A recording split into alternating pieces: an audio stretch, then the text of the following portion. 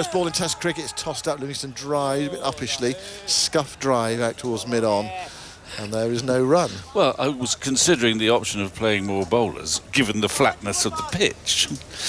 On that note, I will. I'll let you debate that. I'm going. Okay. Alex Hartley's coming in. Zoltz, what have you got for us?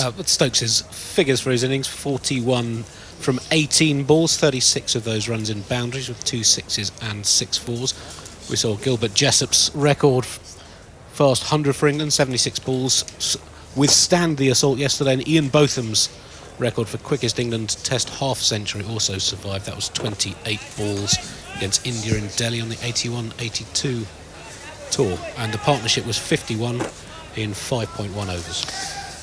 Yeah, England intent on coming out and emulating what they achieved yesterday in terms of quick run scoring. Here's Naseem Shah bowling to Brook, and it's a straight ball from Naseem Shah and a defensive shot from Harry Brook, pushing the ball up towards mid-on, and there's no run. So Livingston at non-strikers. They're just having a chance to have a look at it, actually. Hasn't had much strike since he's come in, fiddling with his gloves. Livingston in at 7, and Will Jacks at 8. We're looking at Jacks, actually, where he's batted for Surrey. Of course, he bats high in white ball cricket, but he's batting the majority of the season at 6 for Surrey.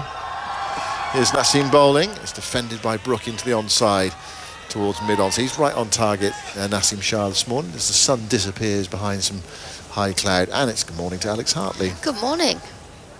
We're talking about how England will play the first 20 minutes of this innings, or this day, and will they let themselves get in? Nah. There's no need for that, is there?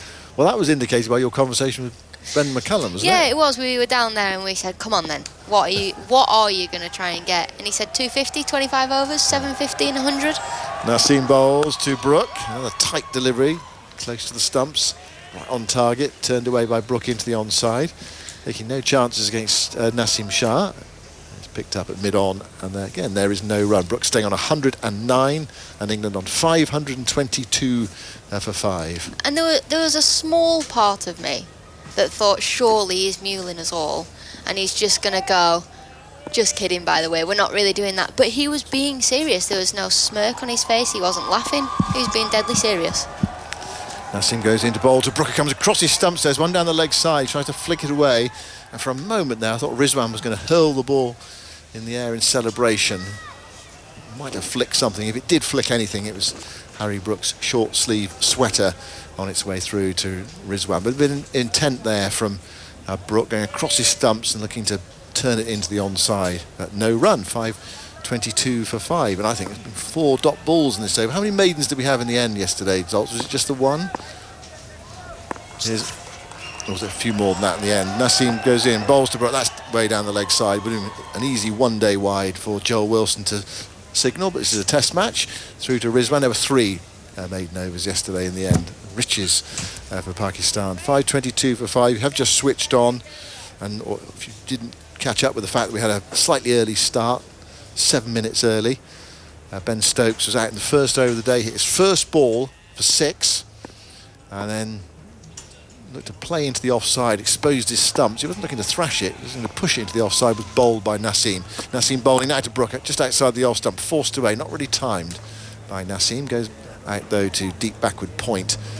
Pakistan sweeper, almost like a one-day field, picks it up. And that's the end of the over. So Brook takes the single at the end of the over. So Livingston's going to have another look from the non-striker's end, which is not a bad thing. I remember Devon Conway doing that in his Test debut at Lords. I don't think he faced, or hardly faced, for 15 minutes. And he said it was quite good, actually. I just got a chance to have a look. And that helped him. Did he make a double 100 or close to on his Test debut? Your mic's not working. I'm on now. Zoltz is off. Right, you just switched me off. Oh, did I? You will not silence the stats. Yeah, you made 200 on this debut. I'm turning us both off. Yeah, so anyway, Livingston a chance to have a look, get used to the conditions, get used to the feel of it out there. Well, Harry Brook is in control at the moment. He's 110 not out. I spoke to him last night. I don't know if you heard the interview and the podcast. If you did catch up with it, you'll know what he said, that I said to him, did you know you were with a chance of the record? And he said, well, not really. I didn't, I was thinking about my maiden test 100. Here is Mahmood bowling to Brook, and Brook drives, doesn't time that at all. He looks to drive, scuffs it away into the offside, and Rizwan comes behind the stumps to pick up, and there is no run. There's been a couple of times that record's been talked about now, so if the players don't know about it in the dressing room, they definitely do now. Yeah, because you think so, wouldn't you? we have reminded them a few times that they've been very close to it. I reckon that if it had been his 10th test match or something like that, 12th test match, he might have gone for it. Mahmood bowls to Brook, he does go for it down the pitch, hitting out towards the long on. They have put a long on in now after that 6 in the previous over. One more run to Brook, who goes up to 111, and England to 524 for 5. And for those of you who don't know what we're talking about Gilbert Jessop's record, fastest test 100 for England in 76 balls, set way back in 1902, and a few have gone close. Brook was 80 balls yesterday, and Johnny Bairstow was close in the summer. What was Bairstow? Was he 77? Did he miss it by one? Ball. Here's Mahmood bowling to Livingston, who drives, doesn't time that. Goes out to extra cover, and there's no run. As you can see how Livingston's going to play. Test debut, normally you think about just having a look and feel for the conditions. Hasn't played a red ball match for over a year. And he's forward there to Mahmood. And Mahmood goes away to his left-hand side to pick up. And there is no run. He is one of the most explosive batters in the world at the minute, Liam Livingstone. One of the players that franchise...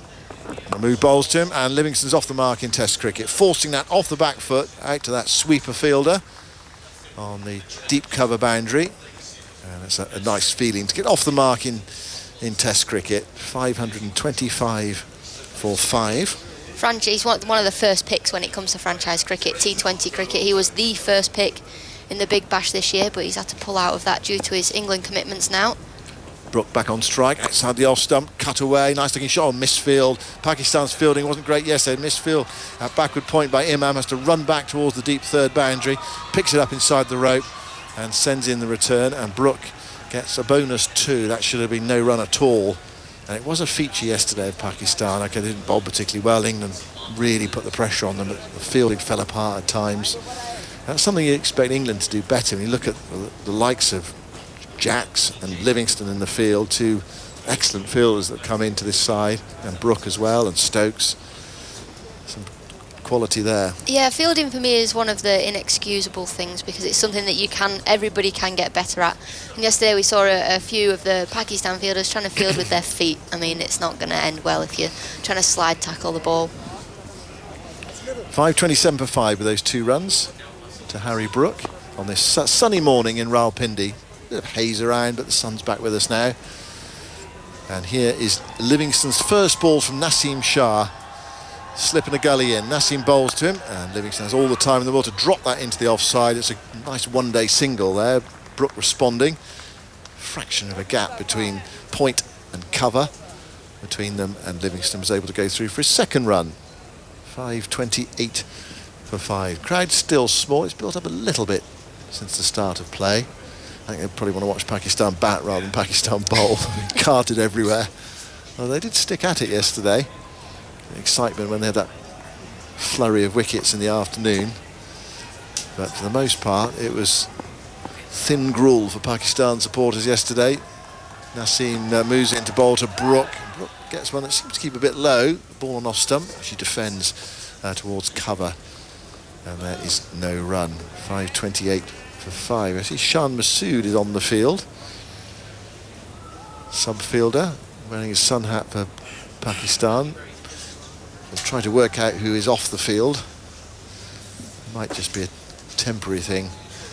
What we need is the system they have in football, don't they, where they put the numbers up so you know who's coming on and off the whole time. But players just slip onto the field almost without you noticing. 528 for 5. Brook 113. Faces Naseem Shah, and Brook drives. Nice looking shot, stopped at mid-off. The skipper is there, Babar Azam to his right, and there is no run.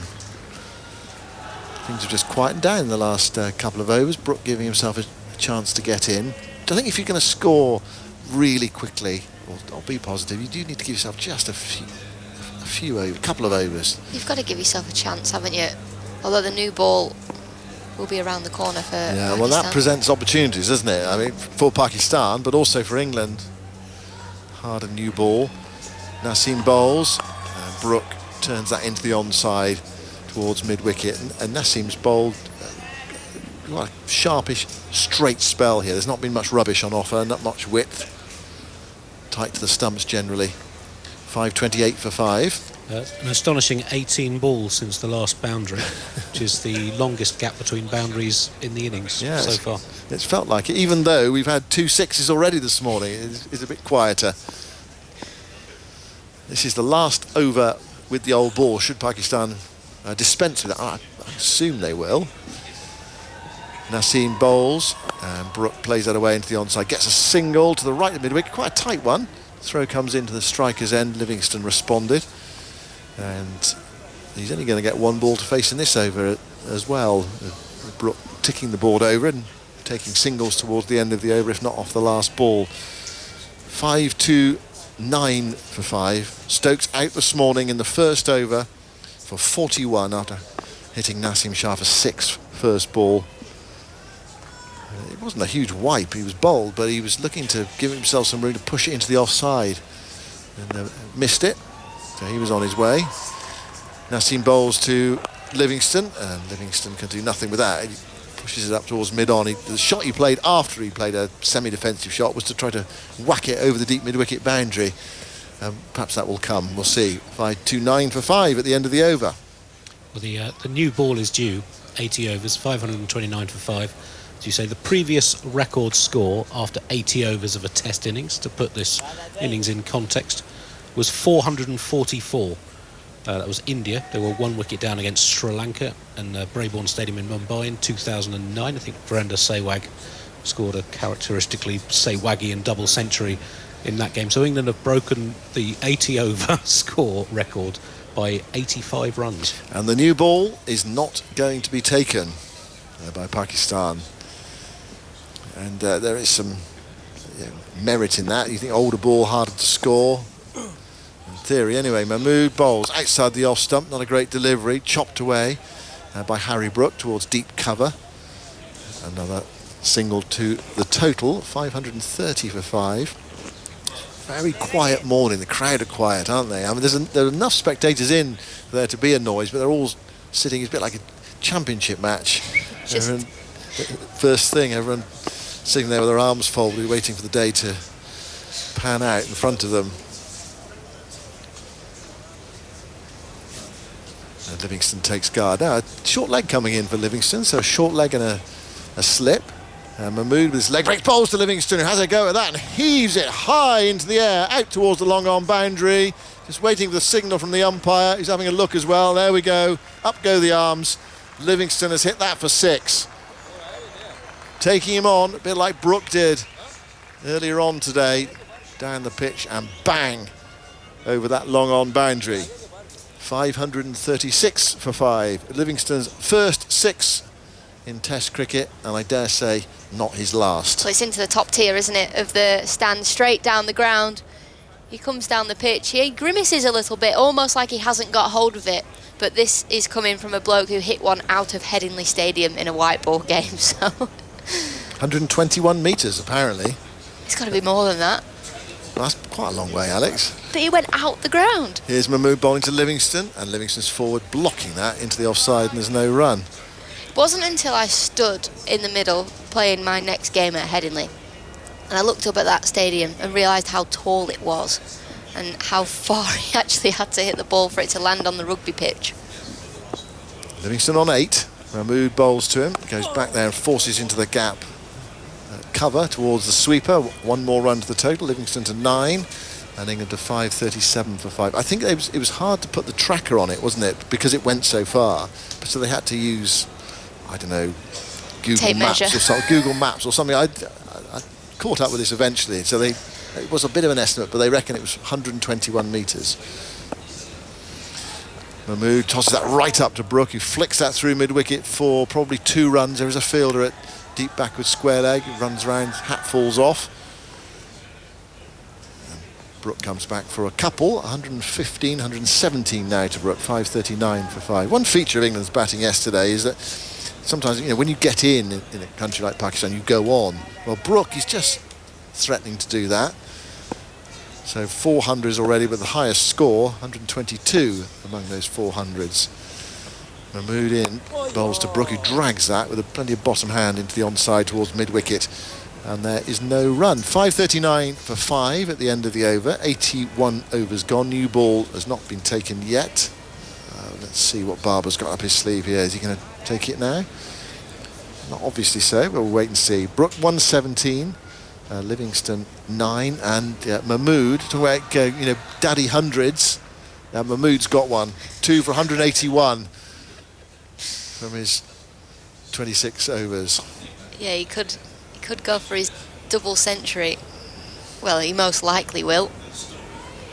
Well, if he bowls another over or two, I mean, almost certainly will, the way England are playing. I'm not going to talk about whether Abrar should have played, the other leg spinner who's 10 years younger. Has had a much better track record. Secondly, Mushtaq, saying last night that they picked him because Mahmood, because he's still been in the squad for years, been around the team. They didn't want someone just to leapfrog him. It's just a strange reason not to pick someone or not pick someone. Naseem bowls. Down the pitch comes Livingston, flicking that away out towards deep mid-wicket, and he's caught on the boundary. Second wicket this morning for Naseem Shah. Livingston goes out for 9.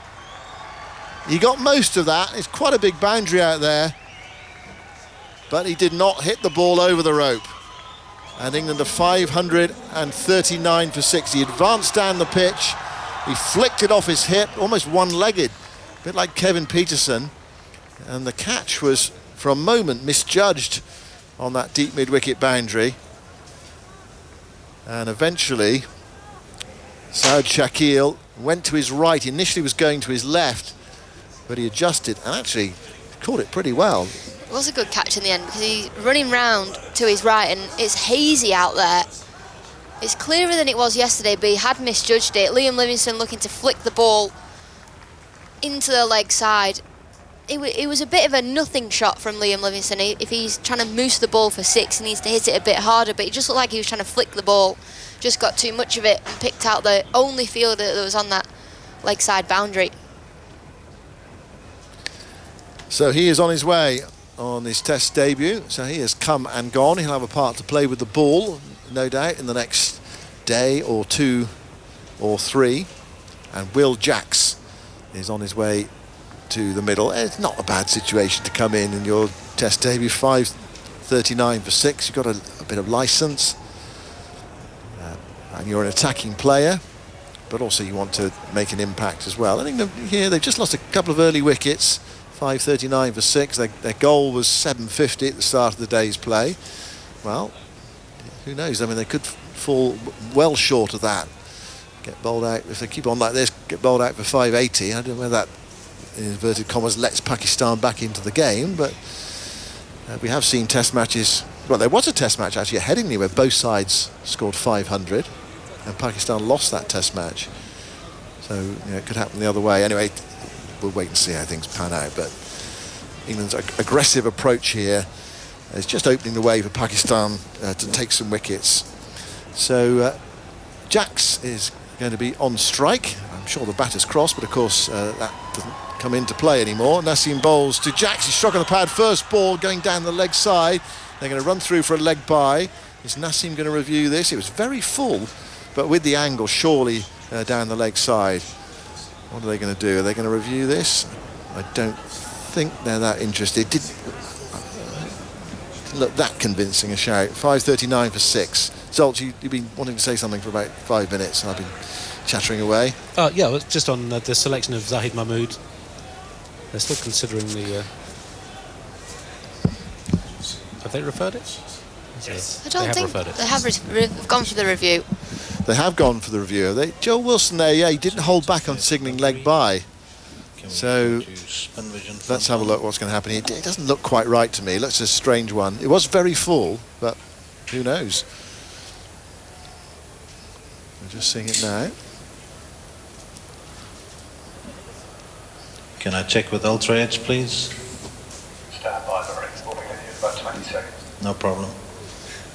It's going to take 20 seconds. Have you heard that, just to get the Ultra Edge going? Just getting it warmed up. I think they've seen the replay on the board. They're all going back to their positions. I don't think they think this is out, but they have reviewed it. Pakistan have got 3 left. But I think... Ultra Edge, wide Ultra Edge, please. Right, here's the Ultra Edge. Ball tracking available. Okay, no bat involved. It hit the shoe, thank you. And ball tracking, please. Export 1. Here's the ball tracking. Joe, impact is outside and it's going down leg. So you can stay with your original decision. You're on screen now, signal. Signal now. So not out. I can understand actually why Joe Wilson signalled leg by, because he thought no one in their right mind is going to review that, because it's the most preposterous review. Anyway, not out, leg by. 5:39 for 6. Brook is on strike as a full toss, which he drives into the offside. It's stopped in the covers. They run through for a single. As the throw comes into the non-strikers, then they get through. Brook ran with the shot there. He had enough time to get through, even if the throw had hit the stump. So another run to England, 541 for 6. Zahid Mahmood compared with Abrar Ahmed, who he was picked ahead of. He's 34 years old, Abrar 24. In his first-class career, Zahid has 166 wickets, averaged 37, and an economy rate of 3.8. Abrar, a relatively short career, 76, averaged 25, an economy 3.2. Jack's on strike. His second ball in Test cricket. Naseem goes in now and bowls to him outside the off stump, pushed away towards cover, and there is no run. In Abrar Ahmed's last 8 first-class matches, he's taken an astonishing 60 wickets, average 19, including 40 in 5 matches on this ground, average 17. Zahid had a good year in 2020 with 52 wickets, but either side of that has averaged over 42 in first-class cricket. Neither is a particularly adept tail-end batter, so it does, looking at those stats, to seem a curious selection. Yeah, definitely. And, Pakistan do have a bit of a tail. Here's Naseem. Moves in and bowls, and forward goes Jackson, plays this back up the onside of the pitch, and there is no run. And Harry Brook actually bends down to pick up the ball at the non-striker's end. There's the fielding for Pakistan. 5:41 for 6 coming to the end of the over from Naseem Shah. He's picked up both wickets this morning. He's got rid of Stokes, bowled for 41, and Livingston caught on the deep mid-wicket boundary by Saud Shakil for 9. Naseem walking back in the sunshine. Pleasant morning. Sets off to complete the 82nd over. Still new ball not being taken. Goes in and bowls to Jacks, and Jacks plays towards mid-on, looking for his first run in Test cricket. It's not there. It's too close to the mid-on fielder, and it's the end of the over. Jacks yet to score. Brook on 118. It's 5:41 for 6. More from Alex, and then it will be Jonathan Agnew. We've talked a lot about England trying to get that 750, trying to go at 10 and over, try and get 750 in 100 overs.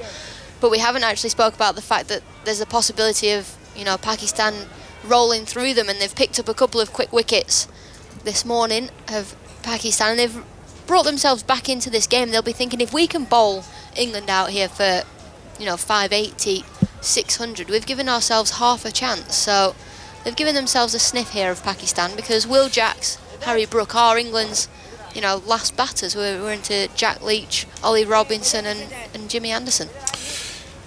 Indeed. Good morning, Alex. All this talk of 700 is all well and good, but you've got to get them. You've got to get them, and you don't want to give Pakistan any chance in this game. They played so well yesterday. But 5:41 for 6. And maybe England will just focus now on just getting the runs in the bank rather than getting them spectacularly quickly. We shall see. We've got Brook on strike. Mahmood, who might well go for 200 here in his first Test match, which will be something of a landmark, is going to continue from the far end. It's his 27th over, 2 for 181 are his figures so far. He's still got a slip though. He's going to go round the wicket to Brook. With a deep backward square leg and a deep mid wicket over to our left hand side. So Mahmood bowls. There's the reverse sweep, but he's clubbed that away. Well, through cover. He's hit that well. He really has hit that hard. It's gone for 6. A reverse swept 6 over cover. Well, that really is I mean, we've seen many remarkable shots. That would have to be, I think, top of the list. The wrist spinner bowling round the wicket, outside his leg stump. He's reverse swept him for 6 over cover. What Urs Mahmood going to do now? He bowls the other side this time. He's flogged away into the leg side. That's going to be 4 more. And the hapless fielder down here has demolished the boundary edging. The sponge is completely smashed. Again, they went feet first. It's an unusual technique, this, from Pakistan, with their deep fielders. They don't go with their hands, they're going with their feet. And that's completely destroyed the boundary. It's annoying me now, the amount of times they've tried to field with their feet. The chances of stopping the ball, you've got to go... I just can't even watch that. You've got to go hands first, head first, Well, give yourselves half a chance. That's Naseem Shah down there. I mean, he's played a lot of one-day cricket. And he's gone feet first. He's demolished the boundary. And we've had 10 off these first 2 balls. In fact, Mahmood might go for 200 in this over. In he comes again, bowls to Brook. Another reverse sweep, and into the offside it goes. Long chase for the fielder around from deep backward point. He can't get there. Another 4. Well, he's just taking him apart. 555 for 6. Dear old David Shepherd will be going mad, hopping around from foot to foot. Wow.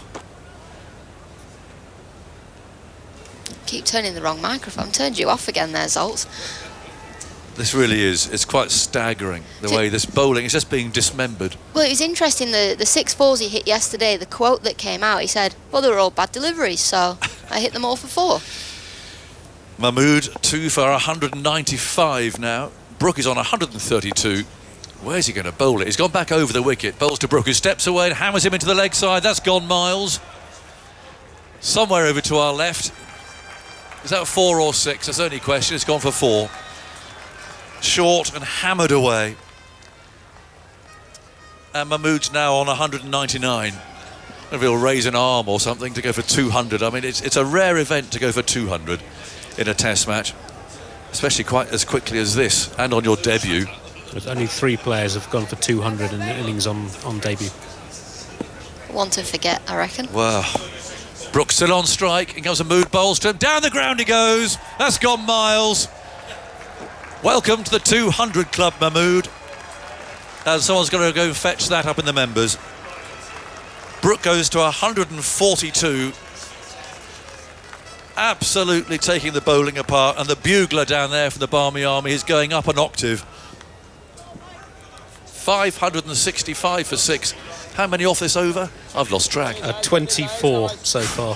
How many to go? Still to go? One to go, and I think from memory, Bumrah set a new record of 29 runs by a single batsman in a test over.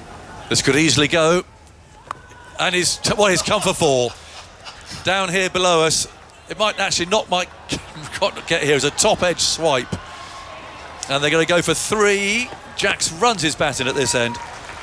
So only 3 off the last ball. Again, going for an enormous swipe into the leg side. And that's an over not to be forgotten. I suspect Mahmood will be trying to. So in the end, how many off that? 25. No, 27, sorry. 27 off the over. Brook's gone to 145. It's 568 for 6. And Mahmood's figures on his debut are sorrowful. 27 overs, 2 for 208. It's one of those, isn't it? You go home. How was the test match? How did you bowl? Well, I actually bowled okay. I probably, out of my 20 odd overs that I bowled, probably about 4 or 5 bad deliveries. Oh, get any wickets? Yeah. Got a couple. Got a couple. How many did you go for? 250. Well, he's been completely destroyed there. He's going to have to come off. There's a new ball, I hesitate to mention it, that's available. In goes Shah, bowls outside the off stump, and that's hammered away into the leg side. And that's going out towards that deep mid-wicket boundary, and it'll go all the way. And Brook goes to 149 from 113 balls. Something's just lit the fuse here. He seemed to be playing rather more circumspectly with the loss of those couple of wickets. Slower ball there as well, and he still managed to get it away. He's just seeing the ball so well here. He's Harry Brook. What's impressed me as well, he's actually just blocked the good deliveries. Yes. You know, he's let himself get in this morning. He's taken his time. Brooks on 149. It's only his second test match. He steps away. Oh, it almost gives his wicket away there. That very nearly bowled him. Taken by the keeper, but he stepped away into the leg side, looking to hit that through the off. 572 for 6. He prods at the pitch. That reverse swept 6. And it was a reverse sweep. It wasn't like the Kevin Peterson switch hit that we saw all those years ago. This is a reverse sweep, so the hands in the orthodox place. He still hit it. That's a long way out there. And it was top edgy. Yeah. What a shot. He's on 149, then Naseem Shah runs in, bowls to Brook, who's edged it for 4. Just out of the keeper's reach. It's gone between the wicketkeeper and first slip. Neither of them really moved. Shah's on his knees, and Harry Brook has reached a truly memorable 150 from 115 balls. A remarkable innings from a very, very talented young batsman, making the most of a very good platform when he came out to bat. A very flat pitch, but my word, he's made Pakistan's bowlers pay for it in this innings. Little guide towards third man. It went finer than he wanted, but he finds the boundary, and that rather sums up Pakistan's morning. It went straight between wicketkeeper and slip. 576 for 6. Brook 153. He's still on strike. Shah runs in, bowls to him, heaving away into the leg side. The man out there at deep square leg will take this very comfortably, and he's tucked his bat under his arm. I don't know what you say, really. He's played some magnificent shots, brilliant strokes, and that is the way he's played. That he'll tuck his bat under his arm and think, oh, I could have got some more maybe. He's just picked out the man there at deep square leg. I don't know, you can't be critical, really. There'll be people who'll say, why did he do that? And he might think that himself as he sits there in the dressing room, because he was playing so brilliantly, just dismantling the bowling, that he's been caught out there in the deep by Shakeel again for 153, and England are 576 for 7, still about 180 short of where they want to be. But that's a brilliant innings. It's a brilliant, brilliant innings. Now 2 new batters at the crease, both on 0, but Harry Brook, 153 off just 116 deliveries. That ball there, he's actually trying to hit more towards cow corner, and he's ended up dragging it to deep square leg. Not ideal for England to have lost the 3 wickets in quite quick succession this morning, but they've all still got smiles on their faces. Ben Stokes has got his feet up in the dressing room, huge smile on his face, and they all give Harry Brook a round of applause as he goes into the dressing room. Yeah, the final figures for Brook: 116 balls, 5 sixes and 19 fours, brought his 150 up from 115 balls, the ball before he was out. It's the 4th fastest 150 in Test cricket. Roy Fredericks made an astonishing innings against Australia in Perth in the 1975-76 series. Brilliant West Indian opening batsman. He reached 150 off 113 balls. Mahela Jayawardene 111 balls for Sri Lanka against Bangladesh in Colombo 20 years ago. And top of the list, the name that keeps coming up, England coach Brendan McCullum, 103 ball 150 against Sri Lanka in Christchurch in the 2014-15 season. And Brook moved from 50 to 150 in 63 balls. It was a remarkable innings, and I don't know what you say quite at the dismissals we've seen today, because of the way that England have batted. It's really difficult to be sort of balanced about it, really. Shah moves in bowls, and Robinson plays his first ball out towards mid-off. What do you say? Some outstanding shots, incredible strokes, absolutely ferocious hitting. Well, the way England play their cricket, they are going to get caught on the boundary. You know, they're going to get caught in the deep. There's going to be a couple of dismissals. Ben Stokes bowled by a slower ball.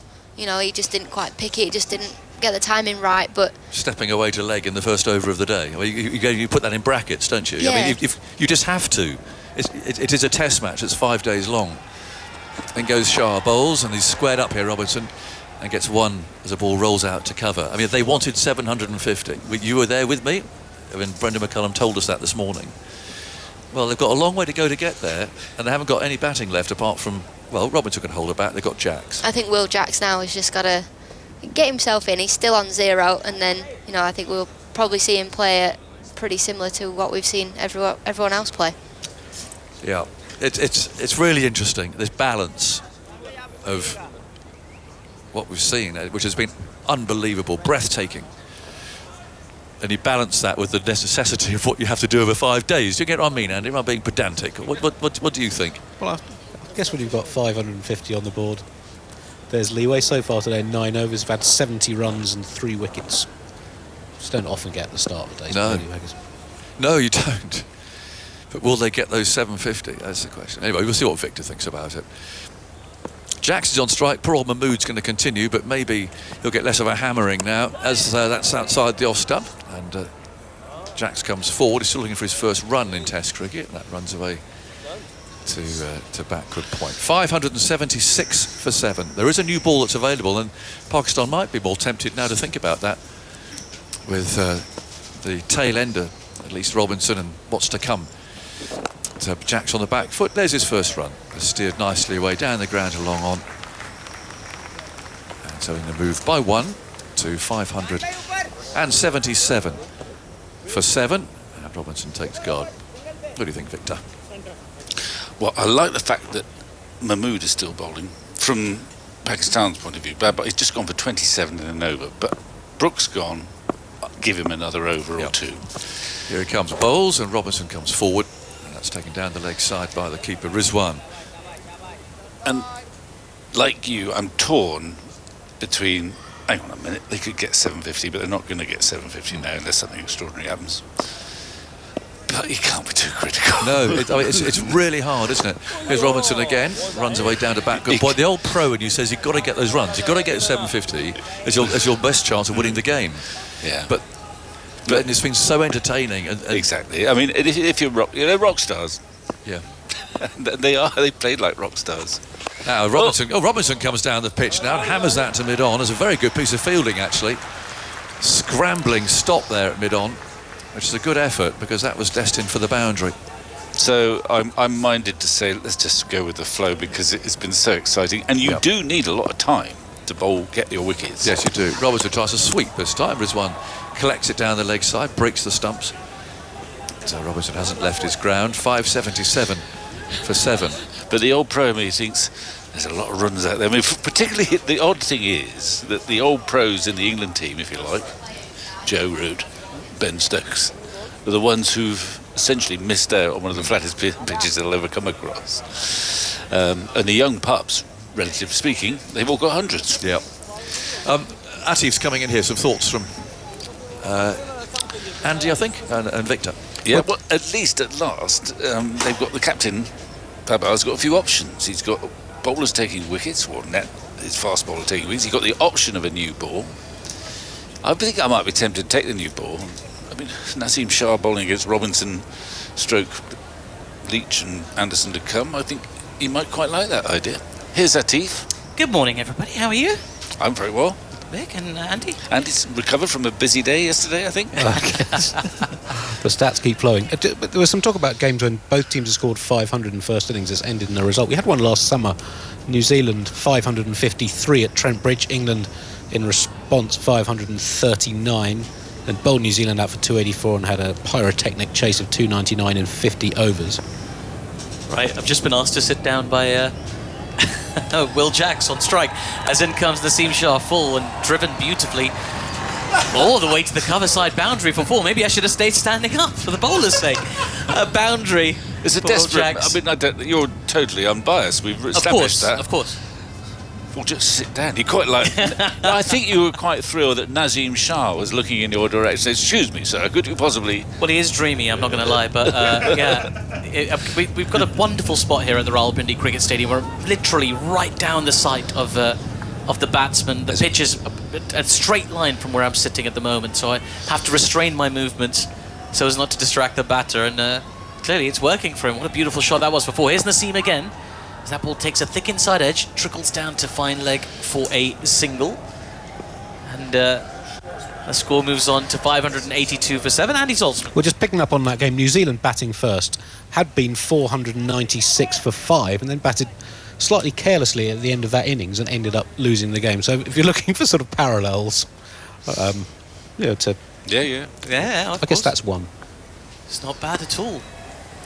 You know, with inflation, this 580 is in fact 450. That's one way of looking at it. Yeah, okay, yeah. Here's Naseem now, bustling in. This is shorter, it's been pulled. Timed quite nicely, but down to the fielder, Muhammad Ali at fine leg for a single. There's Ollie Robinson off the mark there on his 7th delivery. And we've had inflation. I'll give you devaluation now. Okay. Well, Will Jacks has just come out. Yes. First test ever. Didn't expect to play. And he just hit a 4 and we just said, well, there comes another. It's a fantastic extra cover drive for Will Jacks. It's comfortably his best shot in Test cricket so far. And he will be feeling, it's a run fest, but this is his first Test match. Here's Naseem Shah again. This ball's been flicked up in the air again. Will it be a 3rd catch in that region? No, it's going to drop just short. There were some yelps of expectation from Naseem as that ball sort of floated airily on the bounce to Saud Shakil out in the deep. He's already taken 2 catches today. But Jack survives. He moves on to 7 off 9. England 584 for 7. And it has to be said, really, that, with the scores that have been discussed over the last since the close of play yesterday, and despite the fact that, Zahid Mahmood's gone for 200 plus runs, this is kind of a fight back from Pakistan. Relatively speaking. Yeah. Would you say? Well, things are looking up for Baba. I can see a way of bowling England out. Well, they were a long way down, to be fair. They could only look up, I suppose. In comes Naseem again, and that ball keeps a little bit low as Robinson jabs down on it with his bat, and there is no run. 584 for 7. Andy, you were going to say something. I was going to say, in terms of Jax's pearly cover drive, when it's the 87th boundary of the innings, I guess it doesn't stand out quite as much, does it? Yeah, but it's his first boundary in Test cricket. Yes. He'll remember it. Oh, yeah. Do you remember your first boundary in Test cricket, Vic? Well, actually, no. I know I hit one. Yeah, no, of course. But I can't for the life of me remember where it went. Naseem Shah into Ollie Robinson.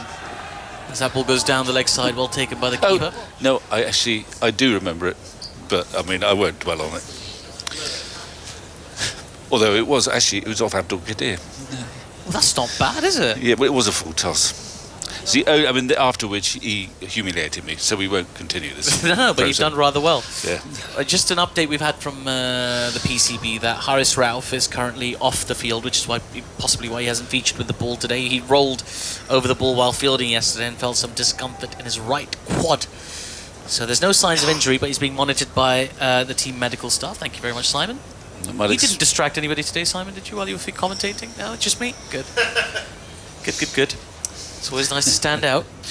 I was just waving at you. Yeah, maybe just recognise me from all those times his team came over to my beloved Middlesex and humiliated us in the T20 Blast.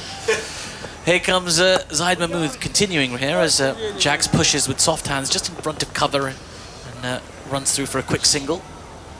The score for England just continues to pile on, 585 for 7. I do suspect there's been a few amendments in what they were expecting to score, but there's been some moments that are just so demoralising for Pakistan. It's hard to get beyond that, as that ball's been left outside the off stump. I haven't seen too many leaves in this innings, but there's one.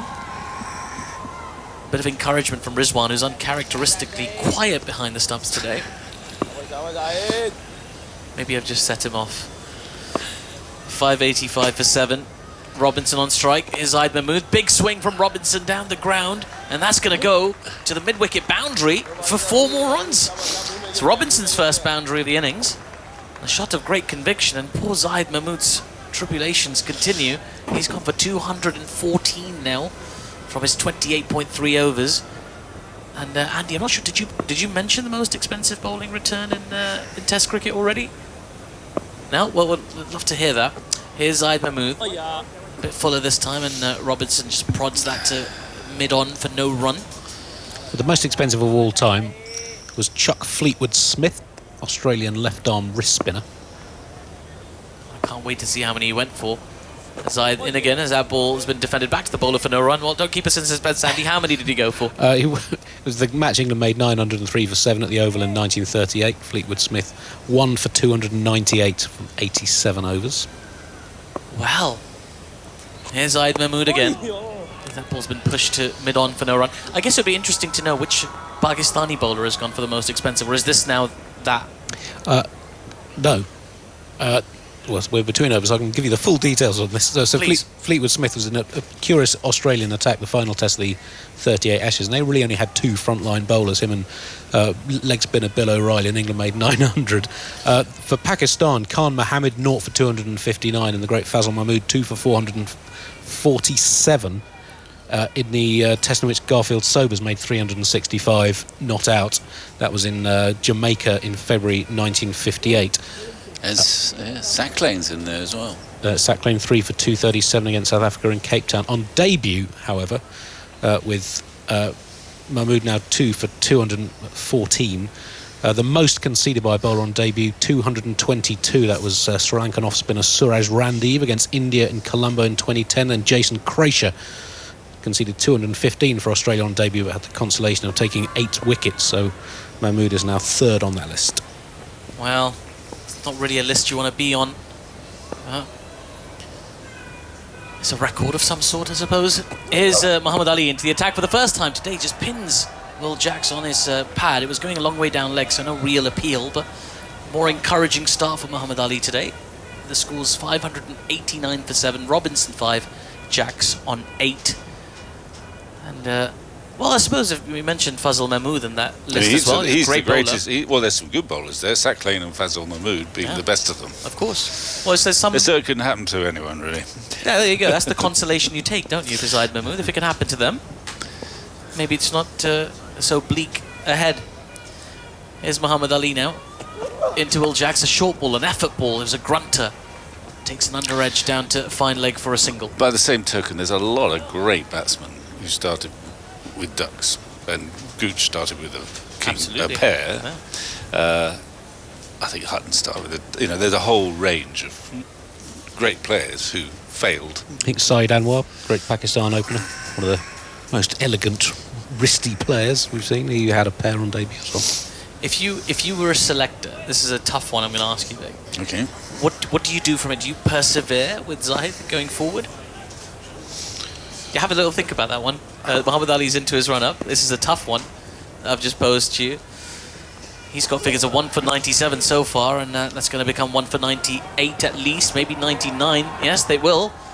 The bat of Robinson yields 2 more runs to deep cover. 590 for 7 now, England. Robinson 5, Jacks 9. Vic. Probably not, actually. You probably I mean, he's confident. No matter he's 34 and a debutant, his confidence will be dented. Someone did have the theory, and I'm not sure I believe it, that they'd read this pitch as being flat could be. Yeah. And they didn't want, therefore, to expose Abrar, the youngster. And so this is the sacrificial lamb, if you like. Sack Lane did have some thoughts yesterday as Muhammad Ali's in again, as that ball's been clipped nicely, but picks out the fielder at mid-wicket. There's no run. I mean, I'm not sure I believe that, but there's a certain logic there that will wait for a slightly more helpful surface. Yeah. But I don't know whether they knew exactly how this pitch was going to play. Obviously, it looks different to some of the domestic games. Sack Lane in yesterday's press conference was, unsurprisingly quizzed about the selection of Zahid Mahmood ahead of Abrar. We've talked extensively about his favourable statistics, his favourable form, his favourable returns at this ground as Muhammad Ali's in. And again, pins the batter on the pad. There was a belated appeal, but it was going a long way down leg side. And the batters do run through for a leg bye as well. 592 for 7. So when asked why Zahid was given the go-ahead despite all of the factors, everything sane sort of pointing to Abrar, he said, well, Zahid's been touring with the team for a year and we felt it was his turn. Yeah. And that phrase was not enjoyed by the Pakistani press. I mean, they don't think it should... I can understand why people would find that a bit hard to swallow, in that you have to pick the best team and not the fairest team. Well, this is the prevailing opinion in the Pakistani press. As Muhammad Ali in once again, Again, bowling that good length, just troubling Jax a little bit, who tries to squirt it through that gap in the mid-wicket area, but fielded by Fahim Ashraf, who's a substitute fielder on for Haris Rauf. And that ends the 88th over of England's innings, 593 for 7, with Robinson on 7 and Jax on 9. So I'd be very surprised. Well, we'll see what happens in this game. I mean, we're still at the start of this game. Not even 4 sessions done yet. But at this point, I'd be surprised if Pakistan had the same bowling attack come Multan. Absolutely. I suppose we're yet to see England bowl, and we can have a little bit of a chat now as the players are going to take a drinks break. And they've earned it. It has got warmer quite rapidly. It starts quite chilly here in the morning in Islamabad and Rawalpindi, the twin cities here in the Punjab region of Pakistan. But it gets warm quite quickly. I don't know if you found that, Vic. Well, it's lovely playing conditions actually. Yeah. Sometimes in this part of the world or in Asia, it is stiflingly hot for Englishmen on tour. But here, up in Rawalpindi, most of the players, actually the Pakistan players, have got sleeveless sweaters on, and it's a nice temperature to play cricket. Absolutely. I guess it'll get hotter as we head towards Karachi. It'll be hotter in Karachi and maybe Multan as well, I suppose. Of course. I wanted to ask you actually, Vic, since I've got you here now, I've got this opportunity. There's a drinks break on, so I can chat. It's 593 for 7. Our chief cricket writer for the BBC, Stefan Chemmels. Yes. He's not the only one, by the way, who's characterised you in this way. They called you, I don't mean to be a tattletale, Vic, but they referred to you as a off-spinning Paddington bear. What does that mean? I mean, I don't mean to snitch on anybody, but there's more than a couple of people who've mentioned this. I don't know. Do you like that label? Well, I don't quite know what I need interpretation of. I mean, it was because of your hat yesterday, because you carried your lunch in your hat. Oh right. Well, I'll take it then. There were no marmalade sandwiches, although I'm thinking about that for tomorrow. Yeah. Yeah, well, I'll take it. Wonderful. I think I've been called worse. Yeah. I think. Okay, so you're not. But he's obviously got. I can tell Stefan you're not going to come after him or anything like that. There's no retaliation piece on the BBC Sport website we should be looking for. No, I'll take it as a vague compliment, but I still don't entirely understand it. England did have a cricketer who was born in Peru. Oh, which yeah. was Freddie Brown. Yes. Paddington was a brown bear. So and obviously there's no connection with me there. Something going on. There's something going on. Oh, it's been a lot of fun here, particularly for England fans in Rawalpindi. They've been having a good old laugh, and yesterday was a quite remarkable day of Test cricket. 500 runs being scored in a single day of Test cricket, the most ever on day one of a Test match, and indeed the most ever on any day of a 5-day Test match.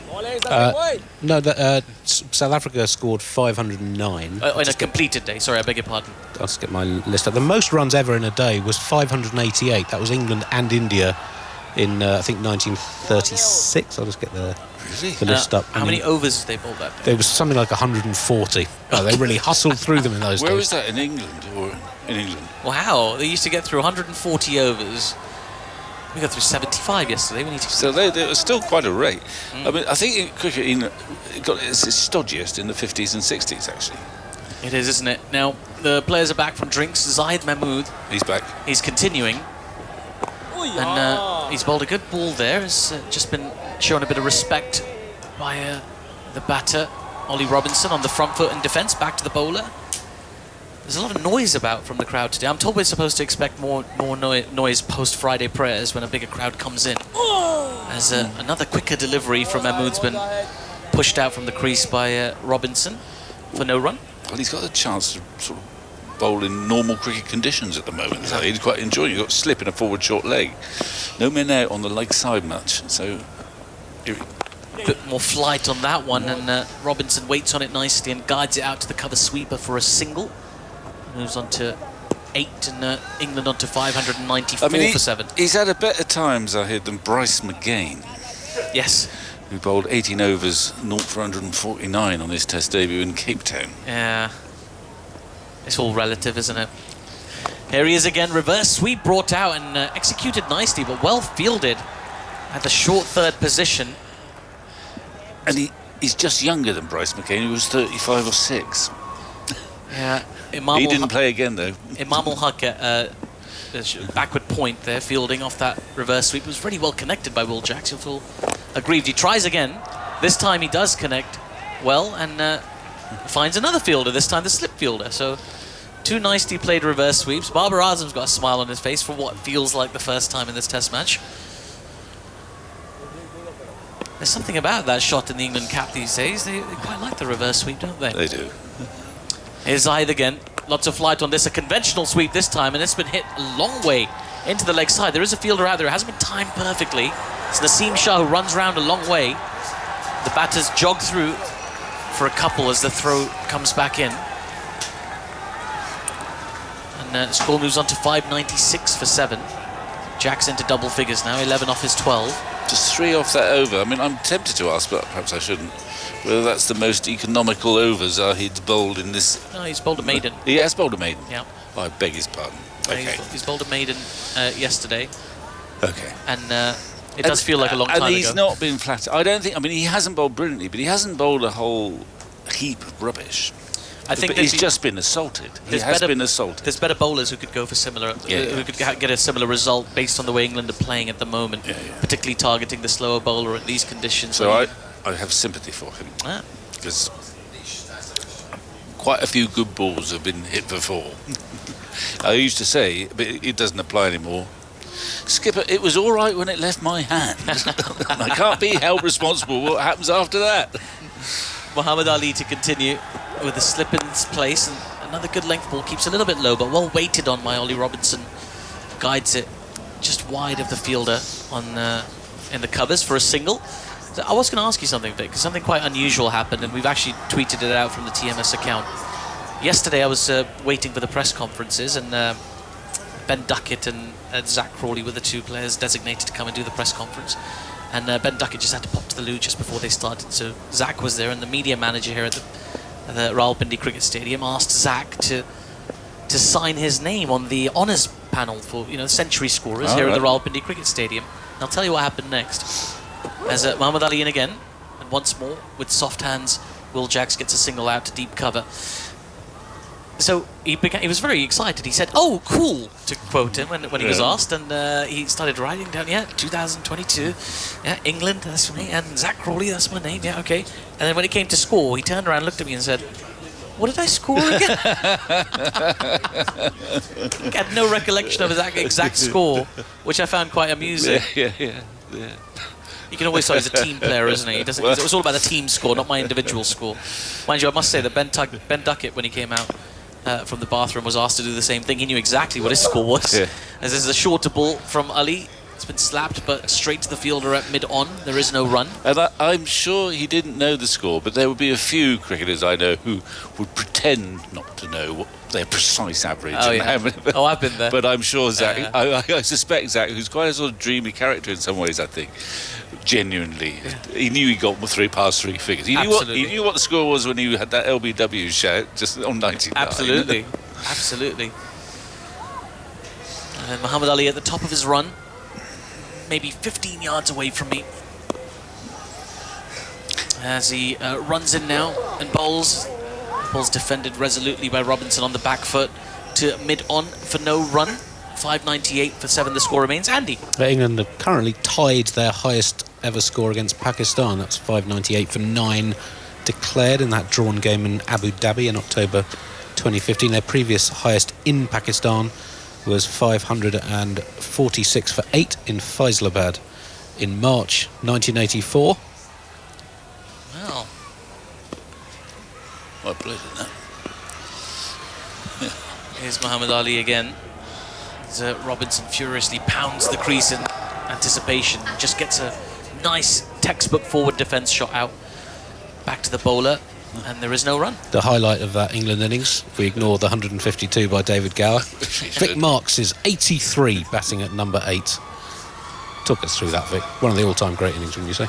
I was desperate. How many boundaries in that knock? 10, 159 balls. Very good. Cavalier by the standards of the 80s. Yeah. I could tell you, well, I won't dare, I don't think. We'll save it. If ever we get a dull passage about my trials against Abdul. In goes Muhammad Ali again, and that ball's again been defended off the back foot to the mid-off fielder. There is no run. That completes the 90th over of the innings. Don't go anywhere, Atif, because I'm disappearing. Oh, by all means, you're going to be replaced in a minute. Vic, and we're going to talk about that innings again a little bit later in your battles with Abdul Qadir. As World Cup winner Alex Hartley's going to come and join us. Andy? Can we not do a 40-minute feature on Vic Marks' 83? I think it would be rude over not the to. lunch interval? I think we absolutely should. I'm going to make way as well. But what have you made of this hour's play, Alex? It's been intriguing in many ways, with wickets falling, runs being scored. Tell us what you've made of it. And then you're going to be joined by Simon Mann. Yeah, it has. It's been pretty evenly poised. I mean, we have seen some unbelievable hitting from Harry Brook, who, 27 off that over to bring up Mahmood's 200 was, it's how England want to be playing their Test cricket. It is entertaining to watch. But Pakistan, they have brought themselves into this game, and they'll know if they can just get Will Jacks out, who is their last out-and-out batter, and they can try and bowl England out for anything less than, 6:30. Well, it's 5.98 for 7. Here is Mahmood moving into bowl, and Jack stands up and punches that into the onside towards long on and goes through for a single. I'm going to stand up, and see if Will Jacks tells me to sit down. Actually, I'm nervous. But I don't know if you've noticed, the bowling's from the other end at the moment. You're all right for now. I mean, it could have been Atif who was asking to sit down, but it could have been a whole number of people in front of the sight screen or whatever. Robinson on strike, and he hits this down the ground. This is going out towards the long-on boundary. We'll just wait for the signal from the umpire. It's 6. Over long on, mid on up inside the notional circle, and Robinson took on Zaid Mahmood, and he is going round the park. 224 now he's conceded in his 31st over, and England's 600 is up. 605 for 7. I'll run down the players who've been dismissed in just a moment for new switches on. Here's Mahmood bowling, tossed up, a reverse sweep attempted, and it goes down to slip. Got reasonable contact on that, Robinson. So even the number 9's a reverse sweeping now. Actually, I'm going to sit down, my back's hurting. You've bottled it, haven't you? I'm a bit concerned, actually. Mahmood bowls to Robinson, he goes back and hits this firmly towards mid-wicket, and there's no run. 605 for 7. So Stokes out in the first over of the day, bowled by Nasim Shah for 41. He hit his first ball of the day for 6. Skimmer over long off. Mahmood to Robinson. Robinson comes squeezing forward there, plays it back down the pitch, picked up by the bowler, and there's no run. Then he gave himself some room. He's looking to push into the offside rather than whack it into the offside, was bowled top of middle stump. So Stokes out at the end of the first over. 9 came off it, and then he was dismissed in the final ball. Mahmood tosses that one up, and Robinson heaves it into the leg side. A bit of slog involved in that shot. It's going out towards the deep mid-wicket boundary. Might go for 4. Fielder after it. No, knocks it back just inside the rope. 3 fielders after it.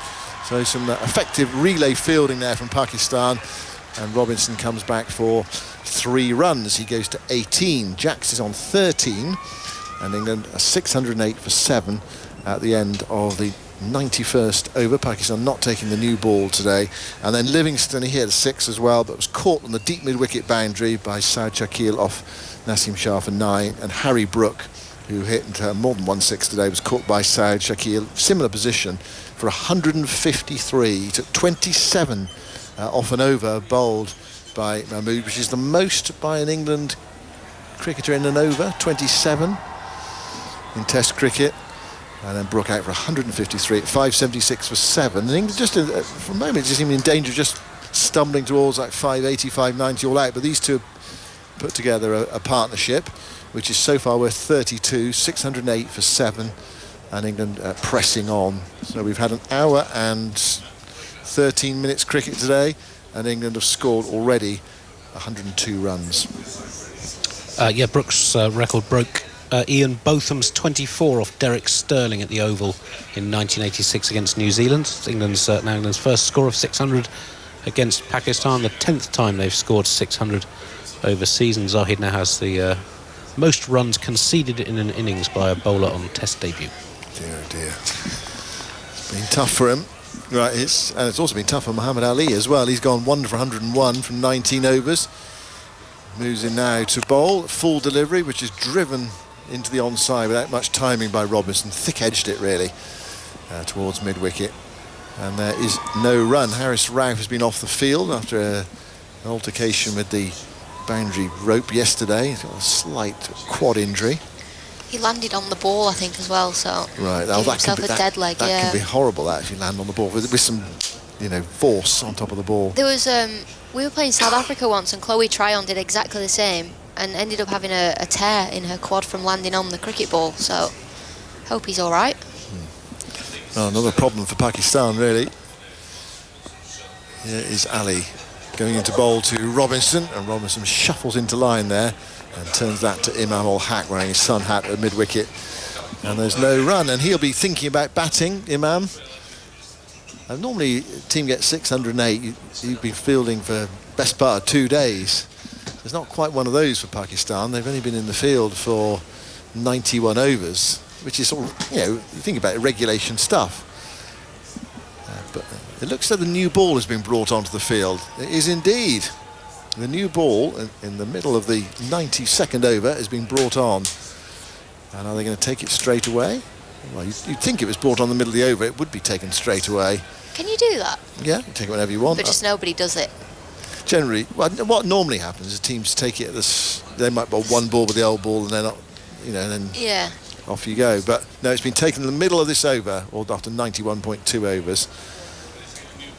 New ball has been taken with the score at 608 for 7. I think Barber's probably just thought this is, Robinson is just batting a bit too comfortably for his liking. Robinson's 18 not out. He's had more of the strike than Jacks. 32 balls. Jacks has only faced 18 so far. 608 for 7. Livingston 9. Stokes 41. Brook 153. The men out this morning. Muhammad Ali goes away from us to bowl to Robinson with a slip and a gully in. Robinson tries to hoik his first ball into the leg side. Misses it. Struck on the pad. No appeal. Probably just angling down. There might have been some inside edge on it as well as he looked to play that over deep mid-wicket. You can see what he was thinking there. There's a fielder at deep backwards square leg, but no one at deep mid-wicket. He was looking to play that flick shot, but missed it. Sun is out.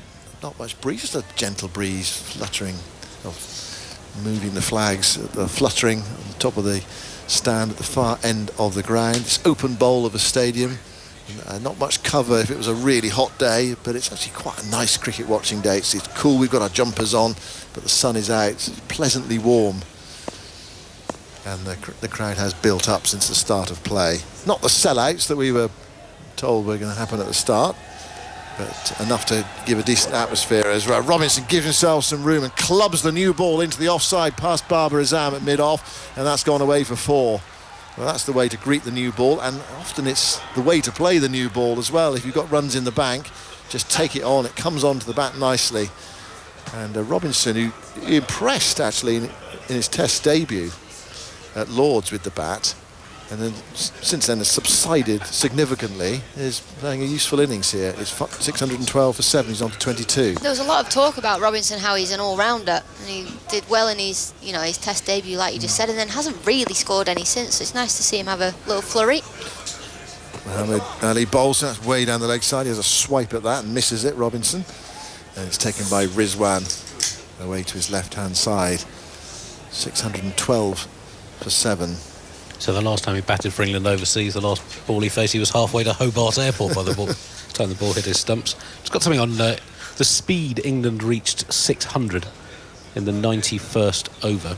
The previous record, fewest overs for a team to reach 600, was 123.4. So they've broken that record by 33 overs and 2 balls.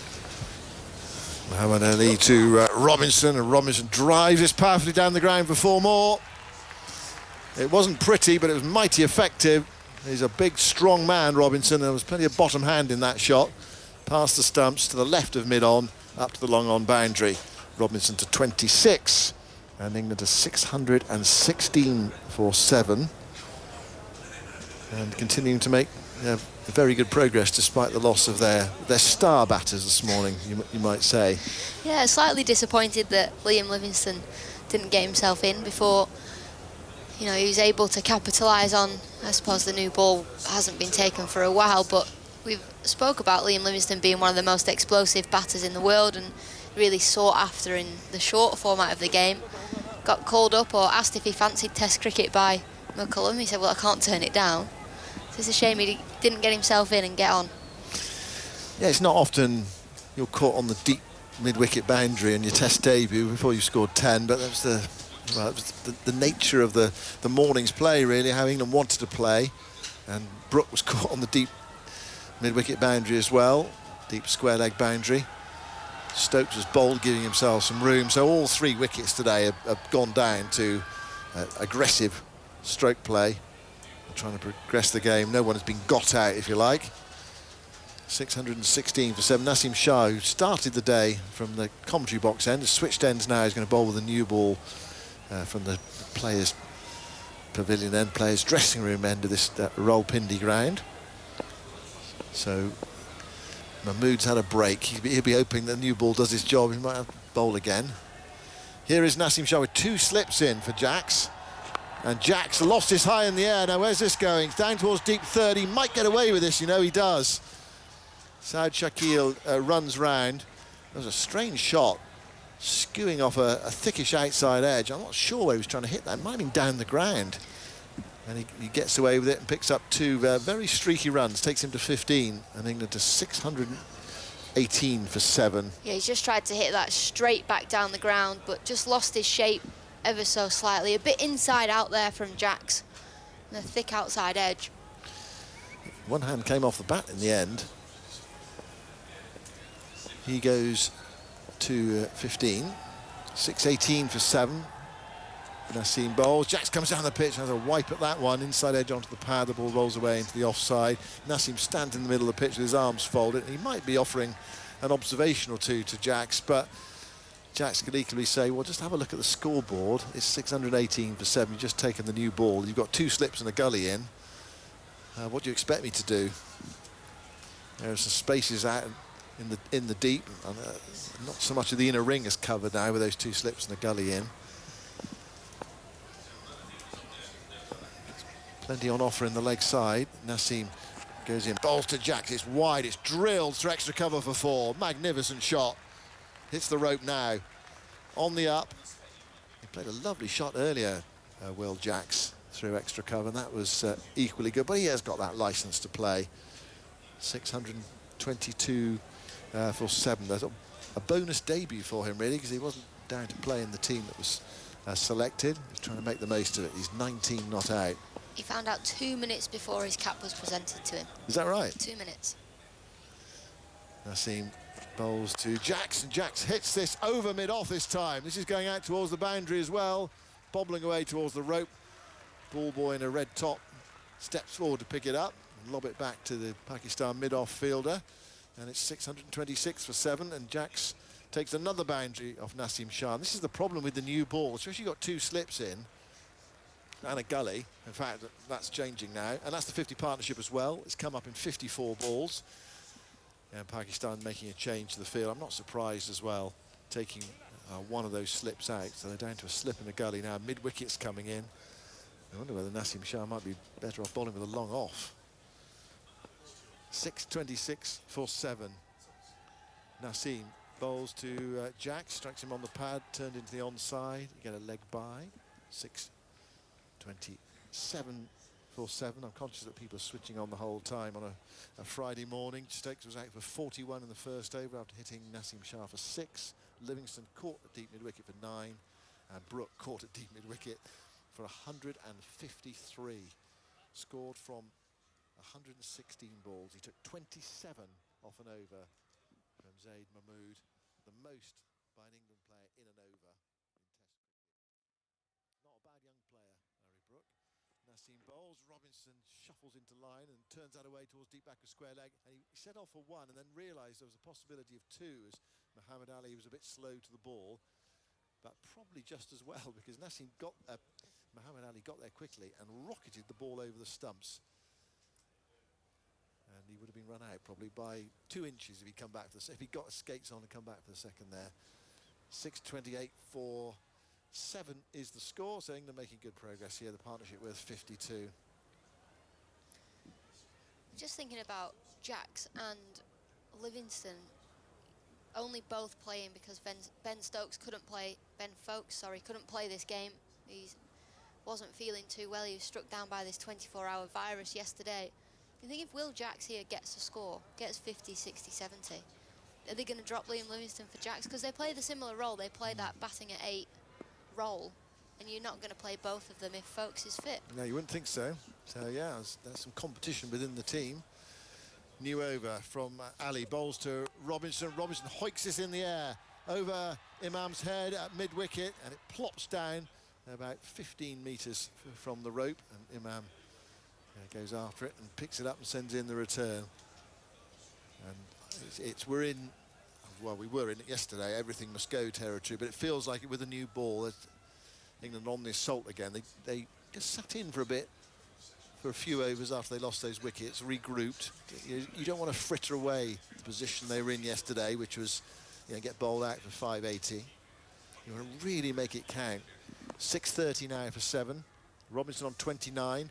Naseem goes in and bowls to him, and Robinson gets a good ball actually there from Muhammad Ali, I should say, and he defends it up towards mid-on, and there is no run. It's almost worth the mid-wicket fielder that is stopping the one to almost be like a floating mid-wicket, because they are only going to go hard at the ball into the leg side.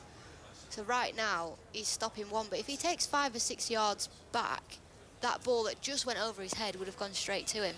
Yeah, Robinson's played a few shots. He's not timed that many. There's a lot of muscle in his shots. So he does miscue slightly. You remember the chance in the field. Muhammad Ali, Nelson on the board. 1 for 111. He's in his 21st over. Goes in now to bowl to Robinson. And Robinson, he might have got a single there because mid-on's quite deep. He didn't seem to spot the possibility and rolling up towards mid-on. Forced into defence. They've forgotten about the singles. Yeah, no, just hit the 4s now. Do you agree with me? I think there's a run there, wasn't there? There was definitely a run. There was one earlier on in the over as well that I thought they potentially could have gone for. 630 for 7. We've got a long first session today, so we've still got 1 hour and 12 minutes left of this first session. It's 2 hours and 37 minutes long, and an hour for lunch, because it's Friday. Ali bowls, and Robinson plays a no-footed force into the onside down towards fine leg, and does get a single this time. And plenty of bottom hand in that shot. He moves up to 29-30 from 41 balls, and England to 6:31 for 7. So sort of strange playing hours today. 2 hours 37, hour for lunch, and then, well, it all goes a bit haywire after that, because we're supposed to be playing until 25 to 6 local time, but it's dark at 5 o'clock, so figure that one out. When we could have been playing at 9:30 this morning. 4:38 they went off yesterday. Which is a good indication. I mean, it was a bit hazy yesterday. It feels a bit clearer today and a bit warmer. Some of the Pakistan fielders without their sleeveless sweaters today. Muhammad Ali bowls to Jacks, and short arm punch out towards deep forward square leg. Will give him a single. So Shakil, who's taken 2 catches out there today, sends in the return, and they're through for another run. Jacks to 24, and England to 6:32 for 7. There was talk, if you weren't with us at the start of the day's play, there was talk of getting 750 as quickly as possible, i.e. in 25 overs. How many overs have we had today now, Zoltz? This is the last ball of the 19th over of the day, and they've added 126. So. Well, that always felt optimistic, but I mean, I suppose if Stokes had really got in, but he didn't last the first over. I think for 41. Last ball of the over coming up. Robinson on strike. Muhammad Ali bowls him. He gives himself some room and clubs this towards mid-on. Gets there too quickly for a single that time, even though mid-on was quite deep. So end of the over. We've still got 1 hour and 10 minutes left of this pre-lunch session. England pressing on. 6:32 for 7. Robinson 30, Jacks 24. More from you, Alex, and then it will be Jonathan Agnew. Robinson looking to just keep clubbing the ball into the onside. As Simon said before, hasn't quite timed the ball. He's coming off the splice of the bat where the bat handle meets the bat. Just a little bit early on a few of his cricket shots, but a very handy partnership for England between these two, Robinson and Jacks. There's been a lot of talk about Robinson being an all-rounder and how good he is with the bat. We haven't quite seen it yet with an England shirt, but it's a good cameo so far from him today. Some rather dismissive dealing of the second new ball, I think, here, Alex. 6:32 for 7.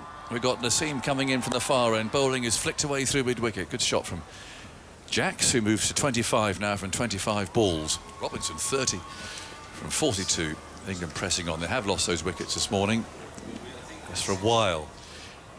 Just slowed things down a bit, but now these two back in the stride, so they're going on nicely. The 750 was their target, we were told this morning. Well, it's got a way to go to get there, but better placed now than they were. At 5:39 for 6, for instance, when Livingston was out. Shah again bowls and has played off one leg by Robinson, flicking to mid-wicket, and was well stopped though actually by the fielder, throwing up at the non-striker's end. Robinson makes his ground. He's on 31, 634 for 7, and we've got Barmy Army flags just lying there, not fluttering. There isn't really any breeze at all looking at the flags above them, but they're pinned to the railings of the members' stand down at the far end. Some familiar ones there and some newish ones too, actually. But a number of England supporters here, about 150 or so, we think.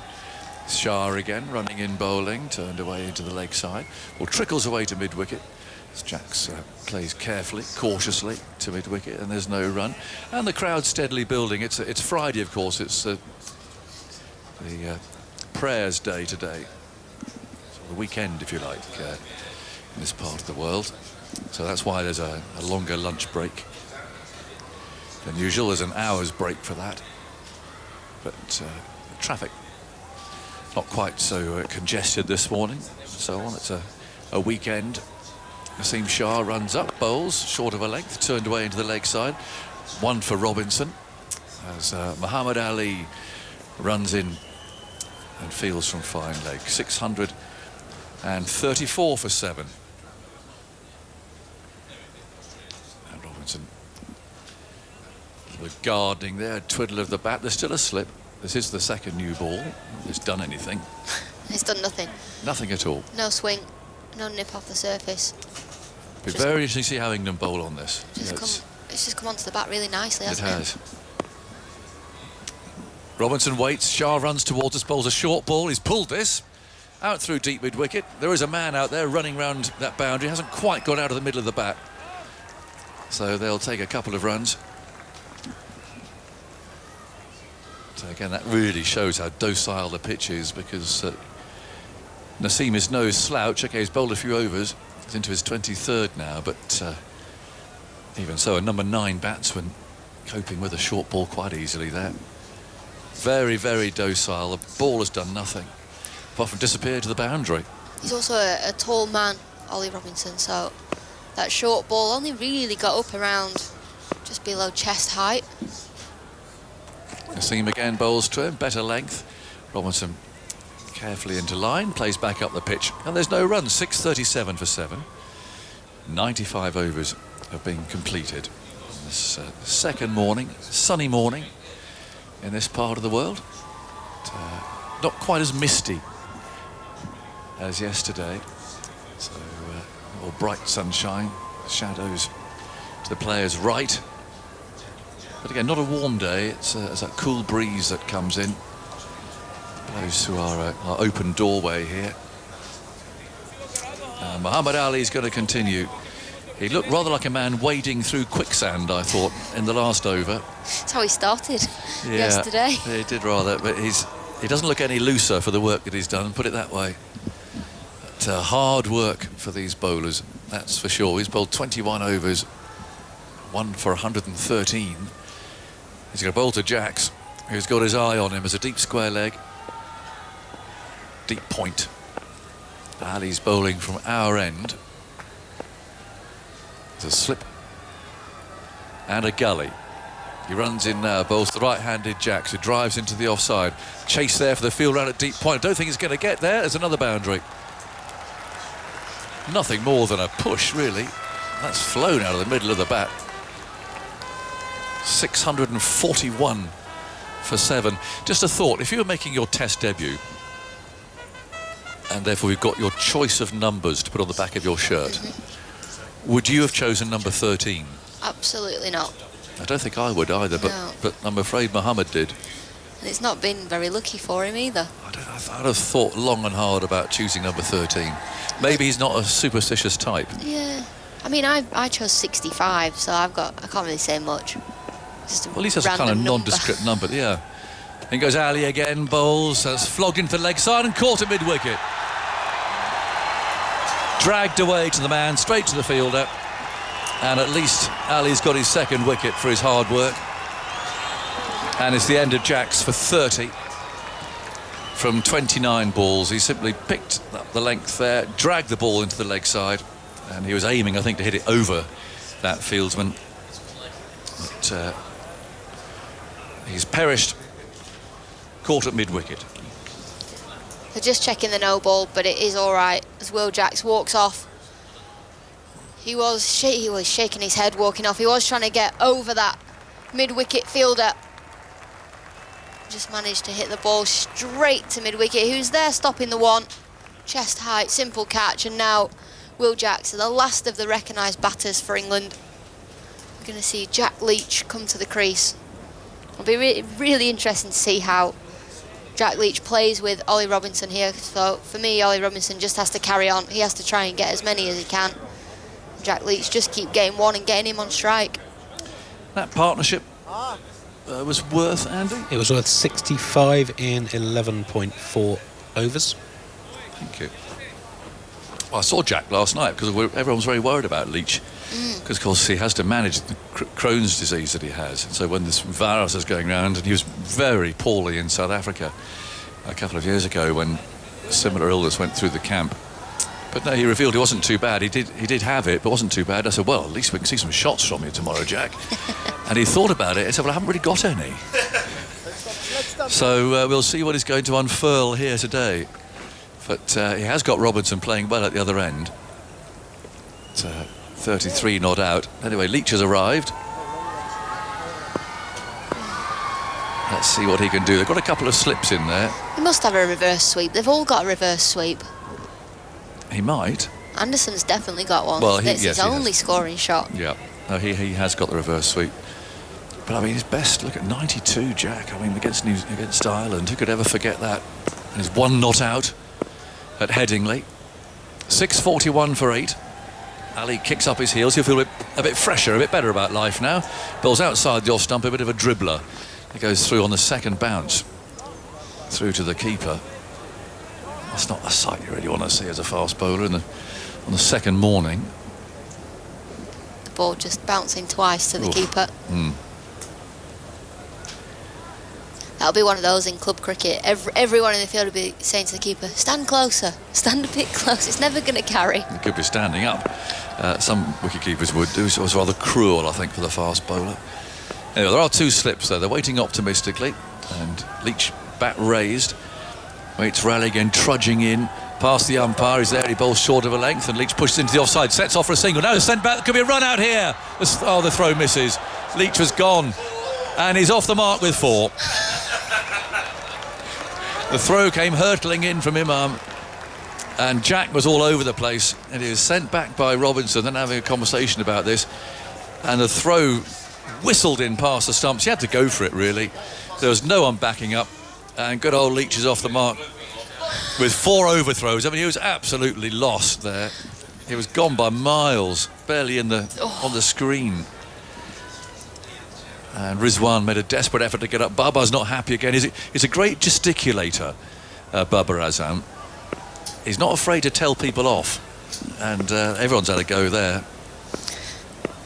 It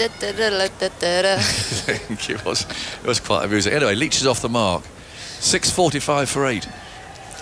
And goes Ali. He's there and he bowls to him, and Leach defends again. They don't think of a run this time. That's picked up at extra cover. It's not the first time he's been involved in a mix-up like this, Jack Leach, where he just knocks the ball into the offside and sets off. I don't know even whether he's a silent runner and doesn't call to the non-striker. I'm not sure who Babar Azam was having a go at, because he had to throw. He had to throw at the stumps, and there could be nobody there to back up. There wasn't nearly enough time for the keeper to get there, or indeed deep mid-wicket. So I don't know who he was shouting at. I think just general annoyance, I suppose. 6:45 for 8. Last ball of the over. Ali trudges in, bowls, and Leach plays that carefully to mid-wicket. And there's no run, so a successful over for Ali, who's taken 2 for 121 now from his 22 overs, and England have moved on from 506 for 4 overnight to 645 for 8. The men out today, Stokes in the first over, having hit his first ball for 6. He was out for 41. Livingston for 9. Brook 153 from only 116 balls. And Jack's most recently out for 30 from 29. 645 for 8. Another record for England. 94 boundaries in this innings. 9 sixes, 85 fours. That's the most England have hit in a test innings, beating the 89 they hit against New Zealand at Headingley in 1965, and John Andrich made a triple hundred. They had 5 sixes and 84 fours on that occasion. Yep, it's been highly memorable, no doubt about that. 645 for 8. Robinson on strike then. And Naseem Shah runs towards us, bowls to Robertson. It's full and flicked very nonchalantly into the leg side. And they'll pick up a run there to the man coming in from the deep. And Robertson goes to 34. Well, what an insult to Jack Leach. They put everyone back giving him 1. Wow. When Robinson's on strike, it's not Joe Root. Goodness me, you won't like that. No, there have been some strange things in this game so far. And we're not even at lunch on the second day. Jack averages more for England than Robinson. This is the Somerset coming out. Well, but it is a fact. Leach averages nearly 14 for England. 13.38 to be precise. Well, they're setting again 2 slips here. Jack's doing some prodding at the pitch. It was funny when he said, "I don't think I've got any last." He did think about it. I'm sure he's tried to play more shots recently since the advent of McCullum. He loves playing for McCullum, by the way. He thinks he's wonderful. Yes. He's given that sort of freedom as a bowler. I don't think he should change his whole approach to batting, which has, as we know, been invaluable in the past for England. 646 for 8 in the 97th over, and Leach on the back foot plays a short ball into the offside. Well, I can reveal a conversation without revealing the source, who described yesterday when they got up that they were going to select their team, and they were reading the doctor's reports, and so were not very well, so struggling a bit, Jack Leach struggling a bit, boom boom boom. Ben Stokes himself, captain, not very well. Ben, how are you feeling? I'm fine. Oh, okay.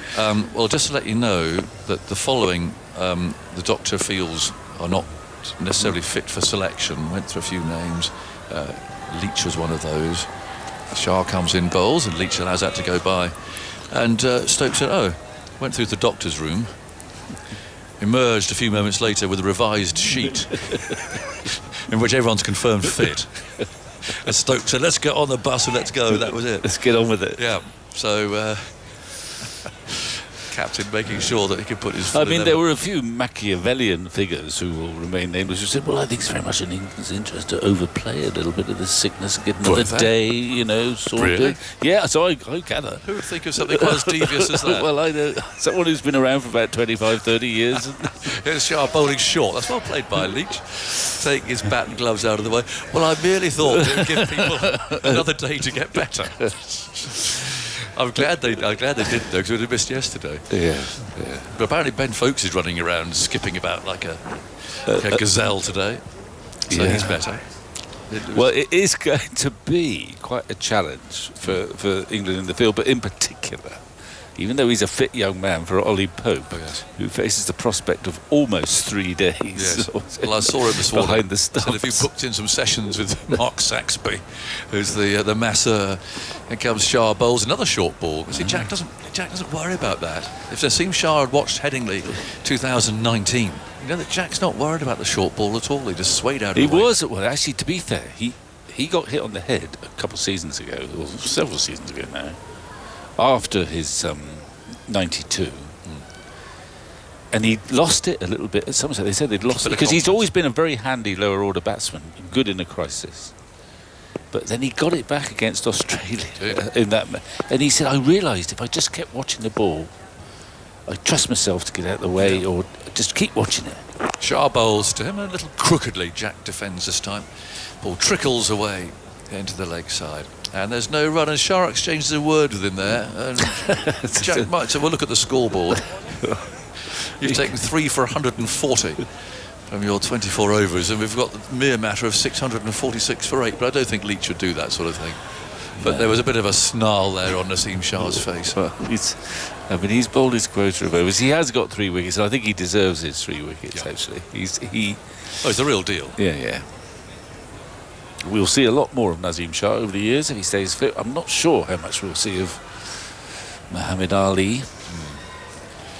It looks like sort of bowler who could bowl well in English conditions, but Yeah. he's 30. His fielding's got to shape up a bit. Well, it's been a daunting debut for him. Yep. Still, the field is lurking back, almost giving the single to Robinson. He may as well take it, I suppose. Get Jack going. Ali's trying again. Up he goes. And he steps away here, flogs the ball to mid-off, who's quite deep. And then Robinson looks to the skies, disappointed, didn't quite get that where he wanted to, but he's certainly playing belligerently. Do you think England will send, if another wicket falls now, will they send Jimmy out for a bat or what? Depends how he's feeling. I think the word was that it was the bowlers mainly who were struggling. Yeah, like a little run between the wickets. There's nothing to worry him too much, I don't think, is there, as far as the bowling's concerned. Ali again. And Robinson waits, gets a short ball. He tries to uppercut that, overslip and misses. Collected by Rizwan. Might be interesting at the end of this. It's a harsh thing to do, but to tot up the debutants' bowling figures, as they have been expensive in this game.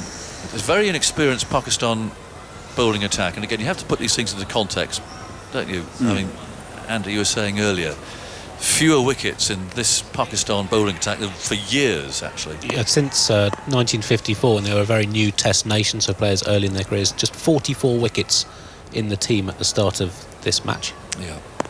It's worth bearing those things in mind. Ali again runs in, bowls short, and he's pulled this into the leg side. And the man at deep square leg has taken a couple of catches so far today. Throw it back in again. That brings Leach back down on strike. So England are 647 for 8. They had the target in mind of 750 this morning. And they wanted to get there in 25 overs if they possibly could. They've had, 23 overs today? And they've only got 143. I mean, the overall run rate. I'm surprised there hasn't been a slow hand clap. 647 for 8. Leach waits for the close fielders to gather, of which there are 3. There's 2 slips and a gully. Sets off again. Quite a long and straight approach is there now over the wicket. Bowls. Leach just shuffles forward to a full ball on the off stump. He taps it away into the offside. Fielded at cover. The crowd sitting quietly. They're not jumping up and down or waving flags necessarily. It's quite quiet crowd. Not sort of crowd that you see at a one-day game, put it that way, particularly when the cameras go near. The spectators that jump up and down in a very frenzied manner. Got to a stage in the World T20, if I was wondering if actually the authorities are trying to give the impression to people who are looking at cricket for the first time that people who watch it are sort of maniacs. Then goes Ali, bowls, and Leach steers to backward point. So Imam ul Haq. Don't know if his uncle's here today, happens to be the chairman of selectors. It's a point that's raised occasionally in the Pakistan press when he fails. He's got quite a good record in Imam, hasn't he, I think? Quite a good record. Okay. Averages 34, 16 tests, a couple hundred. Well, that's better than most of the England batsmen, if we're honest. Yeah. Got 216 tests as an opening batsman. 647 for 8. Ali wades in, is there again now, bowls on leg stump, and there's a belligerent stroke from Leach. Nicely, crisply timed on drive, which finds mid-on. And the umpire calls over. So well, that's the nearest we've come to old-fashioned cricket we've seen for a while. Yep, that's it from me. 647 for 8, and Atif's coming in here. Well, wasn't quite a maiden. No, we're having another drinks interval too, I think. Or perhaps it's not a... Yes, no, we got a drinks interval. As I say, that over was... Well, that was a dull over, wasn't it? I mean, there was no one smashing it before. It's about the only over we've had in this match, it seems, where we kind of reverted to an old-style bit of Test cricket with 2 slips in a gully and the odd single here. But don't worry, it was an aberration. Proper Test cricket. I mean, I really enjoyed that. Yes, over. of course. Yeah, you and me both. That's lovely. Well, there's been a lot to enjoy. There's something for everyone in this game. 647 for 8 England after 98 overs as the players take drinks.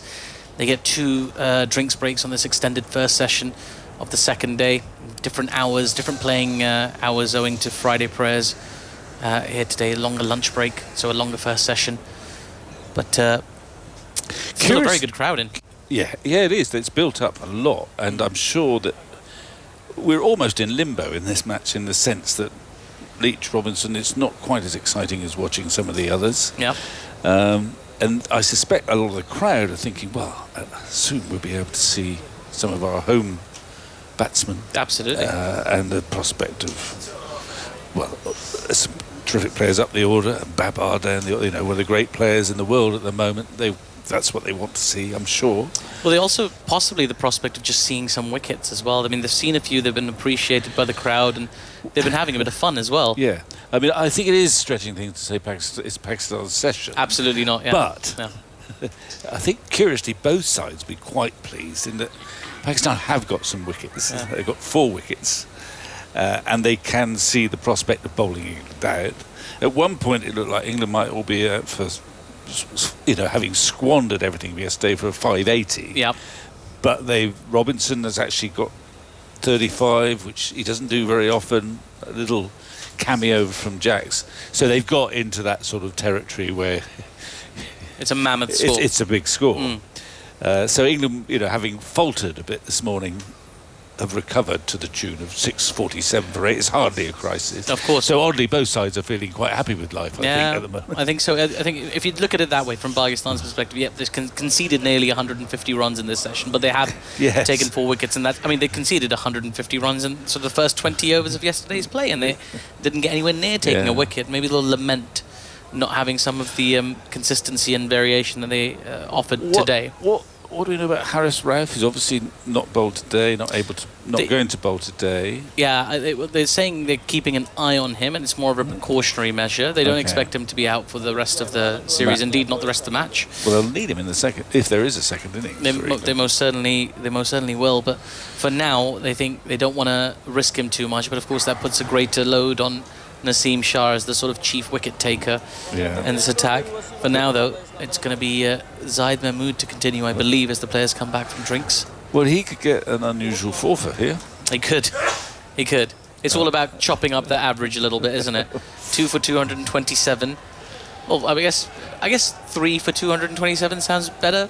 Marginally. Anything's better, isn't it? Well, if you're averaging less than 100 a wicket, that feels less egregious. Well, here we go. He's got a lot of men on the boundary for Robinson. He does, anticipating a big swipe across very the much line. In outfield.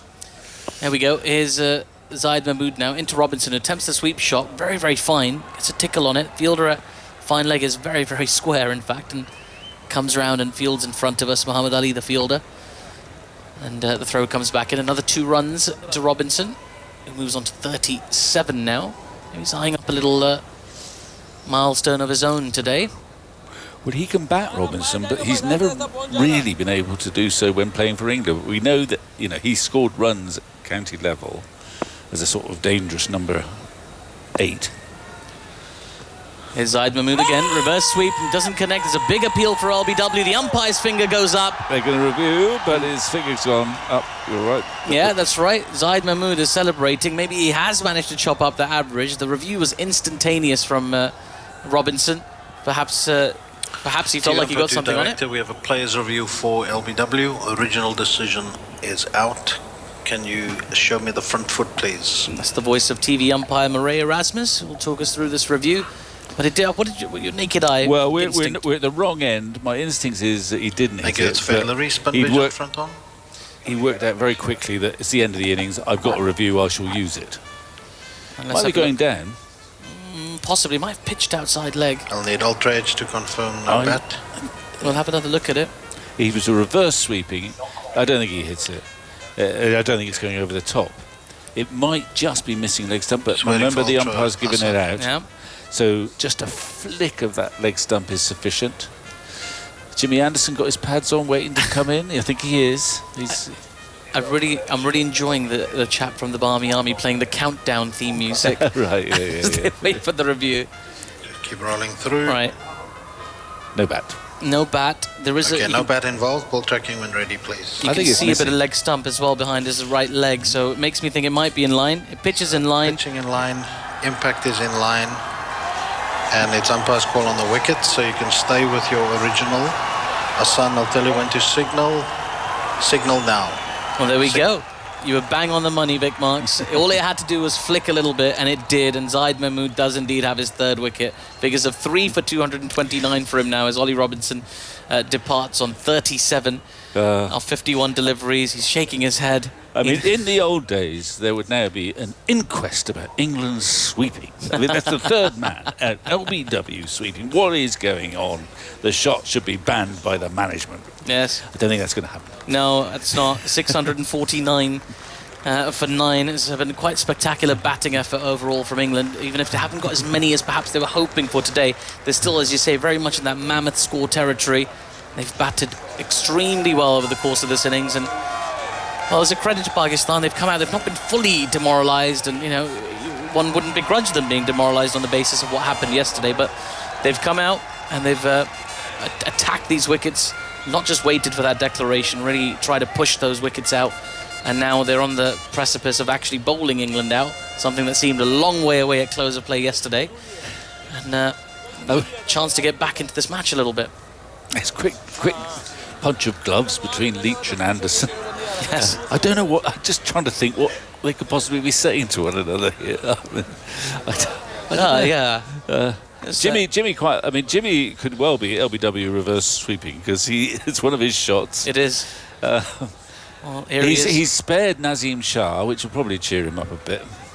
He's out there now on strike, the fittest 40-year-old in the world, playing his 176th Test match for England. Absolutely remarkable. He's never come in with 649 on the board, I don't No, I think. don't think he has. Well, he's never come in at all in Pakistan in a Test match. This is the very first time he's doing so. Big moment for fans of him here. And a reverse sweep is attempted first ball. He plays it straight to Babar Azam at first slip on the bounce, so he's safe. First ball reverse sweep. There we go. I think we might have to get that inquest going, Vic. Yeah. Why, oh, why? 649 for 9. That's why. I despair. Send them home. Here's Zaid Mahmood again into Jimmy, who plays a conventional sweep this time, and he gets off the mark with a single out to deep backward square leg.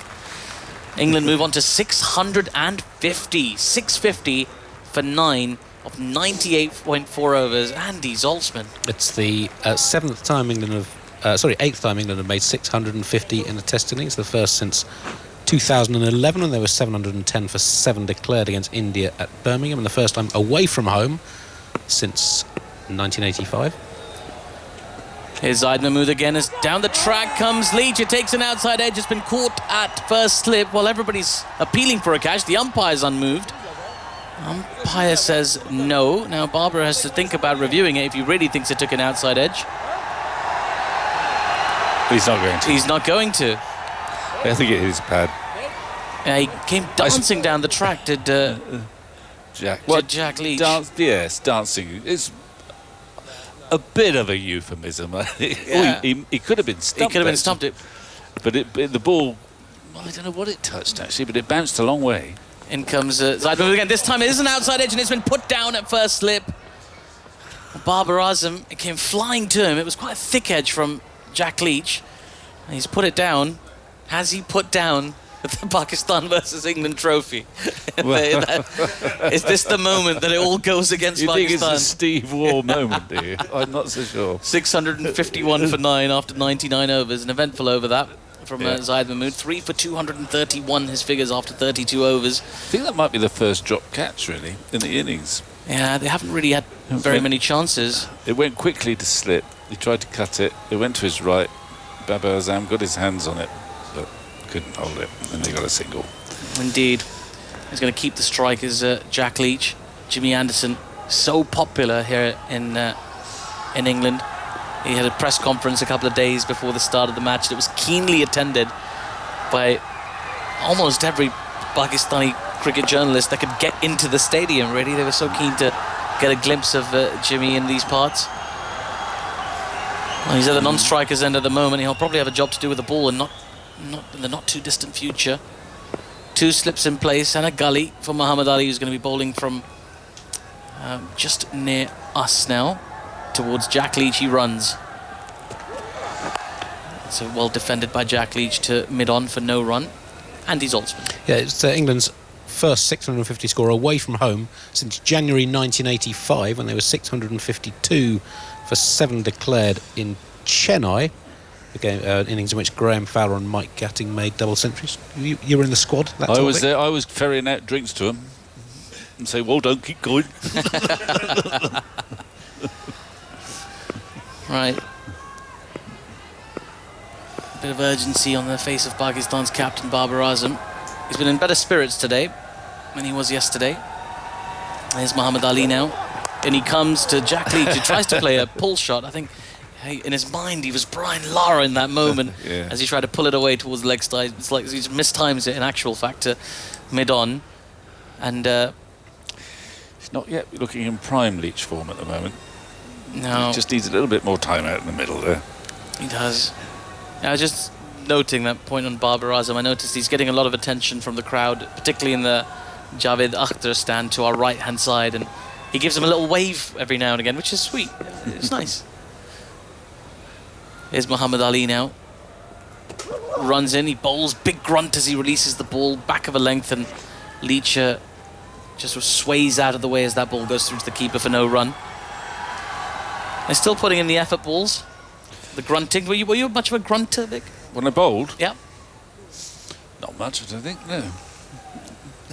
Not even a little gentle exhale? Well, I think there might have been a couple of those, but I didn't grunt a great deal.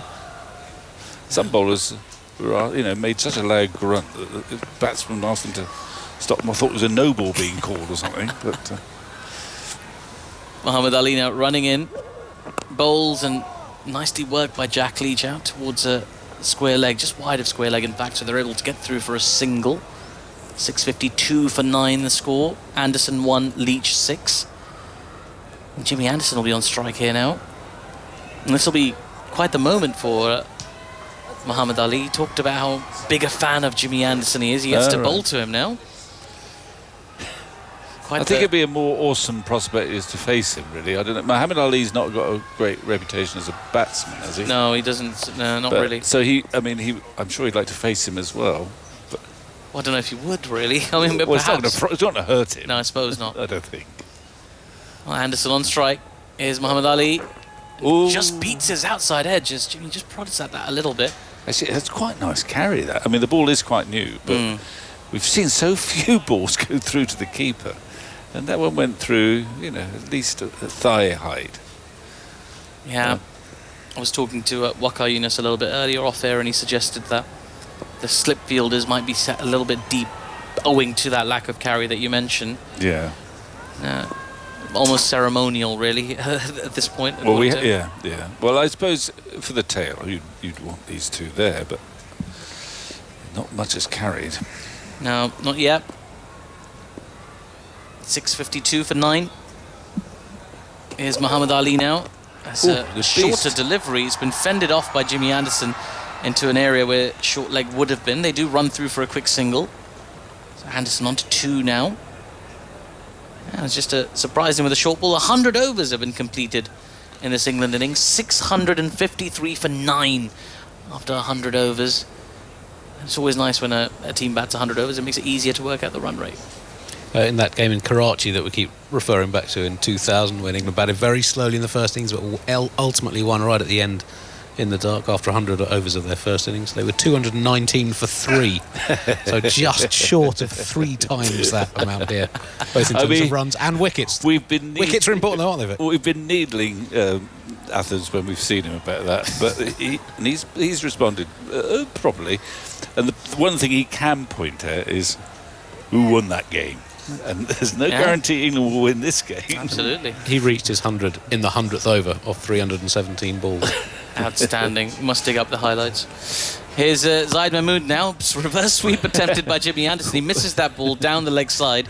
Goes through to the keeper and there's no run. Well, I'll tell you, whoever's doing the highlights package had an easier job then than they did yesterday. I'm sure. I'm sure. See a couple of young fans in the stand enjoying a few snacks. Here's Zaid Mahmood again. This is short. It's been hit uppishly, but past the fielder at short cover. And that's going to run away for a boundary. Jimmy Anderson's first boundary as a test cricketer in Pakistan. 657 for 9. He's had to wait a long time for that. It was a very sweet, it was a poor ball. It was a long ball. But he hit it. I mean, he's quite an elegant batsman.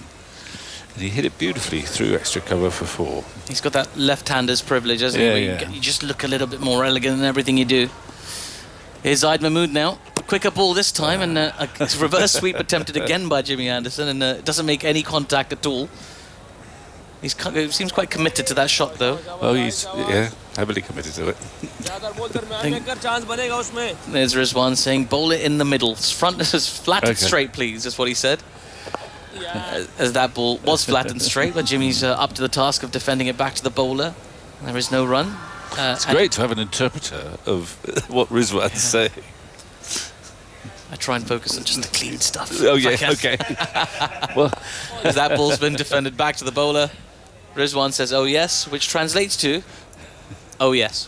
Andy Saltzman. England now into their top 5 highest test scores. 2 more runs, they'll be 4th on the list. Here's Zaid Mahmood again. Lots of flight on this one. Sweep shot from Jimmy Anderson. It's gone up in the air, and the catch is taken. It's Imam ul Haq who makes no mistake. Zaid Mahmood has a 4th wicket. A little bit of consolation for him. He'll finish on figures of 4 for 235. Jimmy Anderson's been dismissed for 6, and England's innings finishes on 657 all out after exactly 101 overs. A quite remarkable batting effort, all things considered, but maybe Vic, just a few short of what they expected to be based on where they finished yesterday. It may be. I mean, there was all the talk about 750, and I thought last night that their target would be certainly beginning with a 7.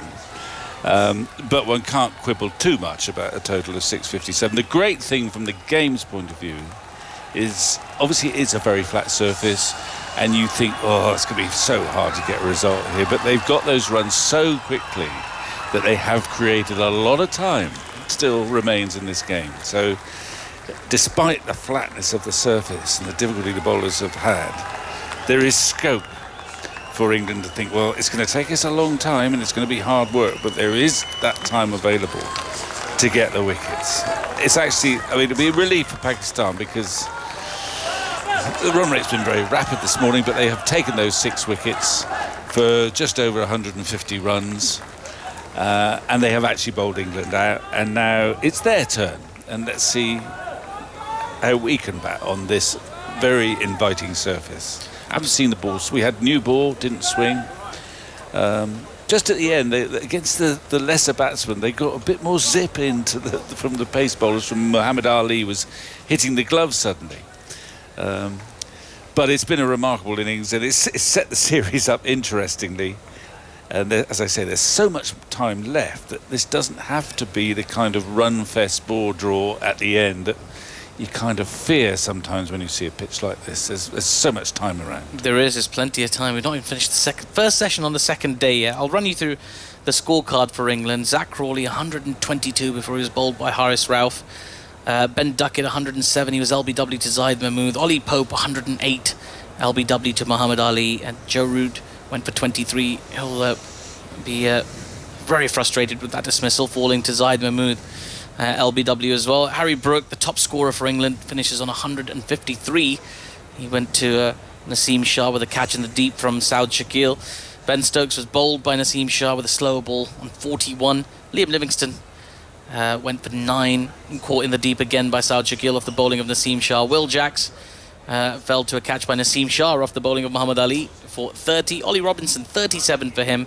A nice little cameo towards the end to boost England's total. He went LBW to Zaid Mahmood, and Jimmy Anderson, the last wicket to fall, 6 for him before being caught by Imam ul Haq at backward point. Jack Leach remained not out on 6, so England finished on 657 after 101 overs. I'll tell you the bowling figures as well. It doesn't make great reading for the Pakistanis.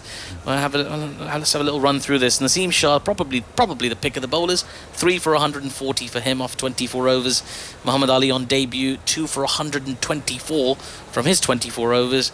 Haris Rauf, who didn't bowl today after rolling his ankle yesterday, 1 for 78 for him from his 13 overs. Zaid Mahmood's had to bowl 33 overs in under 4 sessions. And he ends with figures of 4 for 235. Agha Salman and Saud Shakil, the other 2 bowlers, who bowled 5 and 2 overs between them. And 38 is what Salman went for. Saud Shakil went for 30, both wicketless. Pakistan will come out shortly for the chase. But 657 is quite an enormous total. What is going through the batters' minds right now as they prepare to get back out there and try and set about this chase? Is there a bit of fatigue, maybe mental fatigue, that the batters have to deal with? Vic, give us your thoughts on that, and then you're going to be joined by Jonathan Agnew. Well, if you're a seasoned opening batsman and you've played a lot of Test cricket, batting after 3.5 sessions is hardly, it's hardly burdensome. You've already been out there for 3.5 sessions. It has. I beg your pardon, Vic. You're not going to be joined by. I guess you're going to be joined by the delightful Simon Mann. Oh right, jolly good. And also you find with seasoned Test batsmen, particularly opening batsmen, that they should have the capacity to kind of put the scoreboard out of their minds and just go out and bat. And in that sense, they might think, well, hang on a minute, we've seen it's a lovely surface. If I can get through the first few overs of the new ball, there are runs to be had here. So I think they sort of switch off from the wider implications and just concentrate on that next ball in the knowledge that these are benign batting conditions. That's the way to go about it. And it's always hard not to call up dear old Jeffrey. And Jeffrey, I'm sure, would be relishing the prospect of going out to bat. They've got to have a few catches in because they've got so many runs on board. The pitch is true. Once I get in, how are they going to get me out? And he would relish batting here. So that's the way I think, the Pakistan team, they mustn't think about 657. They've just got to think, well, it's our turn to bat now, and conditions are in my favour. There's a little roller. Is that the light roller or the heavy roller? Well, I don't know, but I know a man who probably does, Right. and he's just about to come in. Waqar Younis at the back of the box. Former Pakistan captain and coach is going to join us in just a moment. Pakistan will have around about 20 or so minutes to bat until lunch. Lunch today is 12:30 local time, which is in 26 minutes time. So what's that? 7:30 in the morning UK. And then an hour for lunch today, because it's Friday and Friday prayers. And then shorter middle sessions, and then probably even shorter final session as well today, even though play is scheduled to go on until 25 to 6 local time. That will not happen because of the light situation. So shorter days. We had a 75 over day yesterday. We've had 26 overs so far today. We've made up a little bit of time. Started early, 7 minutes early. And England scoring 151 for 6 today, if you are just switching on for the first time, in 26 overs. Stokes out for 41, Livingston for 9, Jacks for 30, Robinson for 37, Anderson for 6, Brook for 153, magnificent innings from him, and then Jack Leach was 6 not out. Waqar Younis alongside me. What about today? Was it just better from Pakistan, or was it just the fact that England were playing lots of shots and it created more opportunities for Pakistan? Just a little bit better. I mean, it was a tough day yesterday, and they had to really come back and try to pick out wickets, and they did pick out wickets, but the mode from England batsmen was the same. They just wanted to play aggressively, and they did that and managed to get over 150 in the session. And I think they were aiming somewhere around 700, and I think they'll be more than happy what they got. And it's going to be very, very tough for Pakistan, being in the field for that long and just got to manage maybe 20 minutes, 25 minutes just before the lunch break. Some tired bodies. They've been demoralized. They've been hammered all over the park for a day and a half, I would say. And it's going to be very, very difficult, very tough, especially against a new ball, because I feel England bowler is going to be a lot more disciplined. They have seen what this pitch does, so they'll put their fielders right. They will ask questions early on with the new ball, and Pakistan do need to sort of survive early on and make sure that don't lose too many wickets in the beginning, and then look to build on that. And that's the only hope Pakistan got. Pakistan to win this game from here is more or less impossible. If they can pull a draw from here, and I think that'll be some achievement. They'll feel the pitch is good enough to get a draw from here, though. I mean, you're used to playing in these sorts of conditions, aren't you? Where one team gets a big score on a flat pitch, and then you have to respond and then come out and score big yourself. It's not an unusual situation to be in if you're a Pakistani batter. Yeah, last time Pakistan played here, they did manage to pull a draw against Australia. The pitch was a little bit different, a little bit more flatter, I would say. This pitch, I think it is overcast now. You don't want too much sun on it because once the sun comes on the pitch, it bakes the pitch, and you'll see a lot more spinners comes into play, and the odd one will keep low. We've seen that the ball keeping low, and England bowlers, they have also seen it quite closely, and they'll probably look to target the stumps, and I think that's going to be the key on this pitch. You don't really need too many slips there, because I don't really see ball carrying to the slip. Early on, maybe with a new ball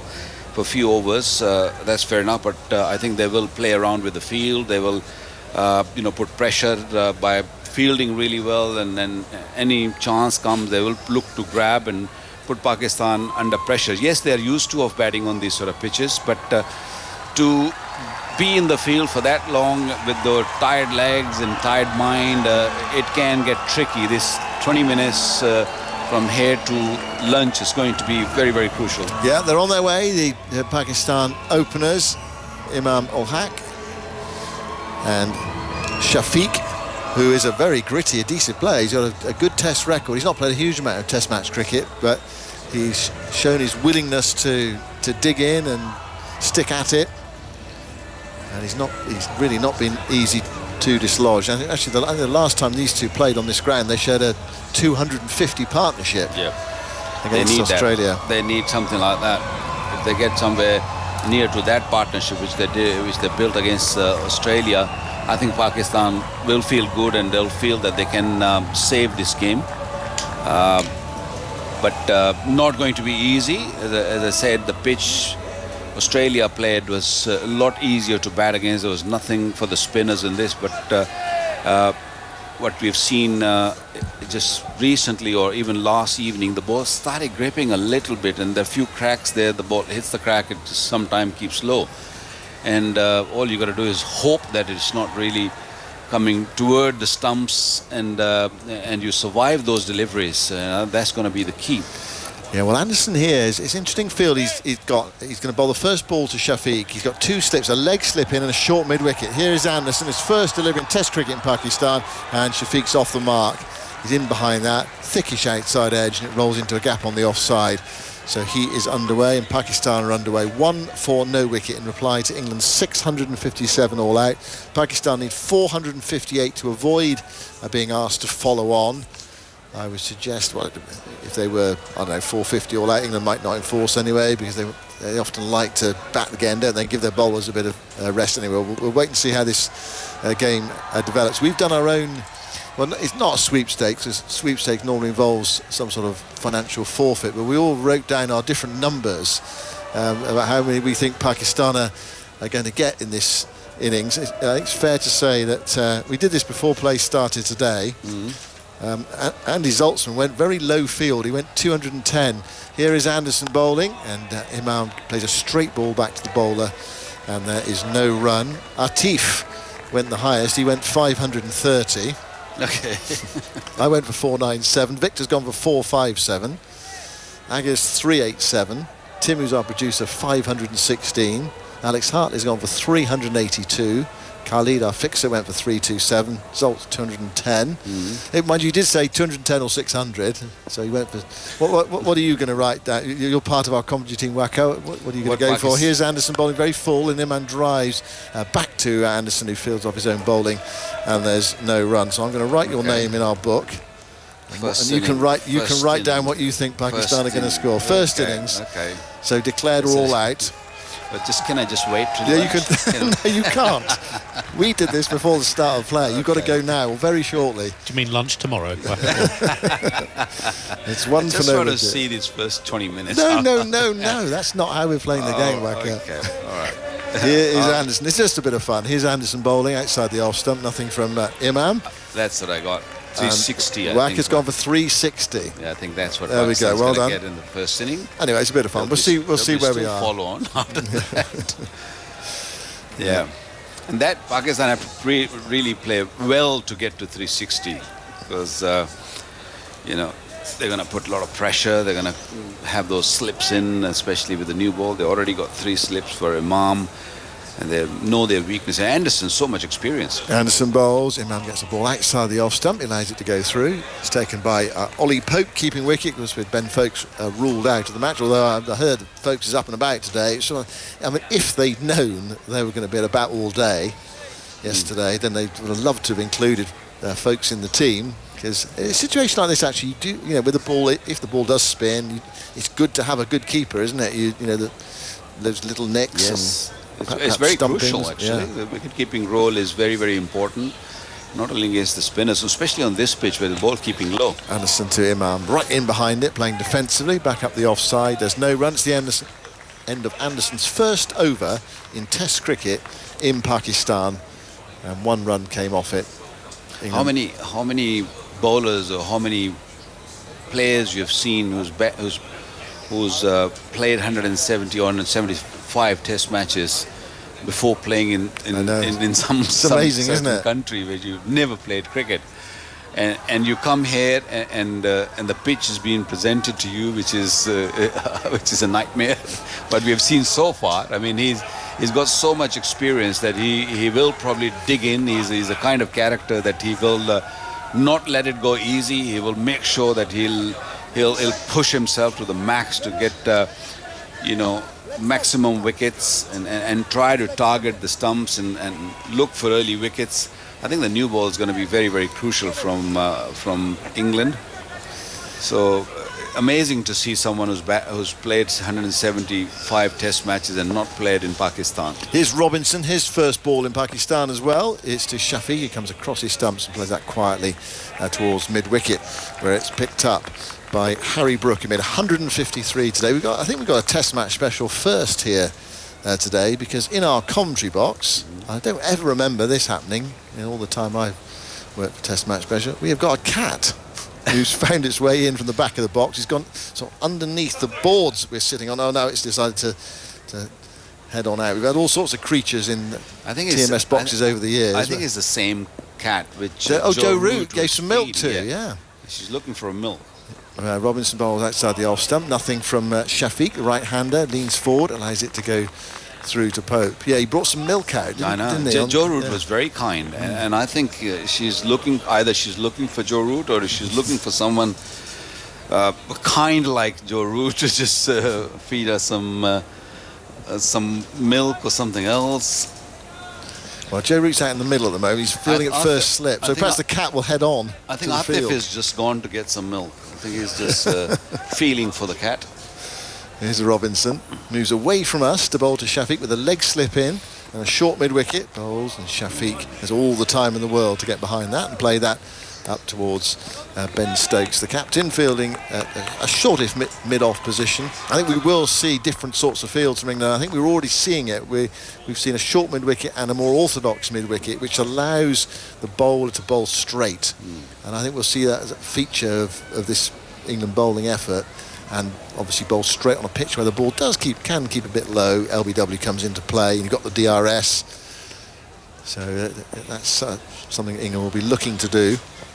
Robinson bowls to Shafiq, and he nearly gets full onto the pad there. I think there was a bit of an inside edge onto the pad, and the ball went away into the onside. They were ready to appeal, and I think I heard two noises there. Yeah, same here. I think what they're going to do is they're going to look to bowl straight, as you said, and Pakistani batsmen, they're not very aggressive up front, against a new ball, until you bowl a real poor delivery or in their arc, they will go for it. Otherwise, they'll probably look to defend for the next 20 minutes, 15 minutes before lunch. Robinson to Shafiq outside the off-side. That's a beautiful shot off the back foot. Plays square with the wickets, going out towards the boundary. The chase is on. Leach is after it, and he knocks it back. He does really well to get there. And don't tell me he's kept that to 2 runs. He has. Goodness me, they went all the way out to the boundary and was knocked back, and Leach went over the rope. They really should have got 3 there. It was an excellent piece of fielding. If it's not gone for 4, the third umpire is checking it. I think he's done well. He's pulled it back. But poor running, I would say. They should have ran at least 3 because it was there. And Imam on the non-striker end refused to take the third one. I think they were also hoping that this will sort of go for 4. Yeah, it looked like a big 3, that one. Leach had a long way to go back to the boundary. They're just checking to make sure he didn't touch the rope with his knee as he knocked it back. Well, he did well there. He saved 2 runs, 3 for no wicket. Here's a score now. Short leg is going in. So they got rid of the leg slip. I think we've got 2 slips, a short leg, a short mid-wicket, an orthodox mid-wicket, and Jimmy Anderson's in that mid-on as well. Stokes short extra cover, Robinson bowls, and Shafiq seems to have a couple of days to get in behind that one and play defensively back to the bowler, and there's no run. 3 for no wicket after the first 2 overs in reply to England's 657 all out. How close were those 2 slips standing, and not only close to each other but also very, very close to the batsmen. They don't want to just want to see the ball not carrying. They want to give themselves opportunity to sort of, even if it's dying, just get a hand on it, and you never know. I mean, and which is really, really good to see, which I don't think Pakistani fielders did that. They didn't really, nothing went in the slips anyway, but to just put pressure on, just make the batsman think that, okay, we're close. If you just go a little bit in the air, we're there to catch it.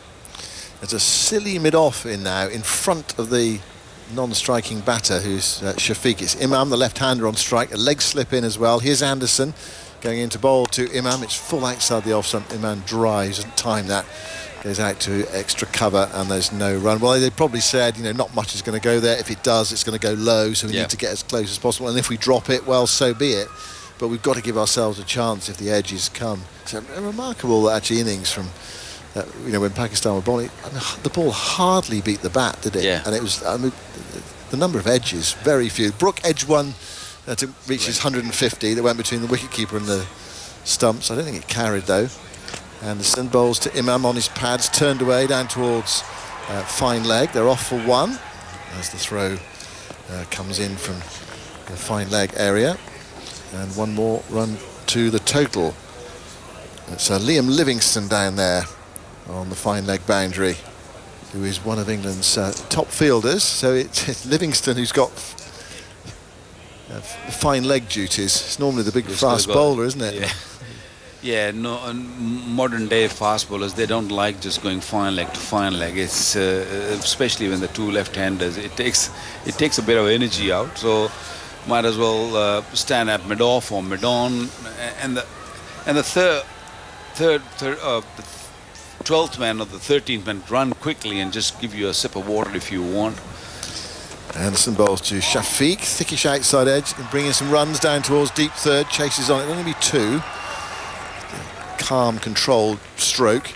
No danger. Again, along the ground, nothing bouncing very much on this surface. Will Jacks was after that and in the return, and Shafiq comes back for a couple of runs. 6 for no wicket. Nothing's really happened, well, early days, but nothing's really happened for England so far. They've been fiddling around with their field. Short leg back in.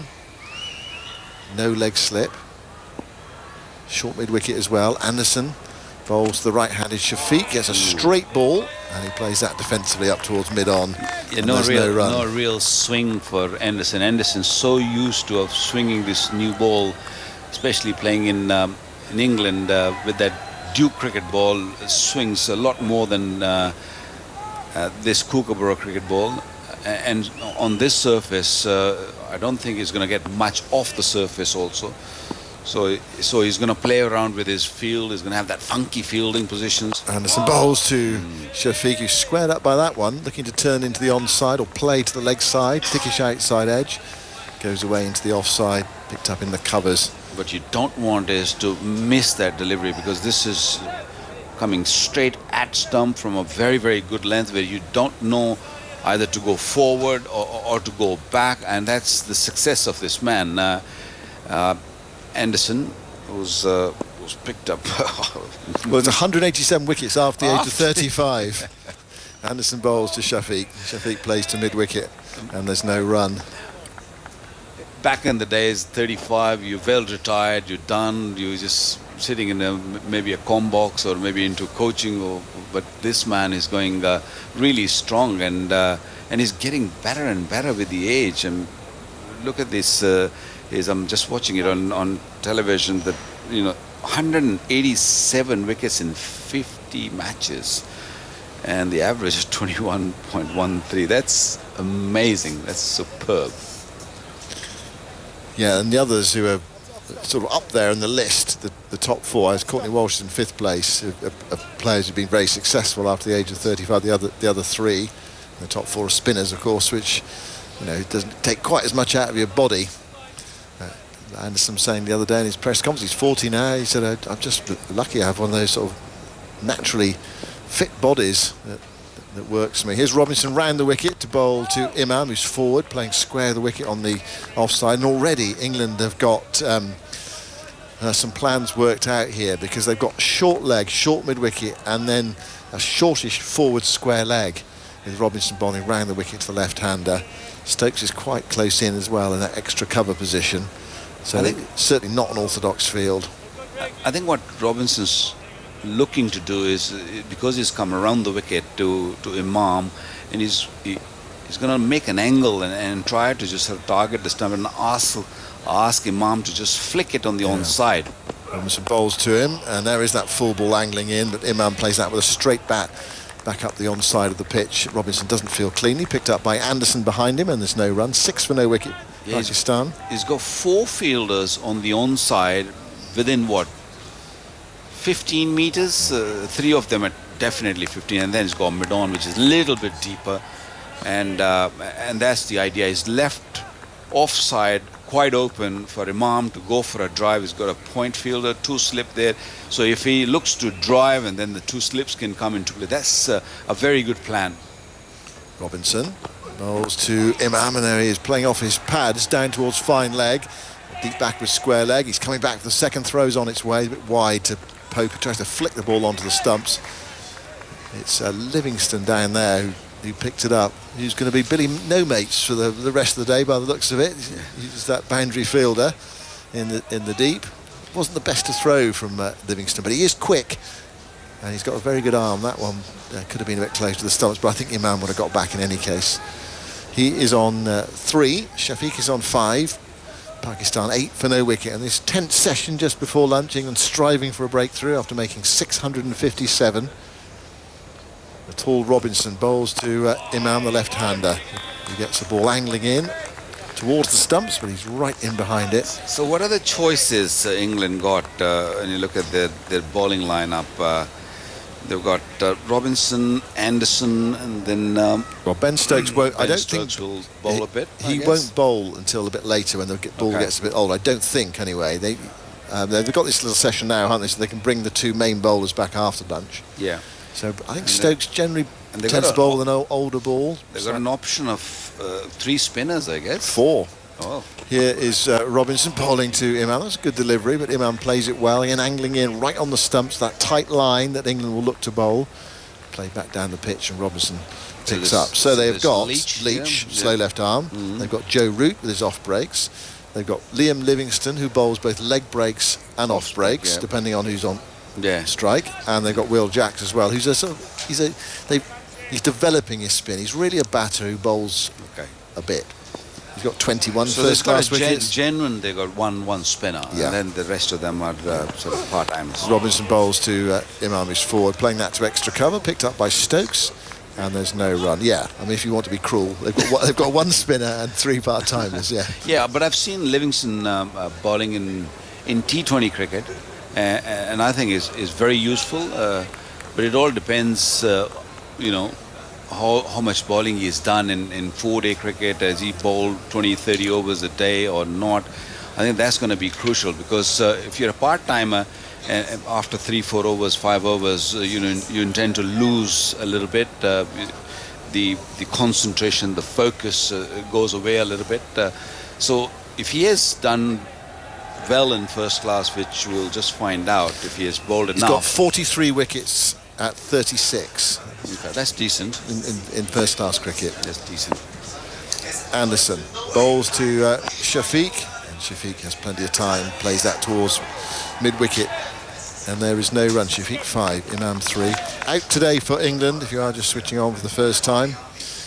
Brook for 153, Stokes for 41, Livingston for 9, caught on the boundary, Jacks for 30, Robinson for 37, Anderson for 6, and Leach was 6 not out. Zahid Mahmood has the eye-catching figures of 33 overs, 1 maiden, 4 for 235 in his first test match. Nasim Shah 3 for 140. Anderson to Shafiq. There's that ball on the stumps there. He flicked that away and it hit the short leg fielder. It was half stopped by the short leg fielder. Whether it was in the air, I don't know. Ben Duckett isn't there. I'm not sure that was a stop or a chance there. Was this in the air? Yes, it was. Yeah, but it was one of those, it just hit his left hand. Yeah, it was hit really, really hard. I think he's saved a boundary there. But all the fielders on the onside, they're very, very close to the bat. So they're cutting the angles and making sure that the ball doesn't go through them. If you want to hit a boundary, you have to really play a really good shot. Anderson into bowl to Shafiq. Shafiq's forward, playing it back to the bowler, and there's no run. Lunch is coming up in a minute or two's time.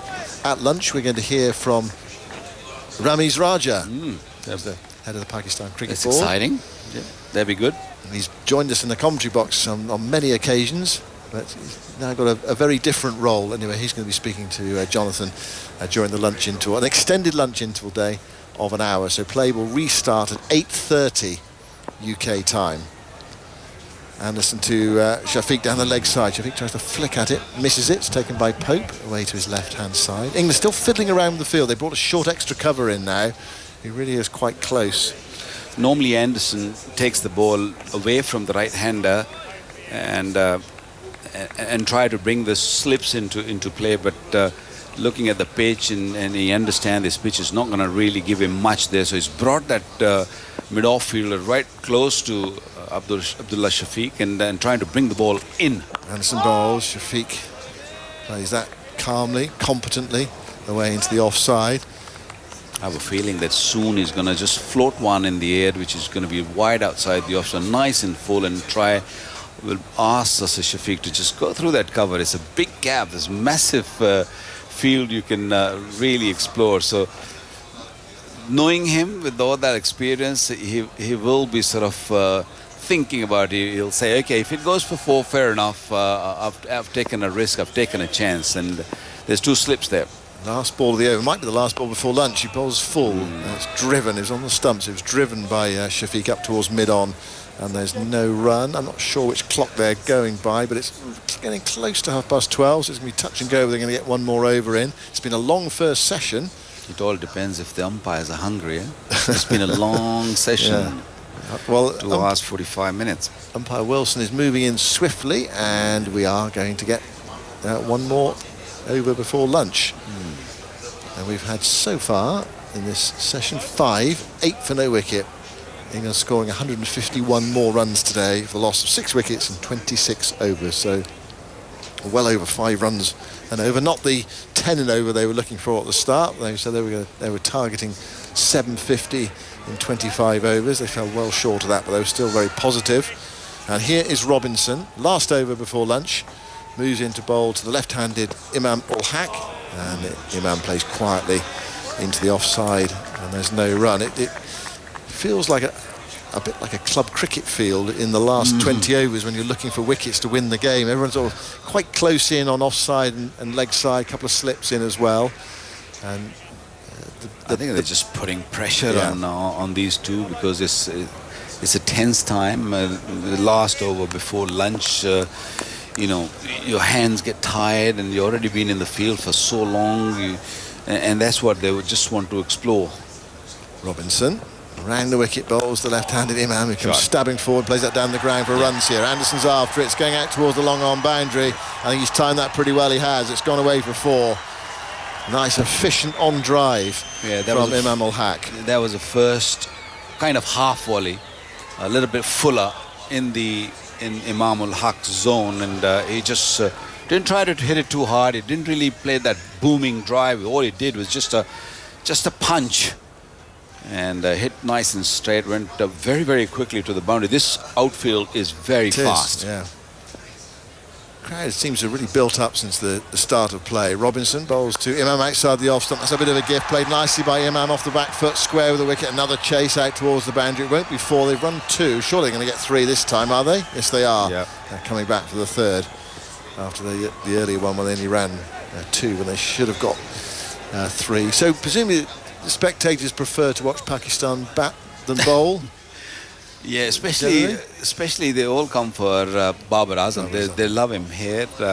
He's a national hero. He's been batting really, really well, and they just watch him bat. And he's the kind of batsman everyone wants to watch. He's such a classy batsman. And these two also, they have scored centuries in the previous game here in Rawalpindi Stadium. So they all love watching these guys bat and bat long. 15 for no wicket. Robinson bowls to Shafiq, who takes that off his hip down towards fine leg for a single. So it's a bit of a dilemma for the spectators who turned up today.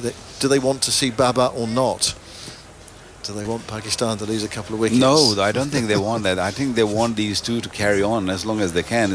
It's a weekend coming up, so they can come tomorrow and day after and watch Babar bat for 2 days. Why not? Why not, indeed. Pakistan need 458 to avoid being asked to follow on. 657 England, 16 for no wicket Pakistan, and absolutely no alarms so far. England have not looked like taking a wicket.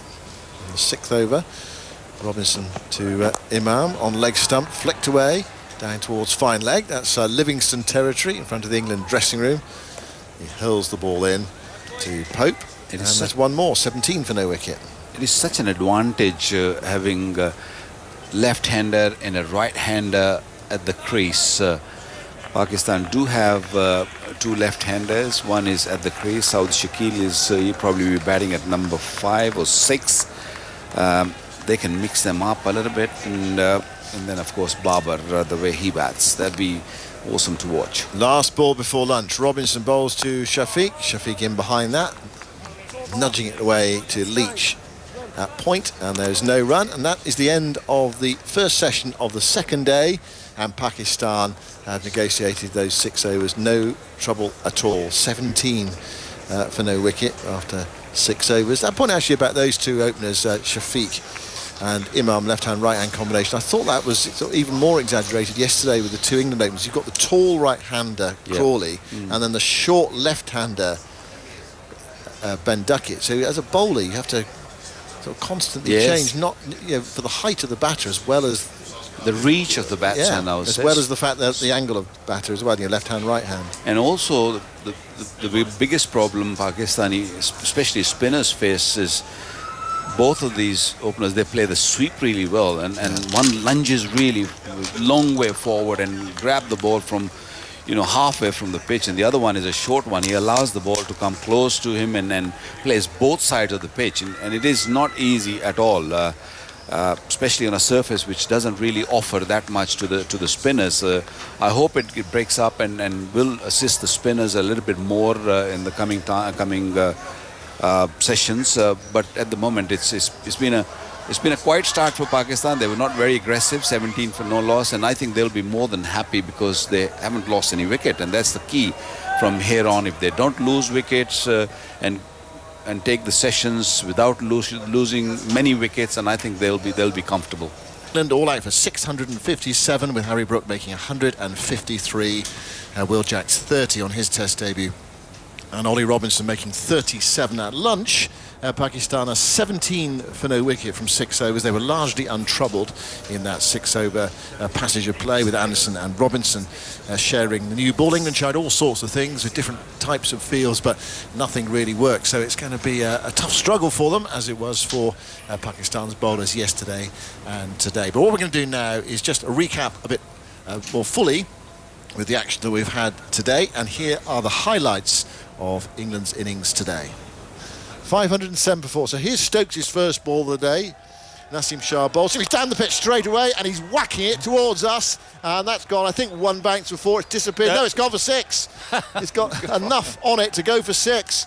Stokes charging first ball and he's hit Naseem Shah back over his head for 6. A skimmer out towards the straight long off boundary. We could end up with an anti-climax hitting one up in the air, but you get 3/4 an hour of Ben Stokes today. And wow, wakey wakey everybody back in the UK. Stokes is on strike. Naseem goes in to bowl to him. And he bowled him, giving himself some room. Looking to push it into the offside, actually. It was a straight ball. And the Zinger bails lit up. And Naseem has struck early. And Stokes has gone in the first over, bowled by Naseem for 41.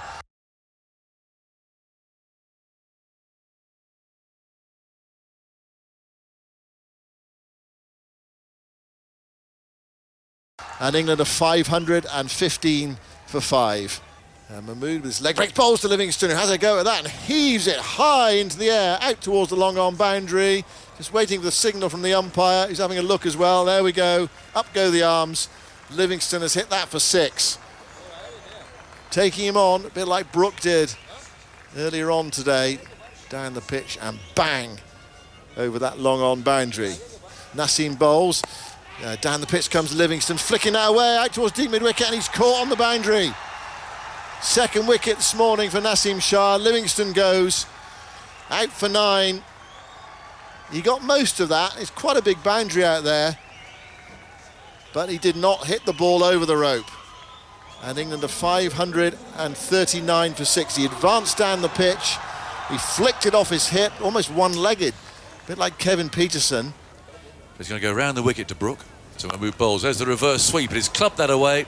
Well, through cover, he's hit that well. He really has hit that hard. It's gone for 6. A reverse swept 6 over cover. Well, that really is I mean, we've seen many remarkable shots. That will have to be, I think, top of the list. 576 for 6. Brook 153. He's still on strike. Shah runs in, bowls to him, heaving away into the leg side. The man up there at deep square leg will take this very comfortably. And he's tucked his bat under his arm. I don't know what you say, really. He's played some magnificent shots. Brilliant strokes. And that is the way he's played. That he'll tuck his bat under his arm and think, oh, I could have got some more maybe. He's just picked out the man there at deep square leg. I don't know, you can't be critical really. There'll be people who'll say, why did he do that? And he might think that himself as he sits there in the dressing room, because he was playing so brilliantly, just dismantling the bowling. That he's been caught out there in the deep by Shakeel again for 153. And England are 576 for 7, still about 180 short of where they want to be. But that's a brilliant innings. Robinson on strike, and he hits this down the ground. This is going out towards the long on boundary. We'll just wait for the signal from the umpire. It's 6. Over long on, mid on up inside the notional circle, and Robinson took on Zaid Mahmood, and he is going round the park. 224 now he's conceded in his 31st over, and England's 600 is up. 605 for 7. In goes Ali again, bowls, that's flogged into the leg side and caught at mid-wicket. Dragged away to the man, straight to the fielder, and at least Ali's got his second wicket for his hard work. And it's the end of Jacks for 30 from 29 balls. He simply picked up the length there, dragged the ball into the leg side, and he was aiming, I think, to hit it over that fieldsman. He's perished.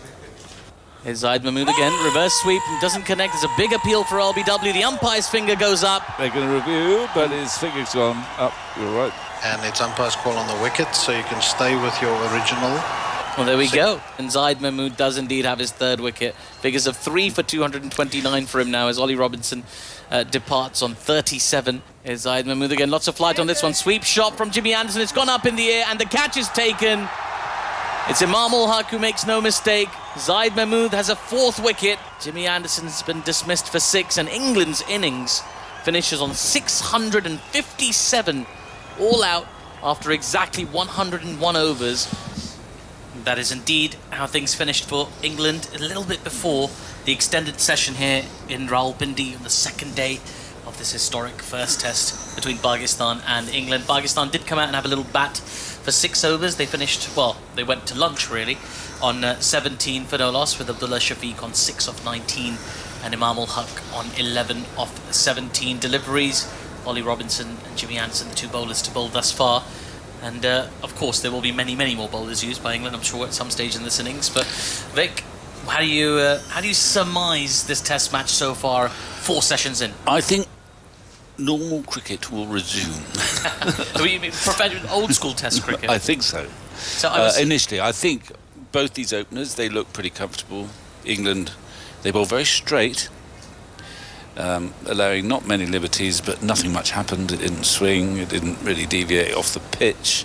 They both settled in pretty well. I'm just looking out there and I'm watching Jack Leach 5 minutes before we start, 3 minutes before we start, going through his warm-up routine. It wouldn't surprise me actually if he doesn't bowl straight after the interval. Not necessarily because it's going to turn, because it's not going to turn, but I think you might as well juggle those bowlers around. England have not got a lot of seamers out there. They've got the 2 openers. Ben Stokes, you never quite know that either he bowls nothing or he bowls about 10 over spells. Yeah. But you don't want to overburden him. So I would imagine that the captain, Ben Stokes, out there will want to get a spinner on early to give himself the option at the other end of keeping seam going for quite a long time. A bit more of Anderson, a bit more of Robinson, a bit of himself. Yeah. And then at some point, not too far down the road, if nothing much is happening, he's got to find out what all these experimental part-time off-spinners are like. He's got a rough idea what Joe Root does in a test match, but we've never seen Livingston bowling his leg breaks. That might be interesting. Might watch Livingston for the first time almost in test cricket for England, bowling leg breaks to the right-hander, maybe off breaks to the left-hander. So there'll be a lot of experimentation from England, I think. Yeah. But I don't see the Pakistani response will be a bit cagier than what we saw yesterday, which is not very difficult. Of course. But if you're a Pakistan batsman, particularly the 2 openers who look comfortable before lunch, they could look forward to this in a sense, because there are runs out there. Forget the target, the total. Go out and bat, and we are in benign batting conditions. Just don't think too much about the match situation or about the fact that theoretically you need about 440 odd to save the follow-on, which probably won't be enforced anyway. So we'll see. I mean, I predict predictable, solid test cricket from here on in. They'll probably all think mad things happening. I don't know. Well, I mean, there is an element of sort of scoreboard pressure. I mean, it's one thing coming out and batting in favourable conditions when you've got a blank slate, so to speak. But England have put a monster total on the board. There must be an element, even if conditions are in your favour and the bowlers aren't getting anything, of thinking like, crikey, that's a lot of runs that we're behind, and yes, a bit of pressure not to lose your wicket, not to throw it away. It's there, but the best test batsmen often operate, I think, in isolation. Yeah. They're in their own world. And in a sense it might sound selfish, but 95% of the time, if you're a captain, in Test cricket especially, you love some selfish batsmen in your team who are thinking more about, I'm going to score some runs today, because they will help the team out. They will help the team out. And these two batters do go long. I mean, they've got fond memories, I imagine, of Rawalpindi as well. The last time they both played here, both not out on centuries. They weren't as quick as any of the England centuries that we saw yesterday and today, but they were still went at a pretty good pace. And as you say, sort of conventional Test centuries that any batter would be happy with. And all the best Test players, I think, over the years, they always bat in the same way, almost regardless of the situation. I mean, the best example in recent times was Jack Callis. Yeah. Didn't matter whether they wanted quick runs in the third innings, South Africa, or they were trying to fend off defeat. He would kind of bat in the same way, and there's a certain logic to that. Why should I keep chopping and changing? Yeah. I know my system works. Joe Root, until recent times, until he started trying to flick things over his shoulder, etc., would always bat in the same way. Alistair Cook always batted in the same way, whether England were in control or fending off defeat. So the top batsmen, they have their system, and they get into their groove, and they'll still score off the balls that they normally score off. And they're very good. This is the top established Test player. Just tunnel vision and just playing the next ball, playing to their system. So, I think they won't necessarily, they shouldn't be, if they're experienced, too intimidated by that massive score. They shouldn't. You're absolutely right. Well, stranger things have happened, haven't they? Well, yeah. The contrast that if England managed to sneak 2 or 3 wickets, and then they get close, you get to numbers. If you get beyond 7 in this Pakistan lineup, you think you can finish it off pretty quickly. But it's still a struggle to see how you're going to get wickets. You need a bit of batsman error. You need a bit of nervousness on the part of the batsman to get those wickets, I think. Maybe a bit of out-of-the-box thinking and some unique things that we now associate with Brendan McCullum's tenure already. Well, that's true, although, often England, when they've found wickets hard to come by, have gone for the short ball, slightly eccentric field placement. It's hard to do that here.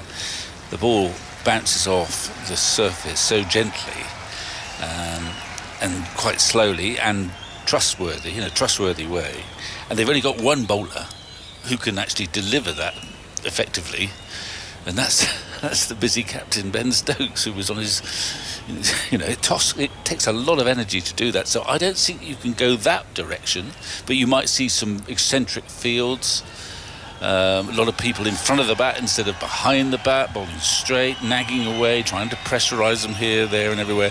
It would be hard, but we'll see what they come up with. They'll have a few plans, but I wouldn't surprise me to see if Jack Leach doesn't bowl the first over. They most certainly will have some plans. We can see them discussing their plans as we speak. They're all huddled up, the England team, out to the far side in front of the pavilion stand. They've just walked out there stretching and doing their high kicks as well, getting ready for some toil in the field. And by contrast, Pakistan's batters just had a little reset afterwards. And I can tell you a little bit about them. And Imam Ul Haq is... They're all Somerset players, really. A lot of them do spend their time at Somerset, of course. Or have done. Well, yeah, indeed. Well, Imam, he's, I guess, he started his career being best known as a nephew of the great Inzamam Ul Haq, a fantastic Pakistani World Cup winning captain. Well, he wasn't a World Cup winning captain, but he's a World Cup winning player who captained Pakistan. And he started his career as a nephew, and he sort of came through that early kind of cloud that you sometimes carry when you've got a prominent relation who also played cricket. And he's established himself very well. He's averaging averaging 35, just under 35 in Test cricket, and he's 27 runs shy of reaching 1,000 runs in Test cricket. It's one-day cricket where he's truly flourished, one-day international cricket where he's currently sitting at number 2 in the world rankings after some very strong performances against Australia, where he scored 3 back-to-back centuries, which is quite remarkable. And he's taken that confidence with him into this Test side. Doesn't get to feature as often because of the way Pakistan operate. They play a lot of T20 cricket, so you don't see a lot of Imam Ul Haq. But when they're playing ODI cricket, and with an ODI World Cup theoretically on the horizon, I mean, it's not theoretically on the horizon, but Pakistan's involvement in it may be based on our interview this lunchtime, which, by the way, was with the chairman of the board, Ramiz Raja. You can go back and listen to that on BBC Sounds. You can even just sort of, on the BBC Sounds, it's terrific, Vic. You can just kind of drag your finger back, set yourself an hour, and just listen as live if you prefer to do it that way. Or go back and listen to the whole day's play in its entirety. I would if I was driving somewhere, from like London to, I don't know, Edinburgh, let's say. Right, partnering Imam Ul Haq is Abdullah Shafiq, and he's again another very, very exciting player for Pakistan who scored a century in his debut List A game, his debut T20 game, and his debut first class game. So a very, very versatile cricketer, but thus far Pakistan have opted to make Test cricket his focus, as the first ball of the session has taken place. It is indeed, as you predicted, Vic, Jack Leach, who's opened the bowling, and he's just been pushed out into the covers by Imam Ul Haq for no run. Well spotted, well predicted. You're getting them all right today, Vic. You got the LBW as well. He didn't get much turn for the first ball. He was on target. Here he comes again, Jack Leach. Another sort of quick delivery, just defended on the front foot again by Imam Ul Haq. There is no run. He's going kind of quick and flat at the moment, not really going for that turning ball. He's got quicker as he's got older, Jack Leach. Here's Leach again. It's on a length outside off, just the ball's been pushed back to him by Imam, and there's no run. He's got his spectacles on. Has Imam got his spectacles on? Yeah. Too? So it's a rare sight of two bespectacled cricketers against one another. Many, many eyes on the field right now. In comes Leach. That ball's just been punched into the ground just in front of the fielder at short leg. It's Ben Duckett under the helmet. And yeah, that's right. I can't think of too many instances of glasses we've got the versus man glasses. who knows. When last did two bespectacled cricketers at Test level lock horns? I'll be very impressed if that's on Stats Guru. I'll tell you that. He's got so many golden avenues to go down. I'm just trying to find one that he can't. He can't trip up Zoltz. He'll find a way. Here's Jack Leach again. Bit of flight on this one as that ball's played a little bit more circumspectly by Imam, just pushing forward with not all the conviction in the world. As everybody, some oohs and ahs around the bat as well from the England players, that one. Well, it sneaked through past the outside edge and slightly ominously Pope struggled to take it. He didn't hit it, I don't think, but he beat the outside edge there because it didn't turn. He does have a slip and a short leg in place. Ben Duckett slightly deep at short leg as in comes Leach, and Imam firmly behind that ball in defence, pushing the ball to mid-on for no run. That's the end of the first over in the second session, the 7th overall of this inning, 17 for no loss. Andy Zoltzman, tell me about people who wear glasses. Unfortunately, my statistical databases do not list eyewear. Well, you telling me at lunchtime they do practically everything. They do practically I spend my everything life that's trying to not defeat glasses. Cricket, Viz and all the rest of them. Cricking Viz. Trademark that at home. Eddie Barlow to Jeff Boycott early in their careers. Well, it's a good call. Yeah. It's probably Could be happened more recently than that, I imagine. I mean, who are the sort of popular players who wear spectacles? Daniel Vettori comes to mind. Yeah. He started bowling in glasses. Who would he have bowled to? Well, there's one for everybody at home. Send us your tweets at BBC TMS. And we're looking for the most recent. Jeffrey Boycott probably gave up glasses certainly in the late 60s, I would have thought. Ollie Robinson in for his first over after lunch, and he beats the outside edge off a length. As Abdullah Shafiq just played inside the line of that delivery. It didn't do anything. It didn't sort of shape away or anything like that. It does have the new ball. Oh, it did. I beg your pardon. It moved a long way across, actually. I'm not giving the batter enough credit. No, moved off the pitch. Didn't carry to Pope, but it did deviate. That's the other thing you can do. If you can just sow a bit of doubt. We're looking at that. There's just a tiny little squiggle from that the Jack Leach delivery. That Leach delivery to Pope. Robinson. He's got two slips in place, and again, this is quite full, driven nicely by Shafiq. Can't beat Jimmy Anderson at mid-on, and there is no run. Well, here we go. There was, according to Ultra Edge, just the slightest little outside edge. So that's the first sort of setback England have had for the absence of folks. Because had it been taken, it would have been a chance. Well, He's missed it, and actually, it's hit him. Well, they would have reviewed that if it had been given not out, I think. Anyway, it's a big if, but I think that's a chance. Certainly was. Ollie Robinson in once again. This time Abdullah Shafiq firmly behind that in defence. There is no run. And this little passage of play, England just creating a few little moments here. I mean, Ollie Robinson beating the outside edge and Jack Leach actually getting the outside edge and having it drop behind the stumps. It was the thinnest of nicks, according to the Ultra Ultra Edge, Edge, yeah. but it looks like there was one there, and he can't afford to miss many chances on a pitch like this. I certainly can't. It's Ollie Robinson. Runs in once more.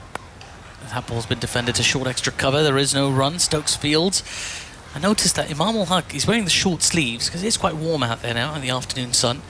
But he's sort of tucked them back upwards, a bit like sort of I don't know, sort of in 1930s in America, you'd see sort of gangsters tuck their cigarettes into their shirt sleeves. It looks a bit like that. Did you? Yeah. I don't know. Maybe I've seen too many films. But there we go. No, Abdullah Shafiq's I on see strike. what you mean now. He's just got them turned upwards. You see what I mean? Unusual way to do it. Here's Robinson, outside off stump on a length, driven beautifully by Abdullah Shafiq. That's trickling away. It's two fielders in pursuit. It does get to the boundary, just in front of the Yasser Arafat enclosure. Lots of cheers from the crowd, which has built up quite nicely. And a boundary for Pakistan, 21 for no loss after 7.5 overs. And Shafiq into double figures. He's on to 10. Yeah, the lovely shot. He just hit it hard enough to get to the boundary. Lovely timing, no great effort. Slightly over pitched, slightly wide, and bump. Away it goes. With this field, he's got the ball pretty straight. He's got just the 4 men on the offside. With the two slips, the point and cover. Here's Ollie Robinson again. This is a short ball, which was kind of telegraphed really by the way he bowled it. It was a long way short, and Shafiq quite comfortably sways out of the way as the ball goes through to the keeper for no run. 21 for no loss the score after 8 overs. And both batters in double figures. Andy Saltzman. Well, Abdullah Shafiq, in his first test against England, as he said, he's had a stellar start to his test career. In his first 7 tests, 736 runs, 2 centuries, including that one against Australia on this ground, 4 other half centuries, an average of 66.9. The most runs scored by any Pakistan player in their first 7 tests. And he has the second best average after 7 tests of any Pakistan test cricketer. Can you name me who is top of that list? Ooh. Atif? Set you a little challenge there. Yeah, okay, well, let's give it a bit of thought. Shafiq averaged 66.9 after his first 7. All right, I think I know the answer. I'll pose it to you in a second as the next ball's been played to extra cover for no run. I'm going to go with Zaheer Abbas. Nope. No, I could tell by the way you picked up your mic. I'm going to go, this is a wild card, Haroon Rashid. Also no. Okay. Yeah, I thought that was a cracking guess there, Vic. I don't know, I just had this. As Leach is down the track comes Imam just punching the ball back to the bowler. There is no run. Leach getting through his deliveries very quickly here. Okay, so somebody who's averaging more than 67 in their first 7 test matches. Javed Miandad? He's third, averaged 59 in his first 7. Right. In comes Leach again. A big swing there from Imam. A bit of a shot in anger, really. Not in control of that all the way, and kind of lucky that it went on the bounce to mid-wicket. Jack Leach just tying up this Pakistani momentum here. You sense that England almost on the verge of something, building pressure. They've induced that false shot from Imam Ul Haq. Leach yet to concede a run in his 9 deliveries that he's bowled. And he won't concede one on his 10th as well, because that's been defended back to him. This is what Pakistan struggled to do here, Vic, is string together a sequence of dot balls, which Leach has now done 10 dots in a row from him. And then we see that nervousness getting to the batter. Yeah. We need batsman error. Here's Leach again. Those couple of paces, and Imam happy to just defend the ball to Ben Stokes, who's basically stood right by the non-striker. There is no run. We'll have a few more guesses at Andy's Mohsin Khan. conundrum. Nope. We'll come back to this after the over as in comes Leach, and big swing this time from Imam Ul Haq that's gone a long way up in the air but into the vacant mid-wicket region, and it'll go all the way for 6. Well, 11 dot balls from Jack Leach. His 12th one goes for 6, the first 6 of this Pakistan innings. It feels like Imam ul Haq is starting to get the measure of Leach. He's on to 17. Pakistan, 27 for no loss after 9 overs. Still a long way behind England's total. But they've made a little start here. Right, the question from Andy Zaltzman was about Abdullah Shafiq's first test average after 7 test matches, which was 67? Yeah, 66.9. Yeah. 66.9, and there's only one batter who did it better. Because it's someone surprising, isn't it? It is someone surprising. Yep. Someone who has appeared on this show. Was it Ramiz Raj? No, it wouldn't have been. As a pundit. On this show? Okay. No, I say okay. There's been a bunch of them, haven't there? We'll have a little guess in a second. Oh, I do know this one now. Here's Ollie Robinson. That ball's been played to extra cover for no run. Is it Azhar Mahmood? It is. Azhar Mahmood averaged 81, helped by 4 not outs in 9 innings. 408 runs, a couple of centuries. Also made, I think, a century in his 8th or 9th test as well. I'm glad you told us that, because we could have been here for quite a long time. You could have been. Azhar Mahmood, no, of course, because I did guess it, to be fair. He did give us a few hints. Sorry. There's the Azhar Mahmood enclosure here as well, which here at the Rawalpindi Cricket Stadium, which should have prompted me, really. Here's Robinson into Shafiq, who flicks that away towards the square leg boundary. There's 2 fielders in pursuit. In fact, it should just be Will Jacks who picks it up. It does. Batters get back for 2 runs. Score moves on to 29 for no loss. I mean, he had that. I remember he had the remarkable run where he had 3 test centuries in a row against South Africa. Is that correct, Andy? He certainly debuted against South Africa and I think made a brilliant century. Was voted one of the greatest test innings of all time in a certainly in the top 20. I remember. He gets really embarrassed when you bring it up around him as well. Here's Robinson again. The ball's a good length, angled into Shafiq, who just defends the ball back to the bowler for no run. You can see the British High Commissioner in Pakistan, Christian Turner, being interviewed on the boundary over there. He'll be very pleased. He'll be joining us at tea time as well for a chat. Looking forward to hearing his thoughts on having the England team over here in Pakistan, and not just the England team, of course, but their fans and the broadcasters. So many English people here in Rawalpindi. Ollie Robinson in once again. Slightly slower delivery, but Shafiq waited on it well and just guided it towards that deep backward point region. They get back for 2 runs. Every one of these scoring shots being cheered on by the crowd here at Rawalpindi. They've had that extended lunch break, or prayer break really, for Friday prayers. And the stands are filled up again here in Rawalpindi. I think they're just maybe a bit of digestion going on. They haven't got the same noise going about them that they did before lunch. Andy Zaltzman. Slightly mixing up my Azhar Mahmood centuries. His debut was on this ground in 1997. We'll come back to that thought in a second. As Ollie Robinson in once again, back over length and defended back to the bowler for no run. He made 128 not out and 50 not out.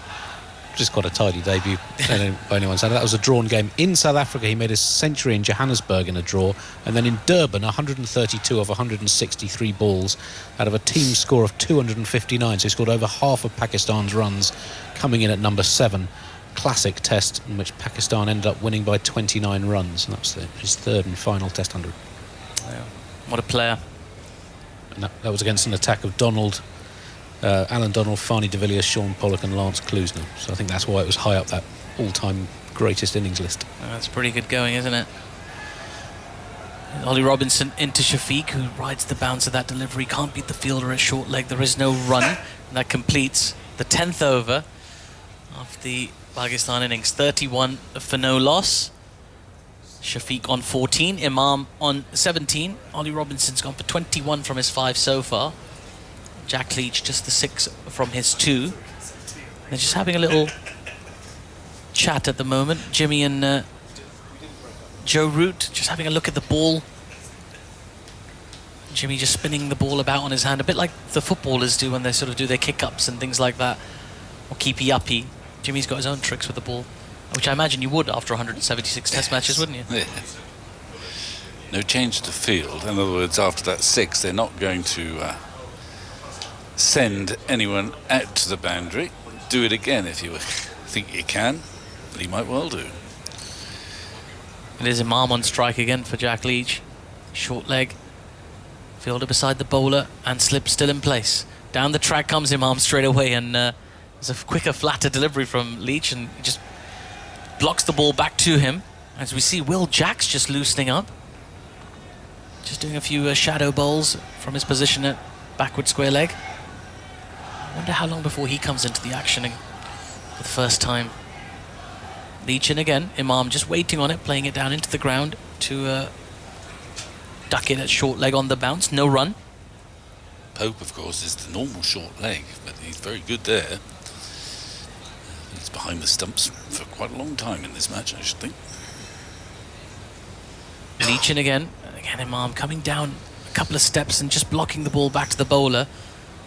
It's quite a bizarre thing, really, watching Imam against Leach, because he doesn't really look comfortable unless he's smashing it out the park for 6. Yeah. Well, Leach has found a length. And the 6 was almost a moral victory for Leach, but not quite. Here's Leach again, and Imam just waits on this one deep in his crease and works that to backward square leg. Will Jacks over there, no run scored again, so building some pressure, Jack Leach. Remember, he bowled 11 dots before getting hit for that 6, and now he's bowled another 4 on the bounce. These are sequences Pakistan just did not have when they were bowling. Building a bit of pressure, trying to exert that mistake from Pakistan. Induce that mistake, rather. Here's Leach. As that ball's played into the ground on the bounce to short leg. I was just distracted there by Ollie Pope's it's the first time we've heard him, yeah. Rizwan's got him covered in terms of volume, I think. Generally speaking, for sure. He was a bit quiet today, though, wasn't he? Yeah. We understand that, having conceded what they conceded. He's keeping the pace up at the moment is Jack Leach. 1 ball to come in his 3rd over. Here he comes now to Imam ul Haq, who waits once more and plays that ball defensively into the onside for no run. There we go. We are now 11 overs into this Pakistan reply. 31 for no loss with Shafiq on 14, Imam on 17. What have you made of this start since lunch, Vic? Tell us your thoughts, and then you're going to be joined by Jonathan Agnew. Well, we are in conventional sort of mode, but Leach has found a rhythm. He's landing the ball on a length. He's bowled 3 overs, just the 1 scoring shot against him, which was a 6, which he kind of induced because he couldn't get away any other way, Imam, and he came down the pitch and hit him over mid-wicket, but he's only done it the once. We're going to now see, this is typical Stokes, where you've got Will Jacks, who 36 hours ago is the last thing he thought he was going to be doing. Is running up to bowl his off breaks. He's sort of in the Moeen Ali mode, in that he spent most of his life, brief life as a first-class cricketer, as an out-and-out batsman. But in the last season, he started to bowl his off breaks. He's much less experienced than Moeen was as a bowler when he started. But he's in that mould, and we're going to watch him bowl his first ball in Test cricket. And he goes over the wicket, and he bowls, and Shafiq, who looks a good player to me, comes forward and plays carefully to Anderson at mid-on. So it's 31 for no wicket. We're in the 12th over. And yes, Jack's one of those who was poorly, but recovered sufficiently to replace Ben Foakes, who's much better today, by the way. This is tossed up on the off-stump, half volley, really. And Shafiq doesn't time the drive, which is fielded by Stokes at cover. So there's a slip and a short leg. He's given him a couple of attacking fielders there. Man out at deep square leg. It's a field you'd expect, really. Mid-wicket, mid-on, mid-off, extra cover, backward point. Jacks again, bowls very full, flicked hard, in fact, straight through the fielder at mid-wicket. And that howl of appreciation there from what is now a good crowd tells you that's gone all the way to the boundary. It's picked up there by a ball boy wearing a light blue top. And Anderson gets to work polishing and rubbing, but he certainly gives it plenty of air. That was very nicely timed by Abdullah. Head absolutely over the ball, making sure he flicked it away along the ground. That's past Brooke, who's fielding at mid-wicket and who batted brilliantly this morning, by the way. In goes Jack again. Bowls very full. That's a full toss, actually. Full and slow, I describe that as. And it's been drilled to mid-off. and half stopped in that position by Robinson. Gosh, that was hit hard. He's hit him somewhere on the knee or something. On the knee, I think. Yeah, it's a horrible place to get struck. But it was a full, slow, full bunger. It was hit hard. Yeah, misfield, but in a way, I think Jacks would be hit him. He missed his hands completely, Yeah. right on the end of the knee. Just the one run, a bit of a bonus, really. Just slightly over pitching so far, but he's into his Test career now, Will Jacks. And he's got the left-hander to deal with now. Imam with a slipper again on a short leg. There's a man out at deep point there. Just a little bit of protection. Jacks again, bowls, very full, driven, sliced out to that fielder. It's only one run, but again a cheer from the crowd who were shouting earlier, welcome, welcome England, I'm told, in unison around the ground, which is nice. That's very much the atmosphere of the place, I must say. And that was also illustrated this morning at breakfast, I felt, Victor. And goes Jacks, bowls, and that's defended, pushed away back up the pitch, and there's no run. All I asked Victor to pick up for me at breakfast today was a couple of bananas. And I went searching for You them. shuffled off, he said, well, there weren't any yesterday, so there won't be any today. And off you went, and I suspect you did. Did you look? Oh yeah, absolutely. You did. I came back honestly, with my own apple. Yes, and you said there are no bananas, and you sat down. Correct. So I thought, I shrugged my shoulders, thought, okay. Well, about 3 minutes later, a waiter walks past us with a plate loaded with bananas. You've never seen so many bananas. Delivered to a nice Pakistani lady sitting on the next table. I said, look at that. Look at all those bananas. He said there weren't any. And she turned round and she said, they're for you. I heard your conversation. All you have to do in Pakistan is say, please. I thought, what a nice line that was. In goes Leach. And Bowles has pushed away back up the pitch and there's no run. She's flown in from Malaysia to watch the game, to watch Pakistan playing. And she heard you. She thought, I'm going to sort this man out. You can't go grumping around the buffet saying there aren't any. All you got to do is ask. Just ask, Victor. That's your lesson of the day. Here's Leach over the wicket. Bowles turned away by Imam out towards backward square leg.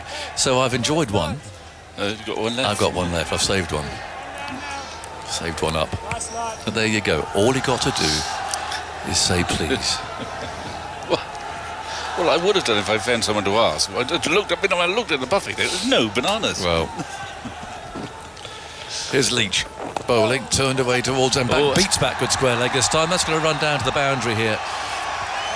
Again, it goes so quickly, as we saw throughout England's innings. You've really just got to get a bit of bat on it. If the ball beats the field, it's 4 runs, and Pakistan galloping along themselves now. Not at the rate of England's, they're going at about half the rate actually that England scored at. But even so, given that you are defending the deficit that Pakistan have, it's still a good start. 41 for no wicket. Yeah. There was that chance though. Yeah, that sticks it. You've got to take every one. Yeah, it's tough for Pope. He doesn't keep very often. Imam turns that away to short leg. And Duckett is the man there who Pope often does the short leg fielding, but he felt it's sort of inevitable really that Duckett who's low to the ground, he's short. Well, he's another ex-keeper of course. Yeah. Perhaps they'll share it around if Pope gets a bit stiff. Yeah. I don't imagine Duckett's done much keeping lately in Nottinghamshire. Well, he's crouching anyway in there at short leg as Leach again over the wicket. And Imam defends again, turns the ball away into the onside. 41 for no wicket with a ball to go in the 13th over. They're shuffling the field around just to keep Imam thinking. They had a long on for a minute. He's come up, but a man's gone out to a sort of deep mid-wicket.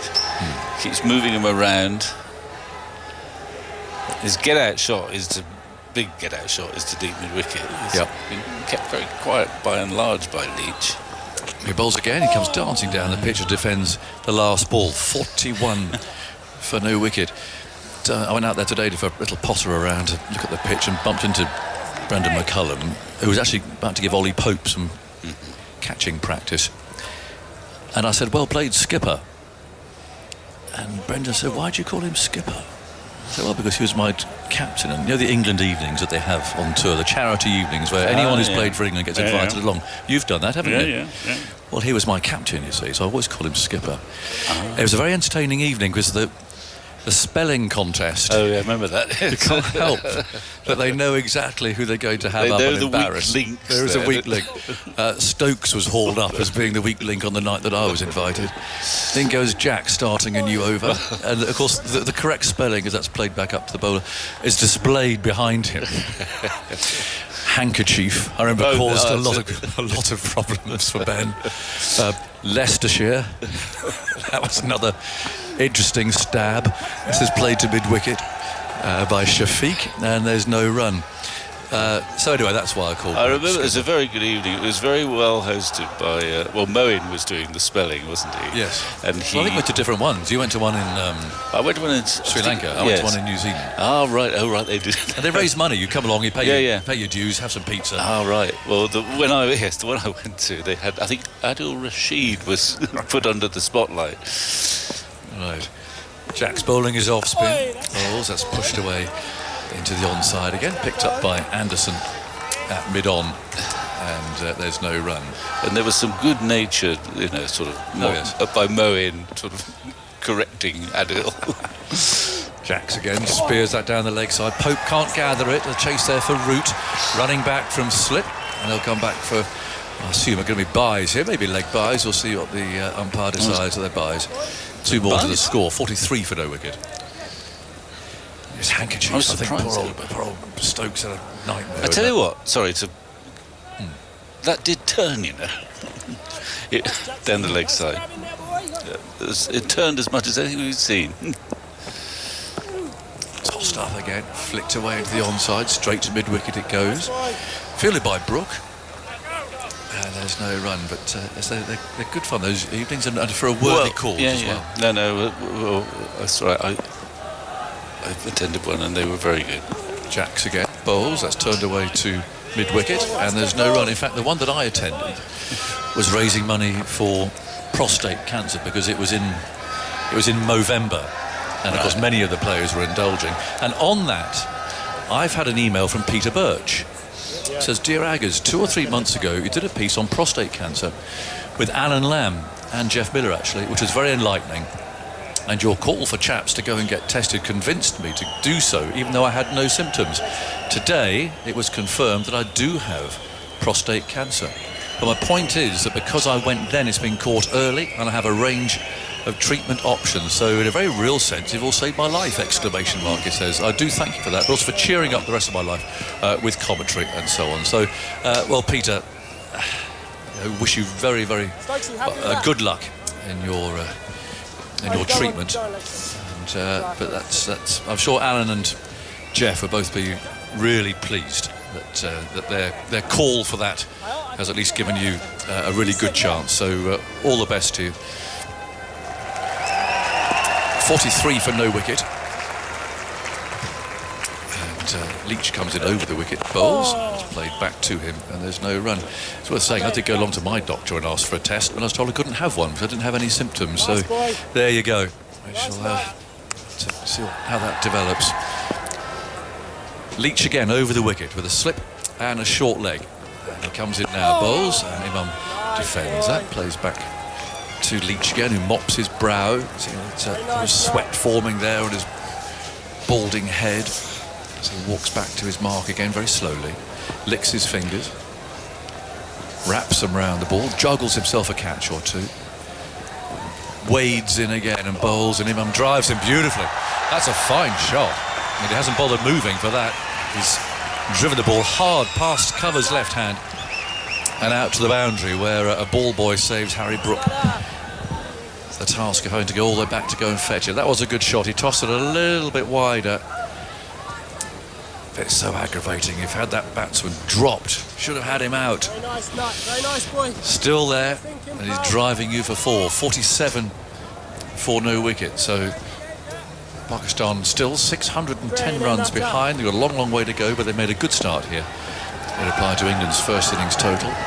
There's Leach again, walks in, bowls. Imam this time defends. The ball trickles along the ground to short mid-on. There's a change to the field. I think Stokes bringing in the man from deep mid-wicket. He wants to tempt Imam here to go for the big hit. He's had some protection out there. But I think he's saying to him, Mum, go on, give it a go. We know you like to hit the ball out there. It's with the spin. Let's see how brave you are.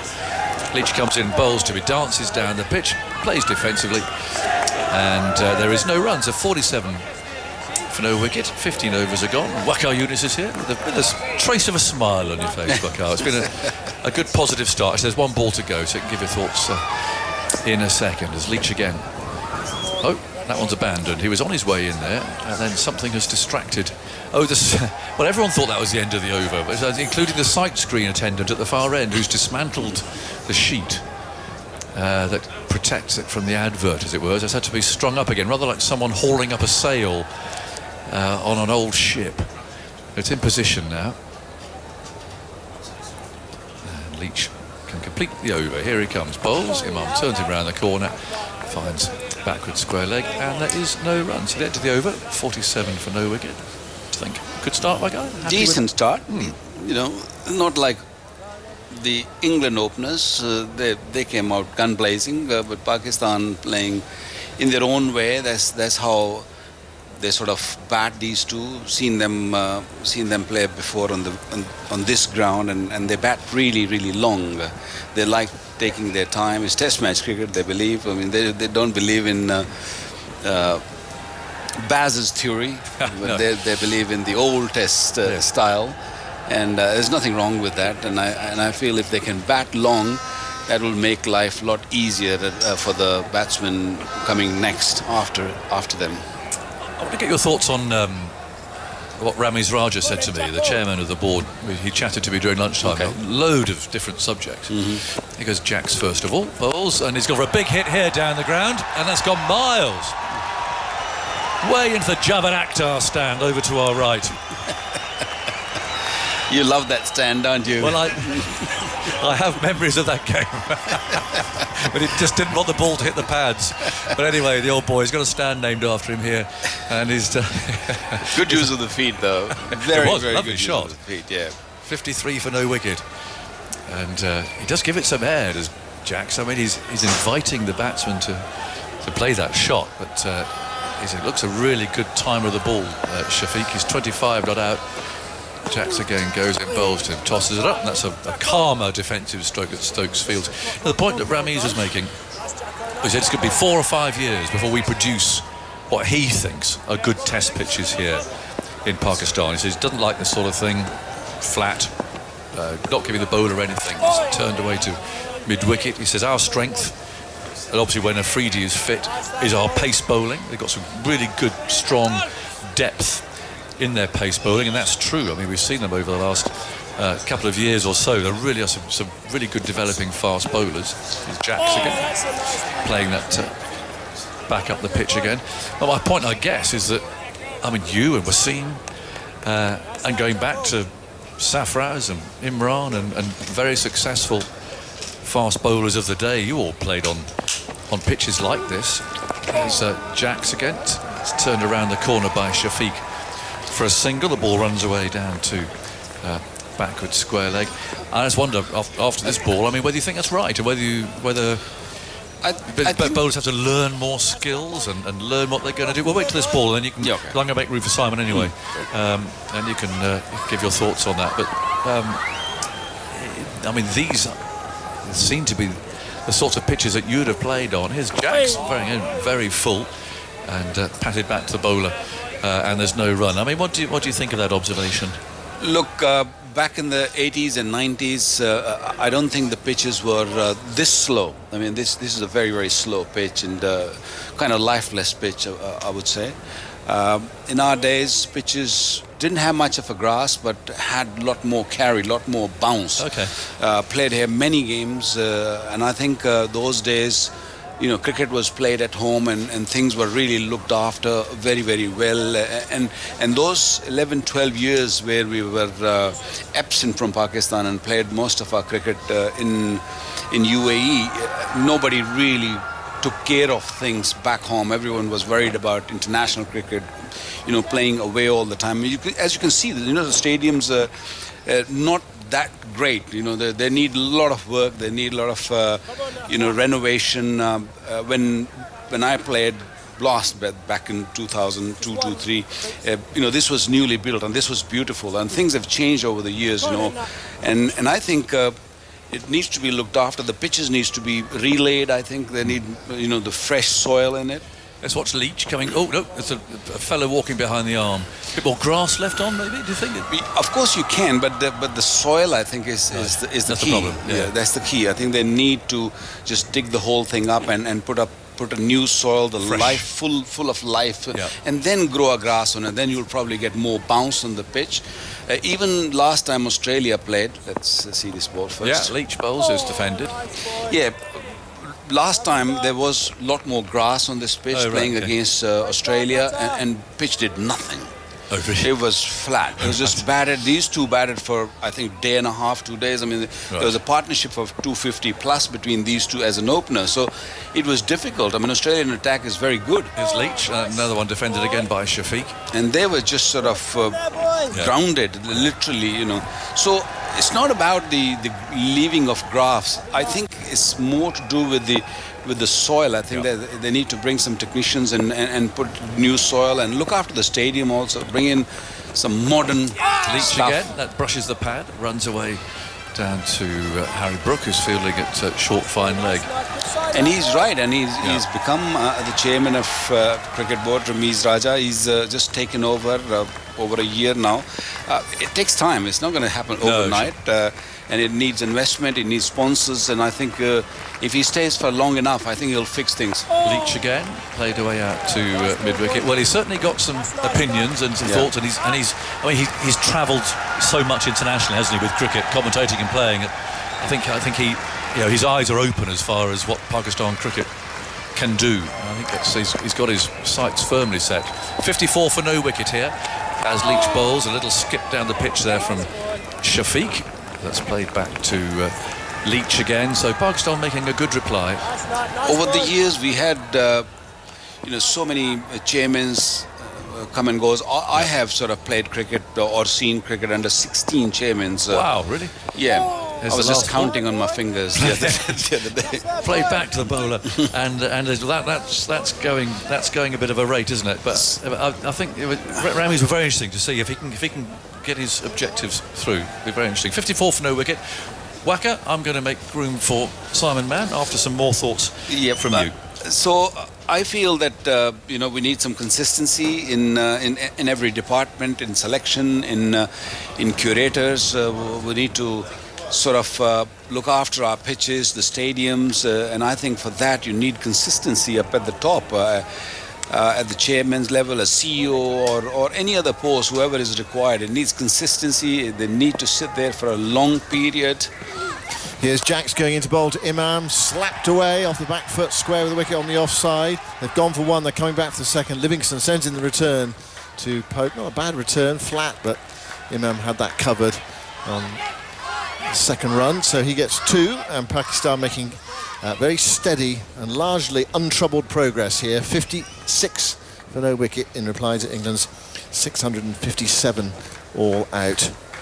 And Imam moves to 28, nudges ahead of Shafiq, who's there on 26. I'm not sure, Simon, if you're listening to us. We were just chatting about the pitches, the stadiums, and cricket's not being played for long in Pakistan, and things need to improve, and the chairman has had a long chat with you guys. Yeah, I heard that at lunchtime. Here's Jacks bowling, Imam down the pitch, clipping towards Robinson at mid-on, and there's no run. And I think whatever Ramiz said makes a lot of sense. It needs consistency, need time, and I think given time to him, he will definitely bring changes. Yeah, this pitch is not the best. Jacks bowls, Imam plays defensively to mid-wicket this time, picked up by Crawley, and there's no run. Unless you're a batter, of course, unless you're a top-order batter, you fill your boots time, isn't it? Yeah. But you do need a result. I agree. No, Jacks to Imam. Imam's forward. There's a hint of turn there. Thickish inside edge. The ball goes to Duckett at short leg. England trying lots of things here, changing the field as much as they possibly can. Stokes is quite animated out there. His fielders moving around quite regularly, actually. But very little has happened for them, certainly in terms of movement off the seam or spin. Jacks to Imam. Imam forward. They've Back up the definitely offside the pitch, no run. They've definitely done homework on Imam, because bringing that fine leg up inside the circle or close to the bat, because Imam hardly sweeps. Jack bowls him down the pitch, struck on the pass. A shout for LBW. He's a long way down there. It's been given out by, not out by Joel Wilson. And England will have to decide whether to gamble on a review. I'm pretty sure they're not going to. DRS timer is ticking down. Are they going for it or not? I'm just looking for Ben Stokes. No, I don't think so. He's such a long way down the pitch, wasn't he? I think the reason is because Imam just came down the pitch. This might be gone on to hit the stumps, but he's so far out of his crease that this will be definitely out of that region where umpire can decide that 3 meters. I think this is 3 meters. You have to be inside the 3 meters to be given. So if he's given it not out, then so it stays not out. Simple. 56 for no wicket, Pakistan. 28 and 26 the two openers. Imam just ahead. Jack Leach has bowled 6 overs for 14 so far. He did have that one against Imam earlier, which, well, Pope dropped the ball, and we think it was a chance. There was something on the ultra edge. Leach bowls, forward goes Shafiq, playing it back down the pitch. But that would have been a hard one for the third umpire. It would have been, because the bat was quite close to the pad as well, wasn't it? So that little, it wasn't a sort of sharp spike or anything. But I mean, it's gone down. It's gone down everywhere as a drop chance. Here's Leach into bowl to Shafiq, goes over the top, over Anderson at mid-off. He's not got all of it. Anderson's rushing back. He won't take the catch. He does catch up with it before it goes into the boundary rope, though, and Shafiq picks up 2 runs, slightly fortuitous. He took on Leach down the ground. 58 for no wicket. Both batters now on 28. Yeah, it was a hard one. It would have been a hard one from Ray Erasmus to overturn. It was given, well, we don't know whether the umpire would have given it out or not. I suppose that would have been the key. If he'd caught it and then given him out, then it might have been hard to overturn. Yeah. If he'd given him not out, then England might have found it hard to overturn. So we have plenty to talk about. Leach into bowl to Shafiq. Turned into a gap at mid-wicket for 1 run. Yeah, that's about the only thing to talk about in terms of potential wickets so far. Apart from that, it's been steady going from solid. Pakistan, yeah. Yeah, not the way England bats, but they bat their own way, and they take time, and they're both very fine batsmen. Purely for Test match cricket, these are the openers who have done well in the recent past. Imam waits for Leach. Leach bowls to him. Imam is forward. Studious defence there, head right over it, back down the pitch.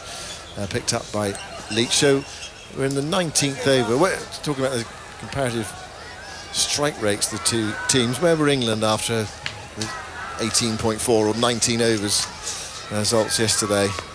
Streaking past 100, I imagine. Here's Leach bowling, clipped away by Imam towards Livingston at forward square leg. They're through for another single.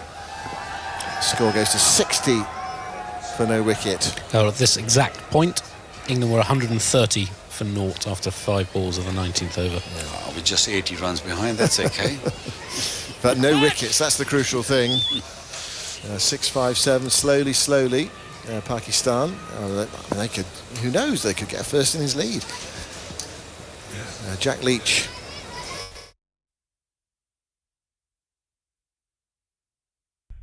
You're listening to Test Match Special coverage of the first Test match in Rawalpindi. 60 without loss is the score for Pakistan. Shafiq on 29, Imam Haq on 29. Many apologies, we've had a solid line to the ground throughout the day on this second day, but a slight glitch in the system. Hopefully we're back to Jonathan Agnew, Simon Mann, Atif Nawaz, Waqar Younis, Vic Marks and Alex Hartley very shortly for coverage of this Test match. You can follow, of course, on the BBC Sport website and app. And I'm very pleased to say we can go back to the ground right now.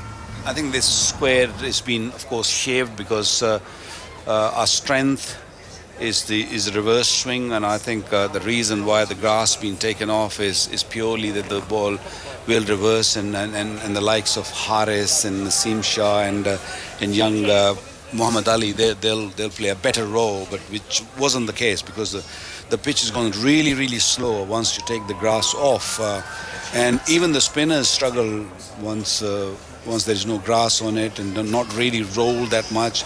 And with this cooler weather, I don't really see much happening for the spinners for the next maybe day and a half. It might just start doing little tricks on the fourth day, or maybe,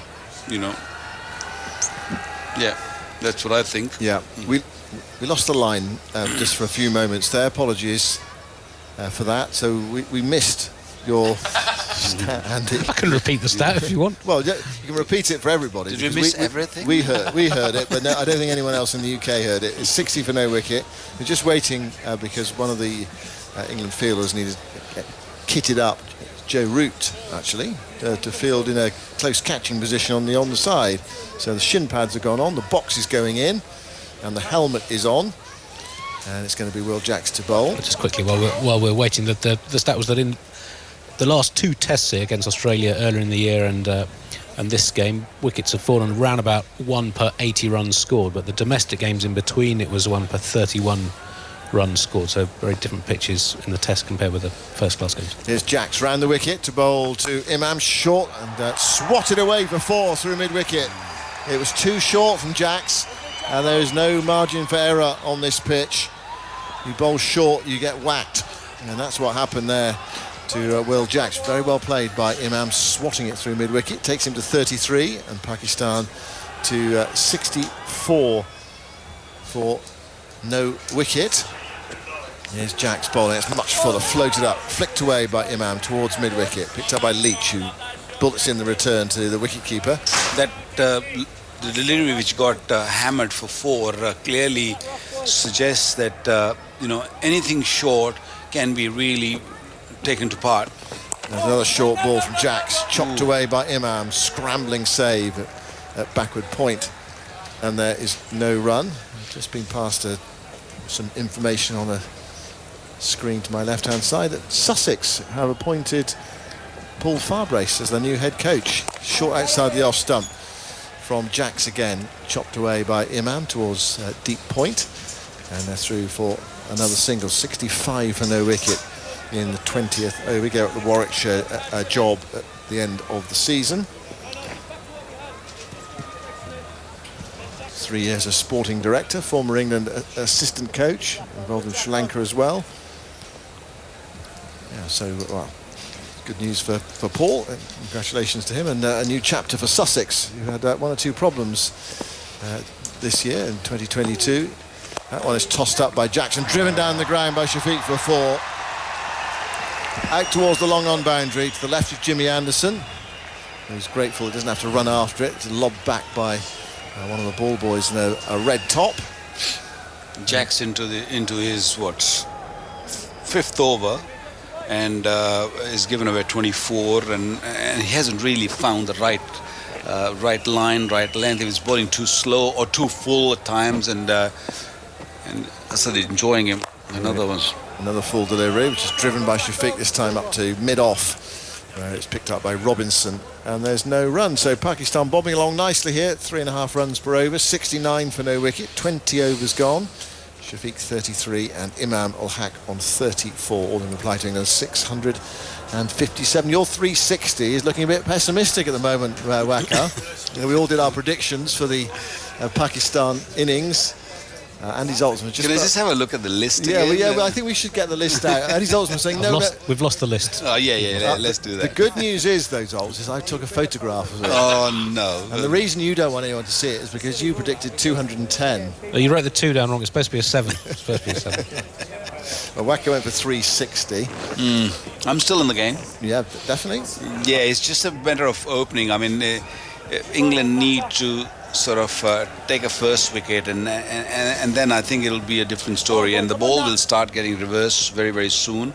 And I think that's why Stokes not bringing his pacer, is waiting for the ball to get a little older, and then he's going to start bowling nice and straight from the pacer one end.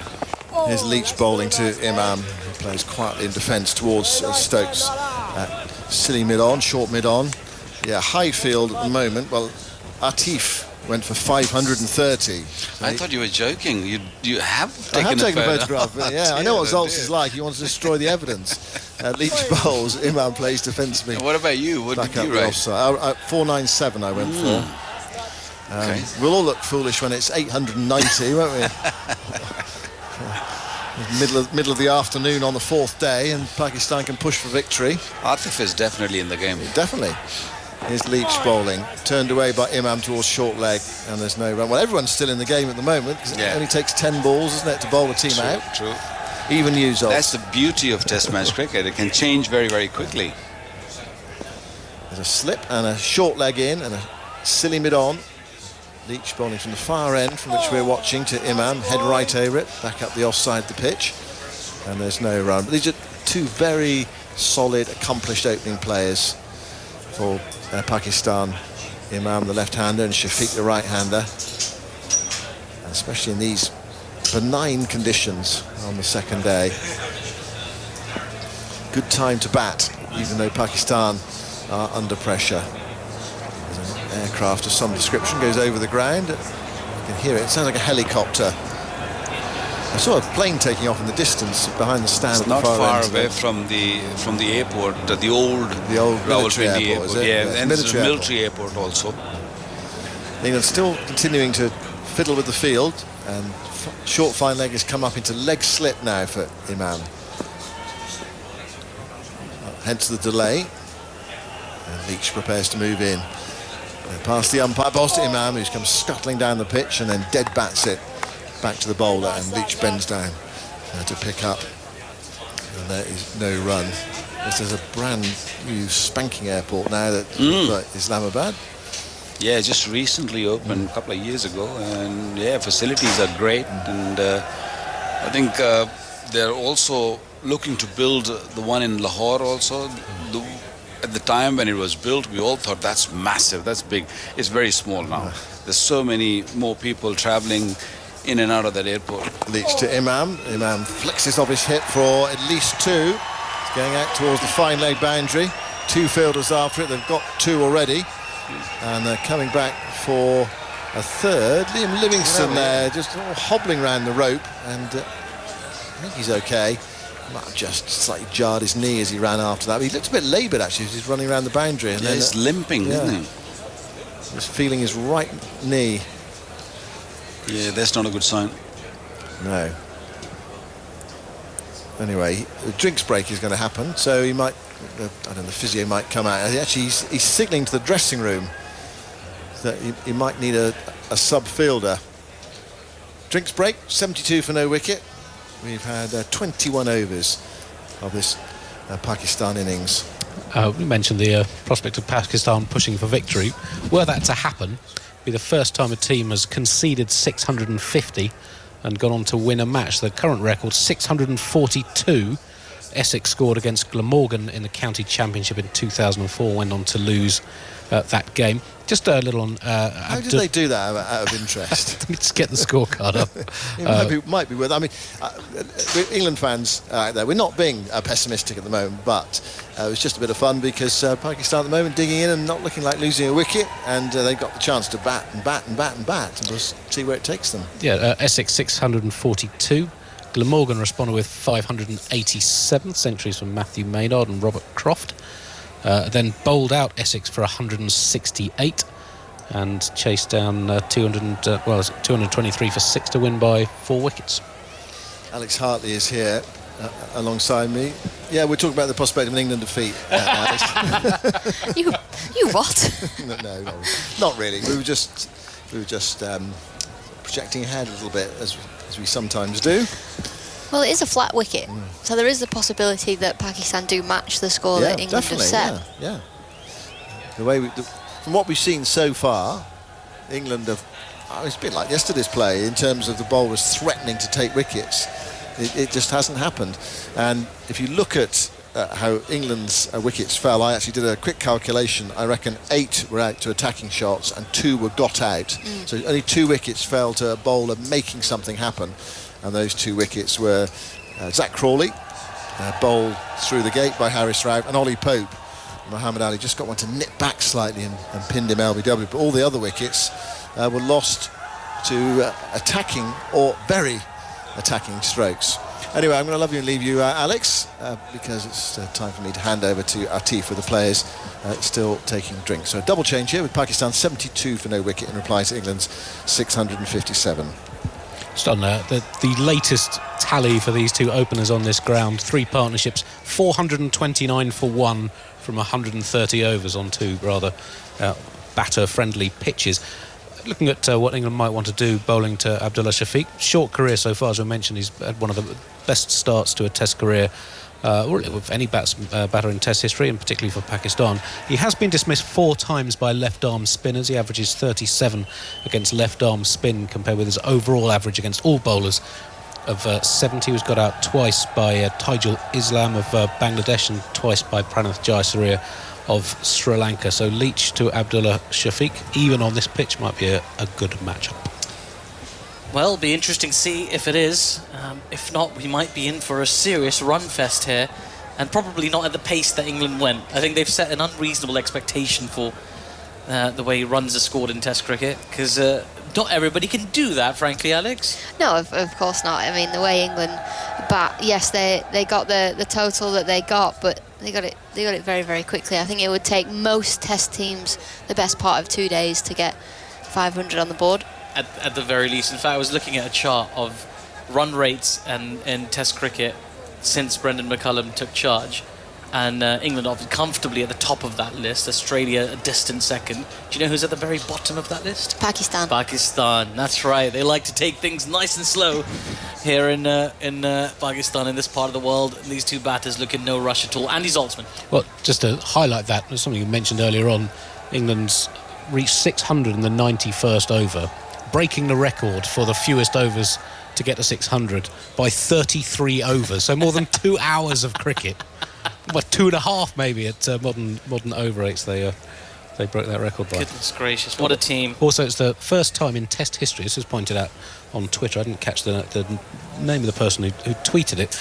We'll try and get that from Peachy. The first time a team has scored at more than a run a ball in the opening innings of a Test match.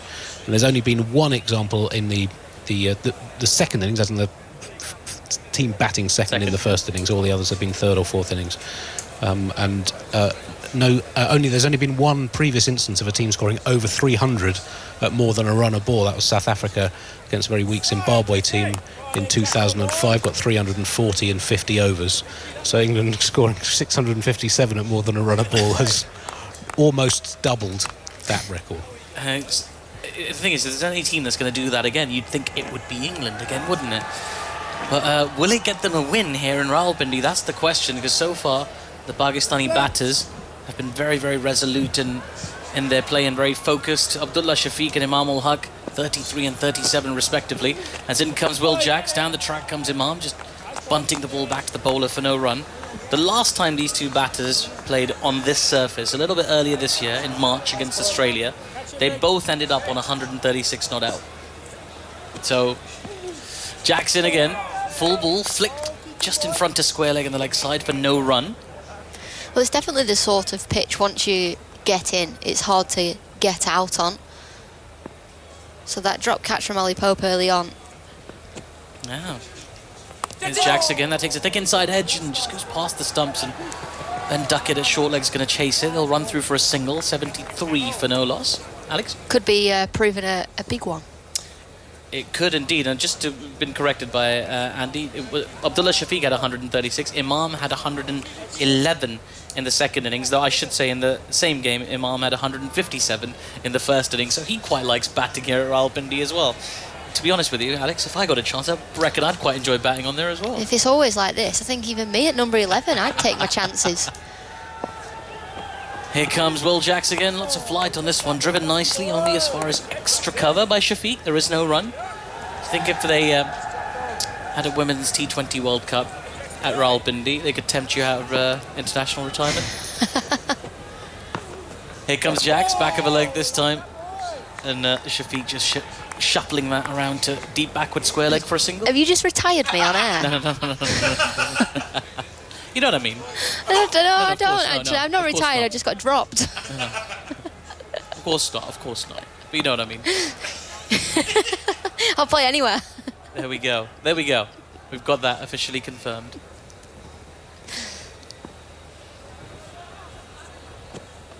Here's Jax again, full. Ooh, worked away into the onside. Not quite timed though. Loads of oohs and ahs around from the England fielders.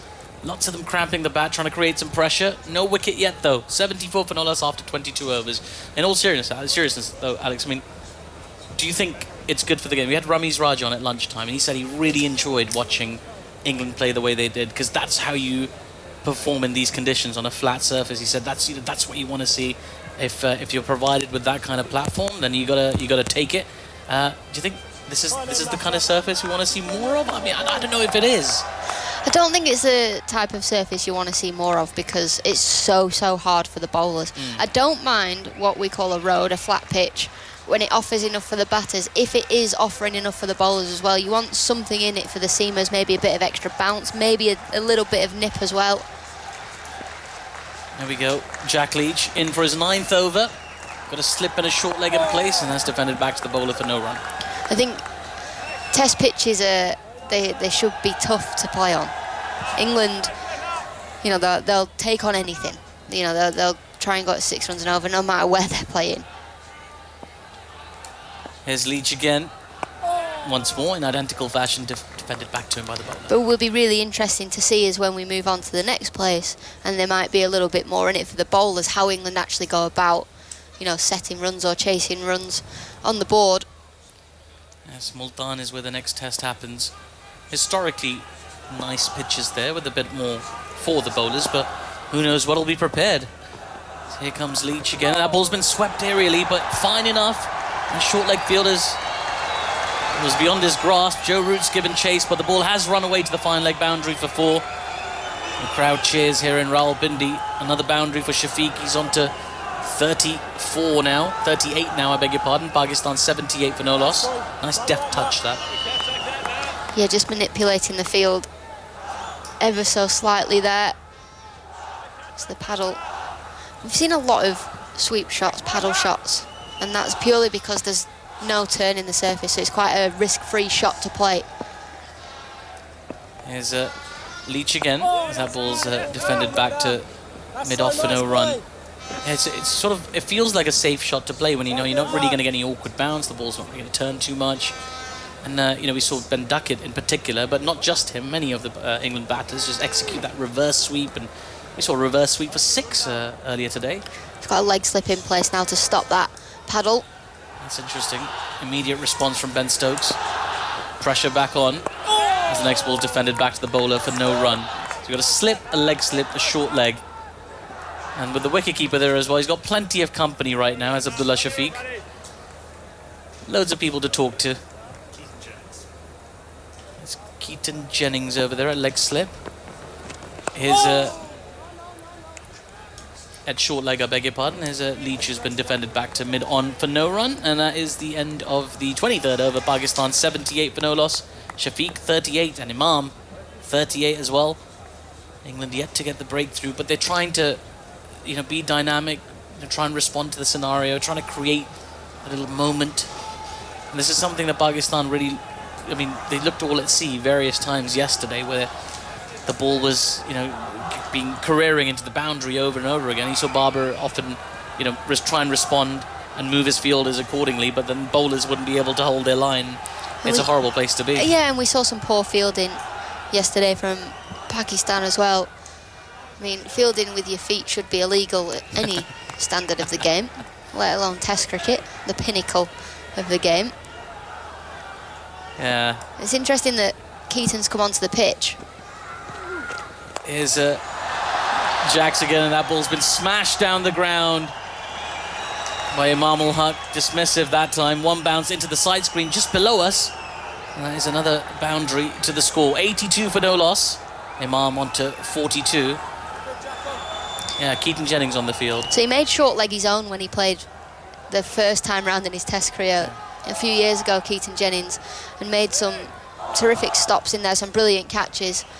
The boys started calling him the Lizard.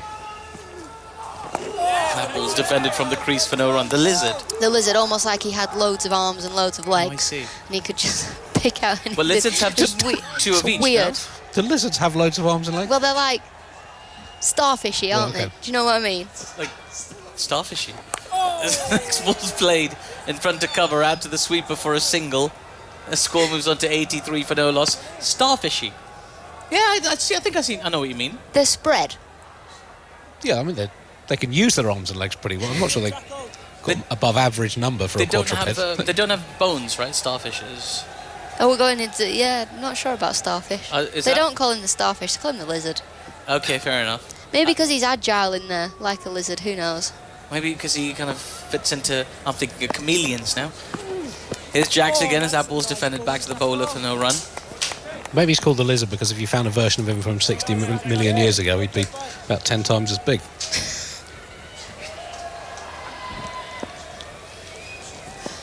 $83 for no loss. Here's Will Jags.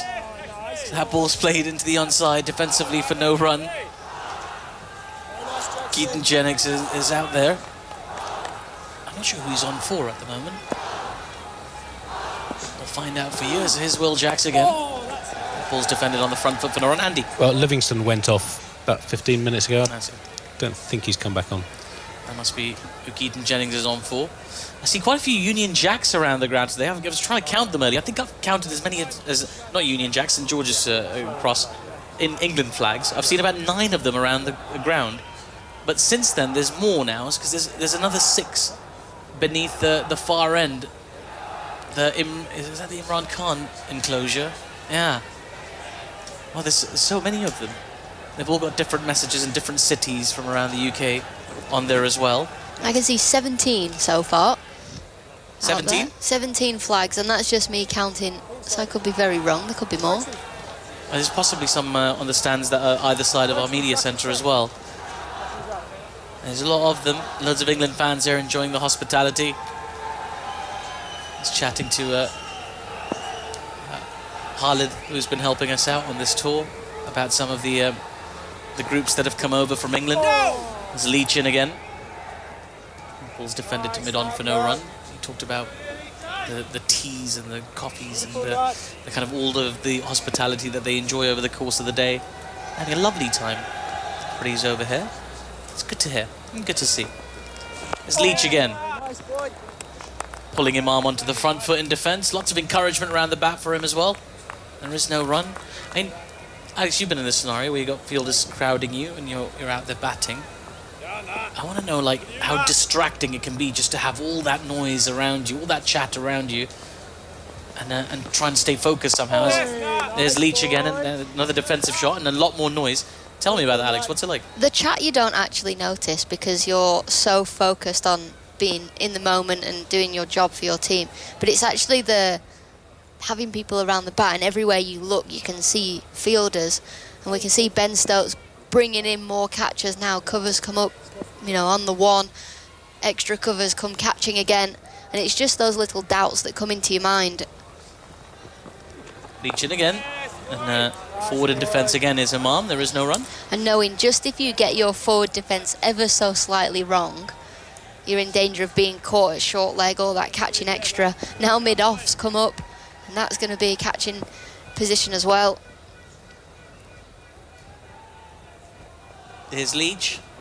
Another defensive shot. It really does feel like almost all of the England players are less than 5 or 6 yards away from the batter at the moment. Another catcher being brought in now, so Ben Stokes really crowding.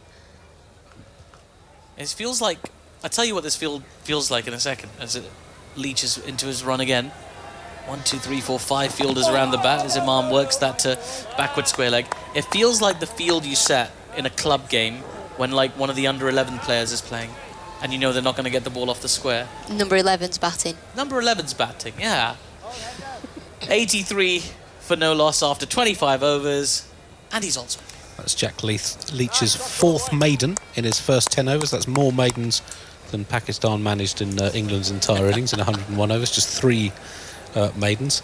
The opening partnerships in these 2 tests here this year, we mentioned Pakistan's 105 and 256 unbroken between Shafiq and Imam.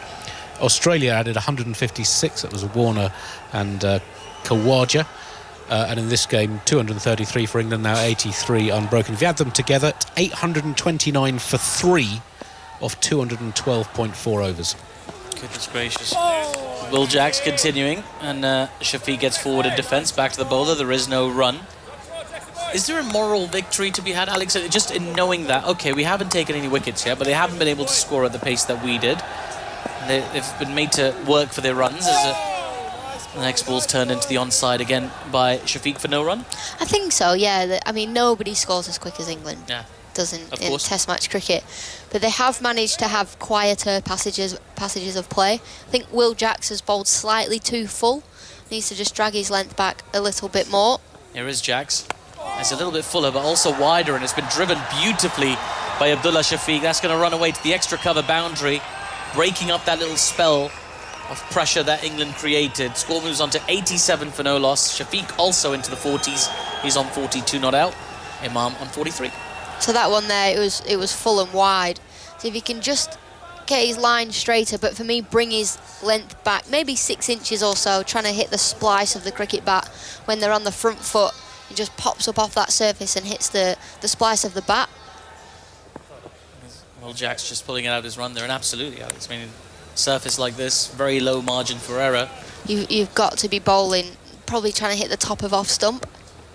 Here's Jackson again, back of the length, just turning into Shafiq, and works that to square leg for no run. We've been surprised not to see Joe Root introduced yet. Well, Joe Root was named, well, is the second spinner, or was the second spinner before Jacks came into the side. Obviously now leapfrog Joe Root and Liam Livingstone with the ball. And he comes again. It's wide outside off. There's a big appeal. And there was a shout of catch it as well, but it looked like he kind of swung and missed at that. Wide outside off. The umpire's unmoved. And I'm not sure they're going to go for the review, are they? For the stumping, yeah. They're waiting for the stumping, checking the stumping. So we're playing a bit of charades here in the commentary box. Stokes has got a smile on his face. Shafiq and Imam look pretty settled. We're going to hear the voice of the TV umpire. Yeah. Should be Maria Rasmus. We'll hear shortly. When he stopped fiddling with his mic. Yeah. Thank you, fair delivery. Now I need the spin vision front on. I'm going to check front on for a catch first. Definitely not a no ball. Back of the foot firmly behind.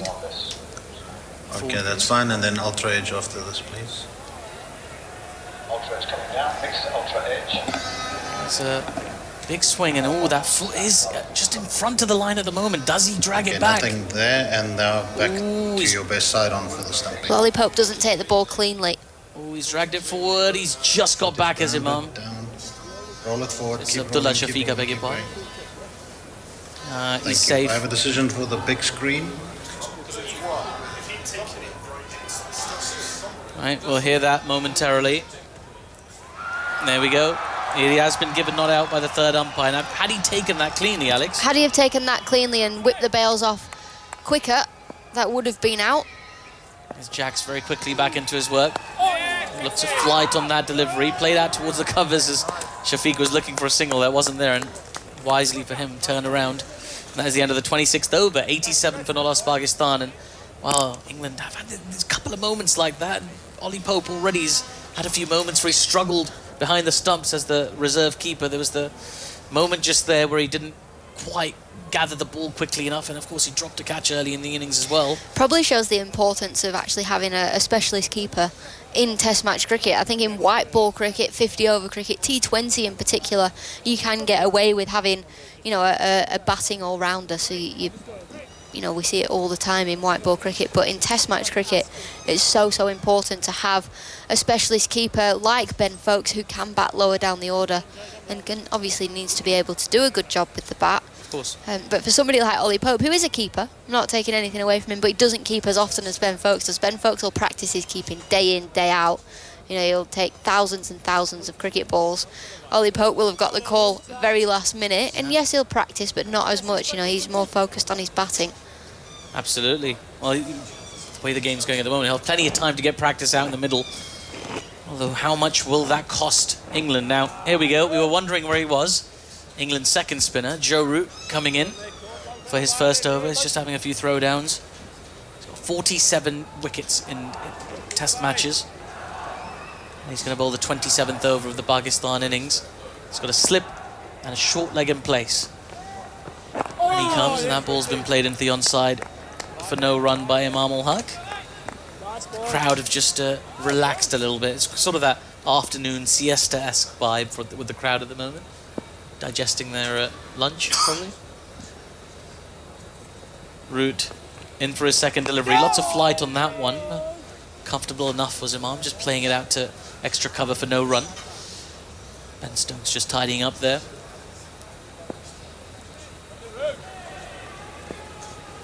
Joe Root so quickly back to his mark. Always ready to get back into his work. Once more, the ball's defended back to the bowler, but good enthusiasm from behind the stumps from Ollie Pope. Sometimes you have a moment where you drop a chance, you miss an opportunity, where you just kind of go back into your shell, but no, not with Ollie Pope.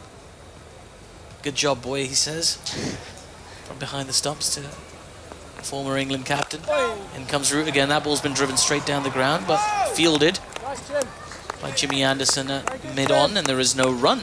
Joe Root's so subtle in his variations as well in his off-spin. He delivers a couple of balls from right up, you know, a typical off-spinner with their arm high, and then he'll lower his arm, different angles.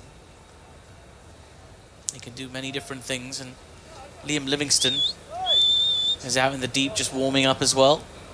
He's getting his leg spin action ready. There's someone walking in the top tier of the pavilion stand. Of course, again. Yeah, and they're walking so at such a sedate pace. I mean, it feels like, there you go, it's just a kid. Oh, it's just a young man. Yeah, he doesn't know. He doesn't know, but he could move a little bit quicker. Come on, kid. Here's Root again as that ball's played into the onside for no run. He's still sort of there. He hasn't really left that region. I think as long as he stays still there, he should be okay. He's just started to wander back, though. Who's walking back? Joe Root will continue for now into Imam ul Haq. Quickly in again and defended. So that is the end of Joe Root's first over. It's a maiden to start with. Pakistan remain 87 for no loss. And Joe just takes his hat, and Alex is going to leave you to ruminate on what you've just seen, and then you're going to be rejoined by Jonathan Agnew. Yeah, clever bowling from Joe Root. Let's talk about the difference in arm position, and what that does, it just changes the drift of the ball. He knows that he's not going to get any help from this surface, so the little subtle variations in the arm positions just change the angle of the delivery, the drift towards the batter. When your arm's up high, you get up and over the ball, it'll drift in, and when you bowl a slightly more round arm, it'll just go flatter towards the stumps. And that's how he's going to try and get wickets. LBW. So Jacks continues with his off-spin. The first ball's pushed away off the front foot carefully by Shafiq. It runs out to extra cover, and there's no run. And where can England conjure up this first wicket? There's been, well, one definite chance, one possible effort, but it's tough on Pope. Squatting behind the stumps now, that's drilled through extra cover. Magnificent stroke from Shafiq. Coming down the pitch, not trying to hit it too hard. Just getting to the pitch of the ball, everything in the right place, back coming through, and then most important, just placing it perfectly. He knew the gap was there, and he didn't move. He stood there, held the pose, which always rather annoys the bowler. And Pakistan trail by 566. They're still a long, long, long way behind. And England have to keep looking at that and just reminding themselves of the match situation. Jacks again bowls very slowly. That beats the outside edge, and it's nicely taken by Pope actually, up there at the stumps. But it does give it some air. He really does lob it up, and in fact, they didn't turn an inch. It just rolled on straight, but it beat the outside edge. It's just too wide. He's bowling outside the off stump. He needs to, if he wants to bowl that line, he needs to change his field, which is what he is doing. Livingston's come into the offside. Yeah, so a man on the drive now, short extra cover. Next one wide outside the off stump. No stroke from the batsman, but that one did just straighten a little bit, but maybe landing in some bowler's rough there. Sunny afternoon, flags flopping lazily from the poles. Watery sunshine. As this one's tossed up on the off stump. Shafiq and carefully forward, plays immaculately. back to the bowler once again. Crowd sitting very quietly at the moment, and there's a healthy number here today. Given that it's Friday. So it's the weekend. This is tossed up again, very full, and that's going to be 4 more. Half volley, really. And Shafiq's going to be too good a player to miss out, and he goes to 50 with a lovely cover drive. And Imam comes down and taps him a couple of times on the helmet. So Pakistan flags fly in the crowd. And Abdullah Shafiq, who is averaging, he's over 70 in Test cricket. 8 matches he's played. He really has made an impression. 50 not out. That was a fine stroke to reach that landmark. Arisa with his 7th 4 in addition to 1-6 from 82 balls. His 7th score of 50 or more in just 8 tests and 14 innings. Yeah, well, he's made a terrific start. Now, in a way, is a challenging time for him in his career because bowlers will be talking about him. There'll be lots of video of him and so on, lots of analysis, looking for weaknesses. But 550s, 200s in 8 games is an excellent start. Now, Root's going to continue. So it looks like someone's bringing on another helmet there, maybe. Coming into short leg. It's still Keaton Jennings. It's no fun, is it? You're not playing. Fielding substitute. You have to come on and go and field at short leg. That's a bit rough.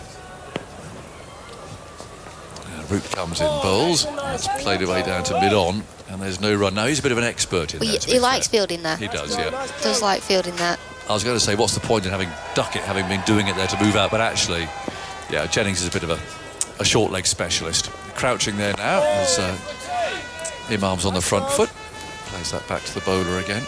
Seen some rather sinister people outside. You have. Dressed all in black. Quite mean-looking expression on their face. Heavily armed. And what was worse, well, there's clearly no messing with these people. On the back, 2 sinister words. No fear. Here's Imam playing forward, pushed away to short leg. No fear. Is that a don't fear us, we're okay? Or is that a we have no fear? It's the tough boys. They're outside. I'm not sure why. They were outside the gents. In comes Root, bowls, driven hard through extra cover. Another boundary, this time to Imam. Man out there can't quite get there. It's Leach. He tried to stick a boot on the ball and missed it. And Pakistan goes up to 99 for no wicket. Ticking along really nicely. I'm not sure why they were outside the gents. Well, they heard you were there. Heard that you were in there. Felt a bit intimidating, actually. In the gents, no fear. Outside. Do you not always have an armed guard when you use the facilities? Well, he wasn't actually. He wasn't guarding me, you see. Root again. He's going to bowl from the far end. There's a slip. And now Jennings has come a bit straighter at short leg. Root comes in, bowls. Imam drives into the offside. Big gap there now. In fact, a very inviting gap. The easy one to push away through the covers. And they take a straightforward single. 100 up for Pakistan. So they're 557 behind. You've said something naughty off the microphone. Everyone's laughing and I didn't hear it. I'll tell you off air. I'm telling myself not to make a joke about you in the toilet with the policemen outside. No fear. Focuses the mind, doesn't it? You clearly are. You're feared by them. Well, I was. I think it's the idea. Root round the wicket now, and Shafiq plays that carefully back up the pitch. Root picks it up. It's the end of the over. Shafiq's 50. Imam ul Haq has 48. We've got 15 minutes, about that, to go till tea time. There's rather strange times today with an early start and the longer lunch break and so on. So tea is at 1/4 the hour coming up for you at home. 10, isn't it, I think? And I'll be speaking to the British High Commissioner to Pakistan in that interval. And I'm sure it's had a lot to do with this tour going ahead and all the other business here in Pakistan too. You mustn't forget the appalling floods Ben Stokes has donated his match fee towards that. That was announced at the start of the game. So lots of things to talk about. How do you become a High Commissioner as well? It seems like quite a nice job to me. I don't even know what they do. I think you start as a low commissioner and work your way up, don't you? Do you? Low, medium, high.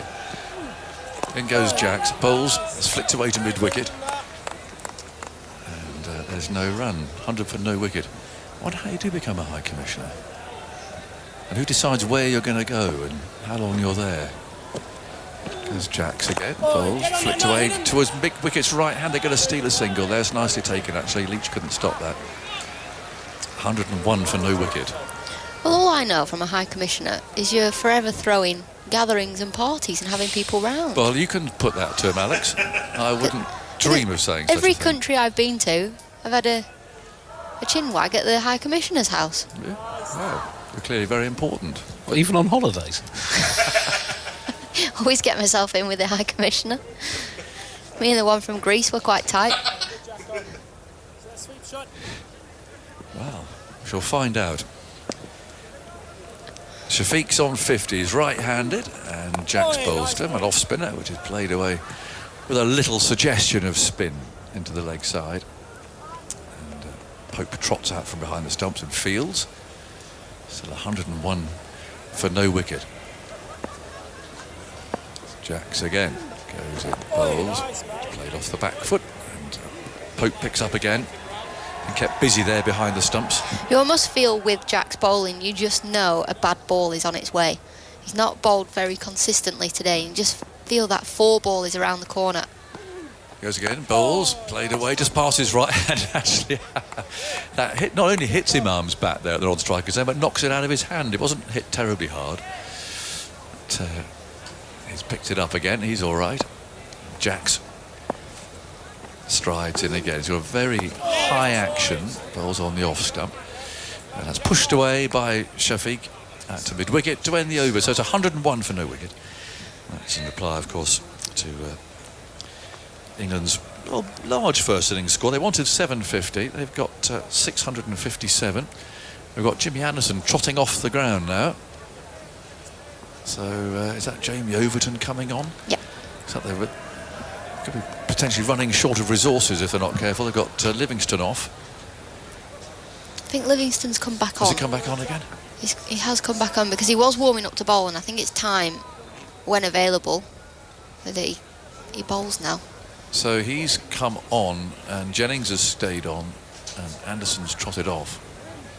But Overton's on as well, so... Oh, so there's another one. Right. Well, you can work it out while I'm commentating on this over. Problems with the sight screen down there. I mentioned earlier on that it's not a sort of high-tech push-button sight screen down there that goes from black to white or whatever. This is like... It's like hoisting a sail on the Cutty Sark. And up it goes there with a couple of ropes. And it's hauled up into position to cover the black stuff. And now it's okay now. It's like a sail down there.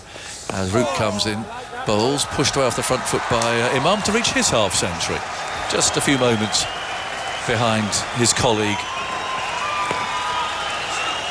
He's been around rather longer, of course. Has Imam, and I'm sure Uncle Inzamam is pleased with that. It's his 5th half-century in 17 games. I'm not sure if Inzamam's here. If he is, he's probably sitting in the posh part down at the other end of the ground. In the members. I would think so. One of those glass boxes down there. 102 for no wicket. Goes Root again. Root bowls a bouncer. There you go. He does that occasionally. And as well stopped by Pope. So to continue my Victor and banana story from breakfast, it actually concluded with our very nice lady friend on the next door table by saying that she's very much looking forward to going to cricket today. She's flown from Malaysia to watch Pakistan play against England for the first time in Pakistan. That's turned away out to square leg. And there should have been a single there. Imam wasn't interested. And Shafiq definitely felt there was one on. And Imam's now raising a hand of apology. But she did say, I said, I hope you enjoy the cricket. She said, yes, I'm looking forward to it. I'm going to share the hospitality box with the Barmy Army. Oh, okay. Well, I said, I don't think you are.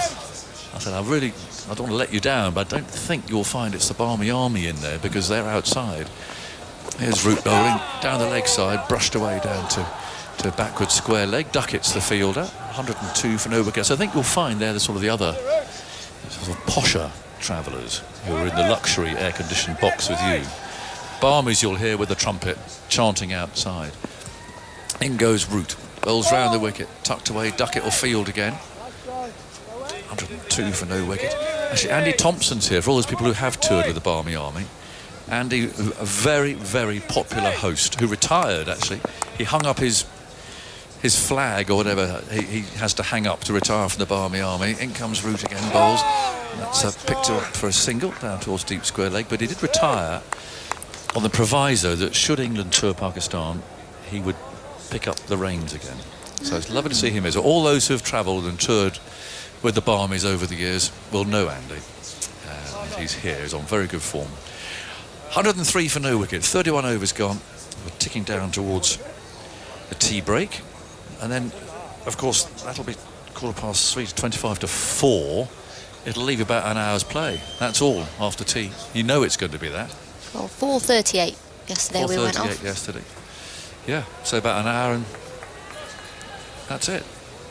I imagine they'll probably still have a scheduled drinks break about 3 minutes before they go off for bad luck. Of course they will. Of course they will. Imam's half century came from 94 balls of the 6 and 6 fours, his 7th 50-plus score, 2 centuries amongst those, and he's also passed 1,000 runs during the course of that innings in his 32nd innings in his 17th test. Just on note, Will Jacks completed a 10-over spell, none for 44. Before last summer, he'd never bowled more than 6 overs in a spell before. I heard a lot about him working a lot on his bowling. He'd taken 4 wickets before this summer. He took 17 wickets in the county championship in 12 games this year, average at 47. So getting better, but still quite a lot to work on. A lot to learn, yeah. Just bowled too full today for me. A bit loopy and a bit full, but he is learning. Now, this is a bit of a mystery because the last we saw of Jimmy Anderson was him heading off, not with a high level of urgency, but you sort of recognise that movement in this part of the world a few minutes ago, and he's now coming on to bowl. Well, they've all been under the weather. Yeah. Maybe a quick pit stop. I think so. Ollie Robinson had to go off mid-batting innings. He's back on and he's bowling, which is good news. 103 for no wicket, and he's going to bowl from our end, having started off at the other with a new ball. And England desperate for a wicket here, just to get going, just to get back into the game again. The last thing I want is just for this just to drift on, if you like. But where can they get one? There was a chance. Imam on 11. Edge Leach to Pope is a tiny little feathery edge, and the part-time wicket-keeper dropped it. So Anderson is in reverse swing mode. You can tell by the way he's holding the ball in his left hand. Now transfers it to right, and the first ball's clipped away off his toes to square leg. And let's look at the field then. There's a fine leg, square leg, short mid-wicket, and in fact Stokes is also coming into the leg side now, short mid-on, and there's a orthodox mid-on. So in the offside, there's a mid-off, extra cover, a man out at deep point, and a slip. So let's see if Anderson can get anything with this Kookaburra ball. If anybody can get some reverse swing, you feel it will be him. But again, holding the ball in the left hand. Now he transfers it and bowls a little bit maybe there of in drift, ever so slightly. And in fact, Shafiq there just suggested with his right hand to his partner that just came in a little. You can just see just a fraction. And looking at the replay, you can see him holding with the shiny side on the right side of the ball, which of course for reverse swing means it's going to do quite the opposite of what it would do in orthodox circumstances. And normally you put the shiny side on the right hand side, the ball swings away from the batsman, but the reverse swing, it does the opposite. 2 men crouching there in the leg side. Anderson runs in, bowls on off stump, pushed away for a single, bringing that man from deep point into play. Picks up and fields. There's a busy looking aeroplane taking off in the distance into the mist and towards the sun that is beginning its journey down into the west, and it went pretty quickly yesterday afternoon, I'll be honest. But it's on its way down. Have we seen Anderson bowl when he's trying to reverse swing it, the wobble ball? I don't know. I'll keep an eye out for it. If you would, I'd be grateful. Because I think, obviously, the wobble balls we saw this summer in England, probably not on this wicket, it was how effective it was with Ollie Robinson having 2 types of wobble ball. But if you get the ball reversing, that's one question. But if you can bowl the wobble ball with the ball reversing, obviously will be really dangerous. I received a very nice message from Steve Finn the day before the match when the injury crisis had struck, the illness. And he said, "Hi Agus," he said, "I hope you brought your bowling boots. Good luck tomorrow." And I did say to him, because he gave me a very long lesson in the wobble ball. We were driving in New Zealand, and I said, "Look, I'm working on the wobble ball, but unfortunately it's not the ball that's doing the wobbling." Anyway, nice to talk to you, Stephen. I hope you're well. He's had his operation, and he's pretty positive. He's doing his rehab, isn't he? Yep, he's in good form. But he did a whole journey trying to explain. We had an orange or something. Here's Anderson bowling on off stump, still that reverse swing or attempt, and the ball glided away down to third man. Imam will come rushing back for the second.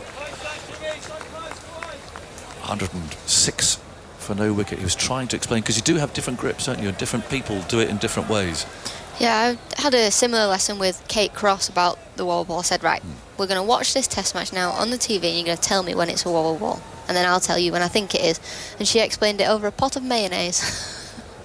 So we've had peculiar objects. Oh, that was she was bowling the pot of mayonnaise. Yeah, so she was throwing it up, the pot of mayonnaise, and trying to tell me. It was one of those mini ones. That could have been messy. Yeah, it could have been. Yeah. Anderson again round the wicket, moves in, bowls with a slip, and Imam's carefully forward, defends a full ball down to mid-off. I'm sure there was a footballer who missed a World Cup because he dropped a jar of mayonnaise on his foot. Perhaps he was trying the wobble ball, was he? Quite well, it's very dangerous for a professional sports player. He's a goalkeeper, wasn't he? Yeah. What's he doing, dropping pots of mayonnaise on his foot? You shouldn't play catch across the kitchen. No.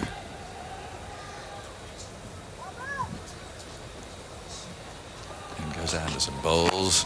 It's played away down to mid-on. And there is no run. Tea about 5 minutes or so away.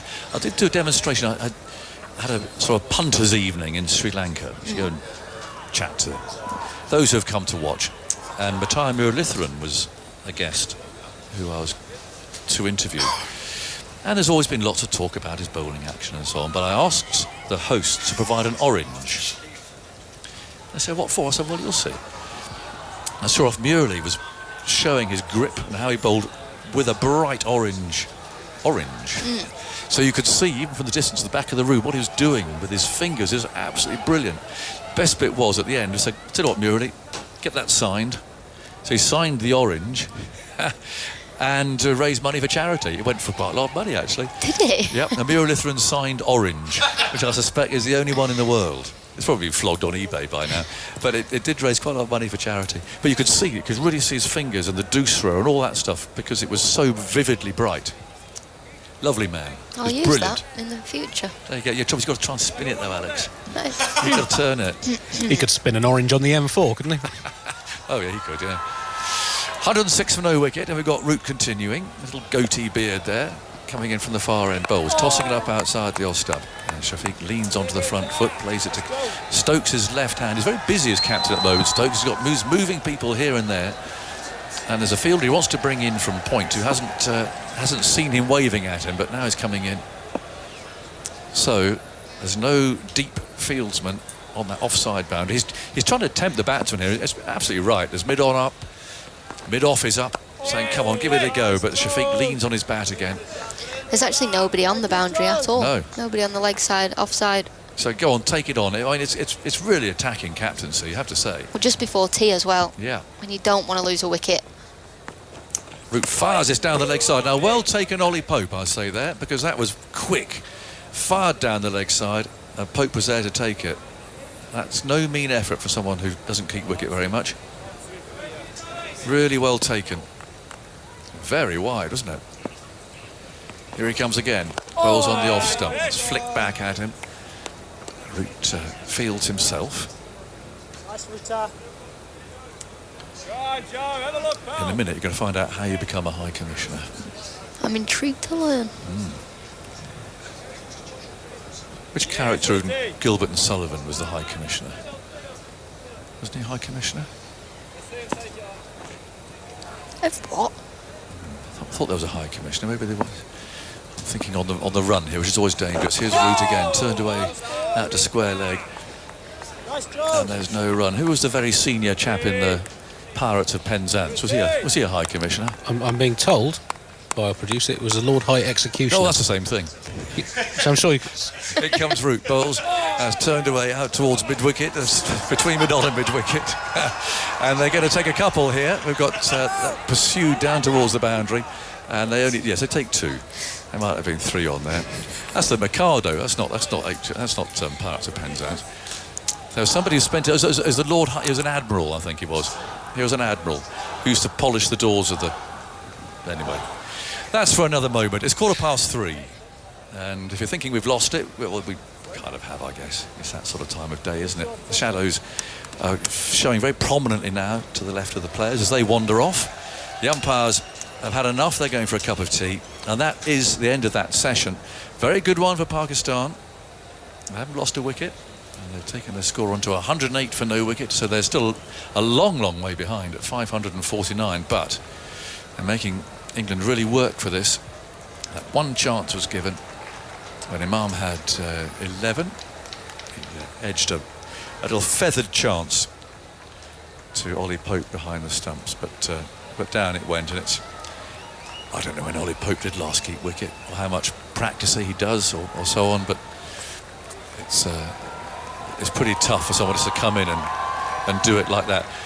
Right, Alex, what are your thoughts on that? Yeah, I think England have managed to stop that boundary ball that they were conceding sort of every few deliveries. I think Will Jack's bowled 2 full, but we knew it was a flat wicket. We knew it was going to be hard to take wickets. We knew it was going to be hard to create chances. I think for me, you've just got to keep toiling away, bowling full and straight, let the batter make the mistake.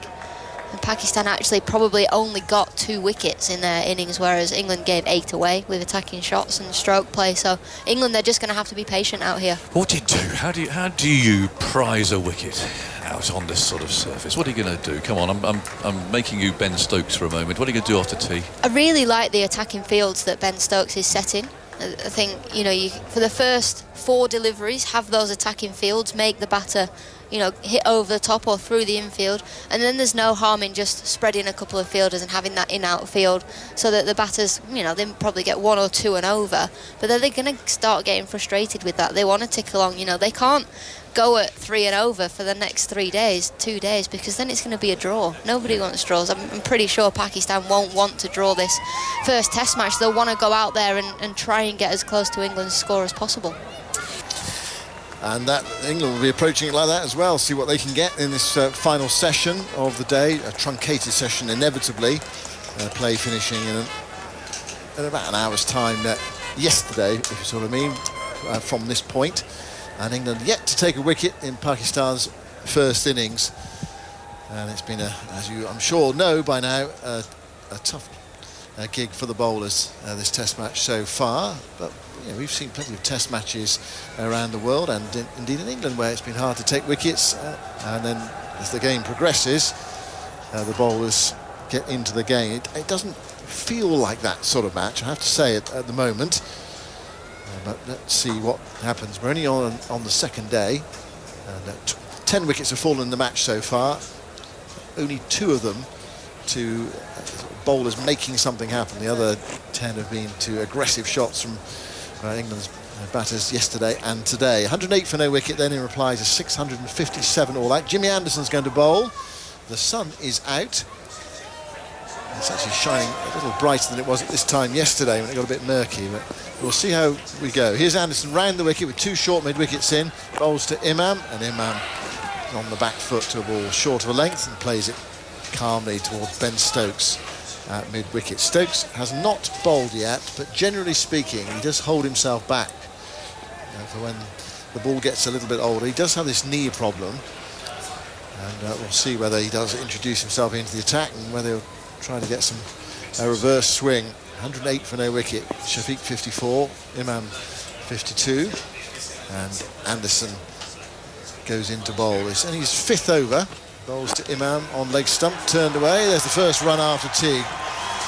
Greeted by the large amount of Pakistan support in the ground today. It's not a bad crowd at all. It's one of those days actually where it's quite nice to be here because there's a big enough crowd to have a good atmosphere, but they're the odd empty seat next to you, so you can just spread out a little bit. You're not crammed into this stadium here in Rawalpindi.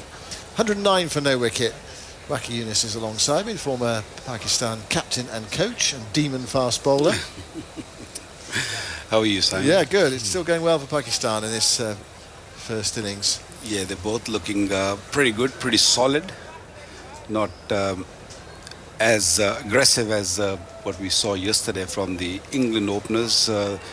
They play in their own way and they're not being intimidated. Anderson bowls to Shafiq, the right-hander. Right-hand, left-hand combination.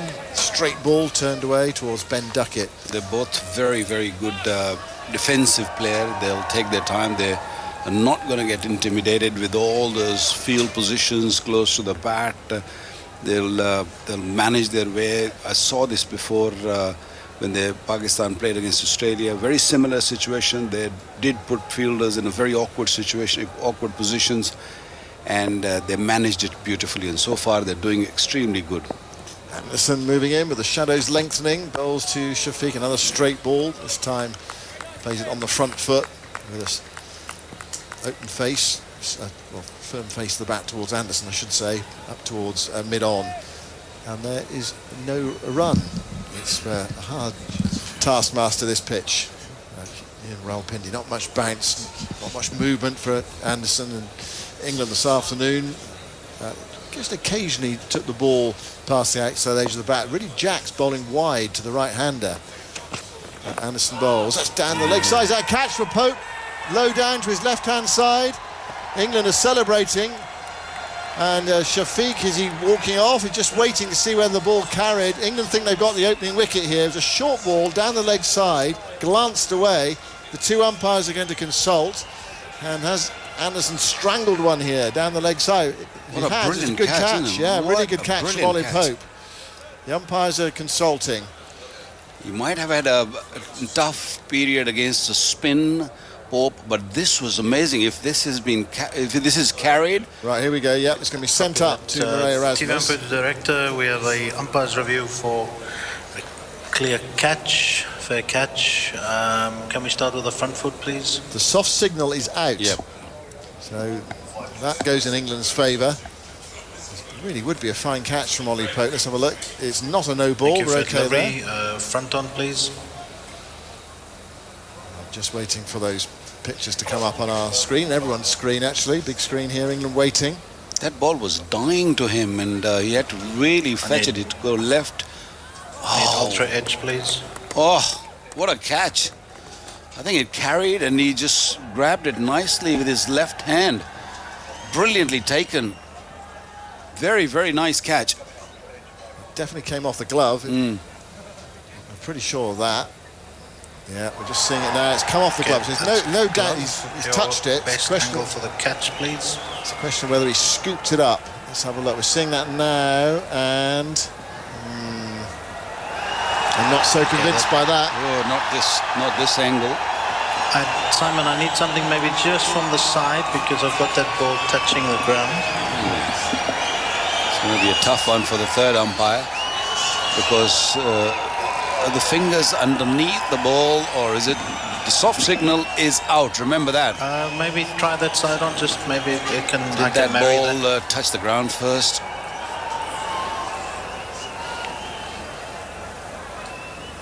Yeah, they're nice and slow, that one. And then go back to that previous angle for me, please. Yeah, balls touching there. Thank you. I have a decision for the big screen. It's going to be not out. Yep. Well, a nearly moment for England. Glove down the leg side, Pope away to his left. Scooped it up and appealed. Don't know why Well, the angle from behind looked that it did carry, and he caught it nicely, but one of the angles from the front on, which shows that the ball just sort of brushed the grass and then went into the hands, and the third umpire, I think, made the right decision. It's not out, but the opportunity was there. Interesting, the original signal was out, soft signal was out. But I don't think Murray Erasmus could possibly give that out. It looked to me as if it was on the half volley. Anderson bowls very full, dug out into the onside towards forward square leg, and Leach picks up. So a nearly moment for England, but not quite. It was a pretty good effort from Pope to get across and get his glove underneath it. Yeah, I mean, he had a horror time so far in this game, especially against the spinners. It was just sort of snatching everything, and he wasn't really getting it clean in his hands, and I guess he was a little nervous also. Wicket keeping in a test match is a different ball game, especially on a pitch where it doesn't really carry and the odd ones spin, and it is not easy if you're not a regular wicket keeper, and I think that grab was just outstanding. It's just that just maybe half an inch more would have really done him good, but touching the grass, touching the pitch on the way, and the right decisions were made. Right, Jack Leach is going to bowl. When was the last time Pope kept in a first-class match, Schultz? Have you got that to hand or close to hand? And we know he kept in a test match in New Zealand in an emergency situation in Hamilton. Stood in for that game. That was a pretty flat pitch as well. I remember that game ending in a draw. 109 for no wicket, Pakistan. Leach is going to bowl from that far end from us. And goes into bowl to Imam, who turns that away for a single through square leg. Takes him to 54. The two openers matching each other at the moment, both on 54, and they both face roughly the same number of balls as well. He kept for Surrey against Gloucester and Bristol in April of this year. That was a very flat pitch as well. Can't be this flat. Well, the scores would suggest it was, actually, Wacker. I think Surrey got about 600 and Gloucestershire were 440 with 2 in reply. So here is Leach tossing that right up. And easy pickings for Shafiq, tipping that through mid-wicket. Chase out towards the boundary. Crawley's after it. Picks it up. 15 metres in from the rope, hurls it back to Pope, and they're through for 2 runs. Shafiq to 56. There's plenty of space available. You can push the ball and look for 2s and 3s if you don't want to really take a risk of big shots, because most of the fielders are around the bat, very close to the bat, and these two are playing sensibly. I think that's what's required. You don't really need to go big hitting, and just play the way you play. Leach to Shafiq. Forward he goes towards cover. And there's no run. That game in April at Bristol was the first time Pope has been selected as designated keeper since the one test he previously kept in Hamilton against New Zealand late in 2019. But he did sub in as keeper in Sydney during the Ashes, if I remember rightly. Do you know, I was there and I can't remember that. Why would he have done that? Oh, did Butler get an injury? Yeah, he did, didn't he? Leach bowls, back goes Shafiq, chops it away towards forward point, or straight cover if you like, picked up by Duckett, and there's no run. Yeah, Butler didn't play in the Hobart Test match. 112 for no wicket. They call Jack Leach nut. Here's Leach bowling, forward goes Shafiq, blocked towards a short extra cover, there's no run. Hence you will hear Ollie Pope in our effects microphone saying, "Come on, nutter." I think he's bowling really well. It's just that there's not getting anything out of the surface. There's no spin. Haven't seen anything skid through. Leach bowls. Oh, that's turned away into the hands of the short leg fielder. I think in the air, but it just again went so quickly. Absolutely no chance of a catch there for Keaton Jennings, who's on the field under the helmet. So one of those in and out. Sometimes you just stick. If it hits you in the stomach and you bend over quickly, sometimes you can catch it, but almost impossible. I mean, if those stick, it really is your day. Yeah, this happened twice already. Once against the pacer, Abdullah Shafiq was a batsman earlier on also. Very similar shot, hit really hard and went straight at him. And you can't really blame them. It is what, 4 meters, 3 meters away from the bat, and if someone really hits that on drive hard, as you said, Simon, it sticks or they just pops out. Most of the time they do come out. It's just rare that you'll see that the ball sort of rolls into your arms or your wrist, or you just control it. Otherwise it's very difficult. Anderson round the wicket, bowls to Imam. Imam covers up. Duckett fields in the covers and there's no run. Jennings on the field at the moment. I presume Livingston is still off. I'm just looking round. Otherwise you think he might have well have bowled by now, Liam Livingston. He was hobbling around the boundary earlier. It looked like his right knee, and he didn't look too incapacitated, but he did signal to the dressing room, and then the drinks break occurred and he went off the field.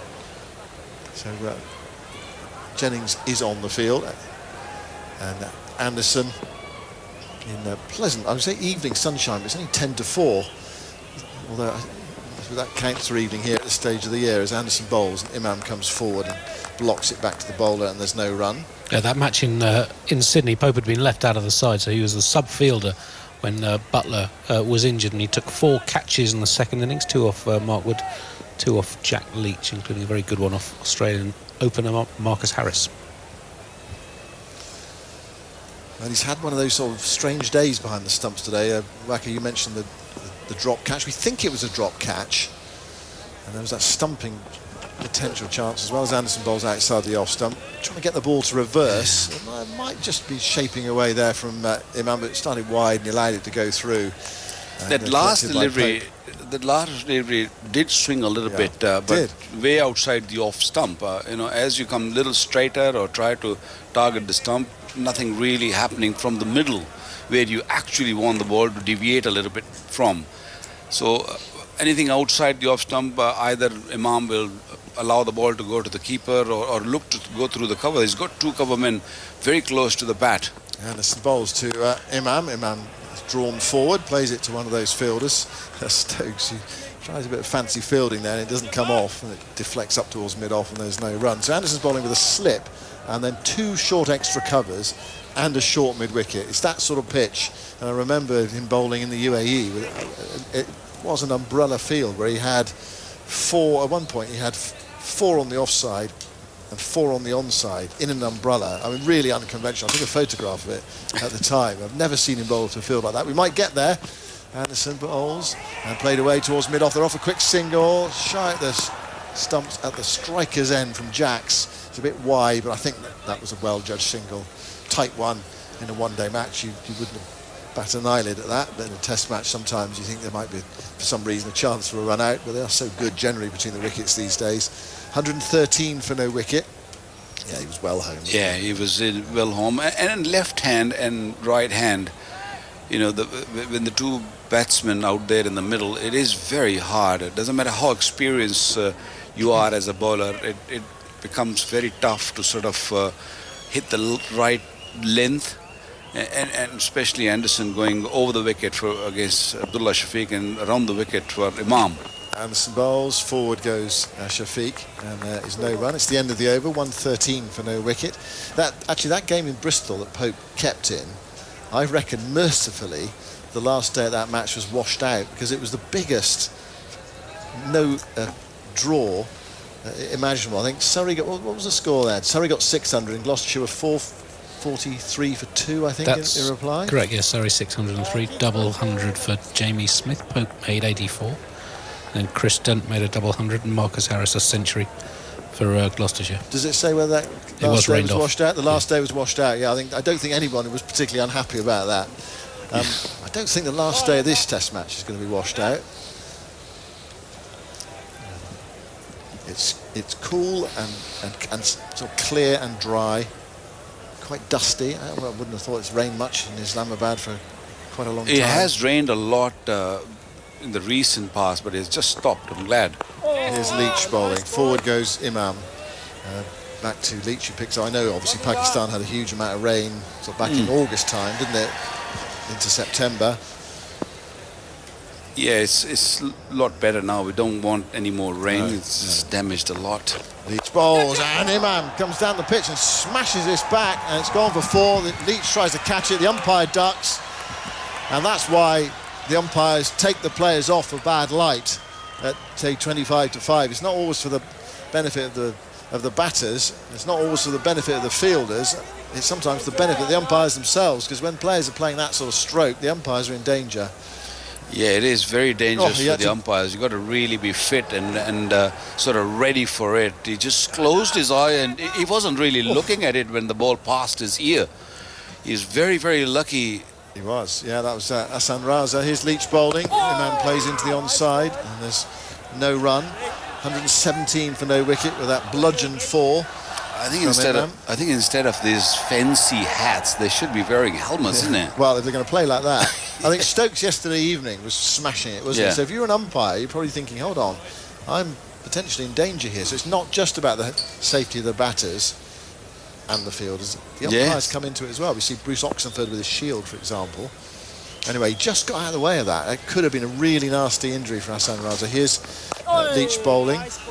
That's played quietly into the onside by Imam. No run. In county cricket, do they still forfeit sort of the games, the innings, and sort of give the target on the last? Not as much. It depends. Okay. It depends. In 4-day cricket, if the weather's okay. Here's Leach bowling, and that's straight delivery, and Imam gets the ball away into the offside. I mean, it depends. You know, if circumstances allow, you you can do it to try and make a game of it. If you had, say, lots of rain. Back in the days, there was a lot used to happen like that, and I played first-class cricket in England. Leach bowls to Imam. Imam defends into the onside, and there's no run. A lot, and we used to have 3-day sort of matches those days with 105 overs. It was a long day, and teams used to sort of forfeit and give the target to the opposition on the last day if they feel that there's no results going to come, and if they forfeit there might be a result, and I still remember that a lot of teams won games from there, and I'll tell you a story a little bit. Let me just bring in Atif to pick up the commentary. 117 for no wicket. You can continue that. I can tell the story to Atif. I don't mind that. I'd love to hear the story. I'd love to hear the story. I'd love to hear the story. Yeah, by all means, please do tell the story. As that ball's been driven away to the mid-wicket area for 4. 121 for no loss, Pakistan. They continue on, and I'm very excited because Waqar Younis is going to tell me a story. Yeah, it was a game between Glamorgan and Lancashire, if I remember correctly. That was we played in. Let's see this ball first. In Anderson, and he's played that just in front of cover for no run. Yeah, it was Liverpool, the second ground for Lancashire, and the year we won the championship back in '97, and it was a very similar situation. We batted first, and it was a greenish kind of a wicket, and we scored something like 260 or somewhere around there. I don't know exact runs, and then it rained and it poured for 2.5 days, and right at the last day, the 4th day. As Anderson in, short ball, and Shafiq just guides that down to the deep third area. The ball's trickling away, and it's fielded in the end by Zach Crawley down at deep cover. They come back for 2. Pakistan move on to 123 for no loss after 37.3. In suspense for Garbai. What happened next? And then on the 4th day, and the entire 2.5 days we were just playing cards, and just some of them went out for shopping, and because it was just gloomy and it was pouring, and sometimes it stops a little bit, and then it's just sort of drizzling, and it was that sort of 2 days. And then on the 4th day, I think just after lunch, or there were about 50 overs remaining in the game, and we. As Anderson in once again. This is short and pulled away towards the leg side. And again, the fielder at fine leg will pick up another single to the score for Pakistan. 1-2-4 for no loss. We, Glamorgan, we were desperate for the result because we were sort of getting up the ladder and wanted to lead. And Surrey was just very parallel to us in that year. And it was raining all over the country, and that was the game where it rained, stopped, and the umpires decided to play. And covers came off, and 50 overs. We forfeited our second inning. They forfeited one of the innings and said, okay, get those 260 runs in about 50 overs or 60 overs, something like that. As Imam defends into the covers for no run. And it was one of those days when the ball swung, literally swung like anything, like Headingley at times, when I picked up 7-4. And I started from one end, and Watson, remember the ball used to bowl, he bowled from one end, and we bowled them out. Wow. We bowled them out in, I think... As Anderson again blocked, no run, end of the over, 124 for no loss. What did you bowl them out for? We bowled them out for 74. Wow. I don't know if you can just I'm sure. grab that game and see the scorecard, and yeah, Watson got 3-4 and I got 7-4 with a hat trick in it.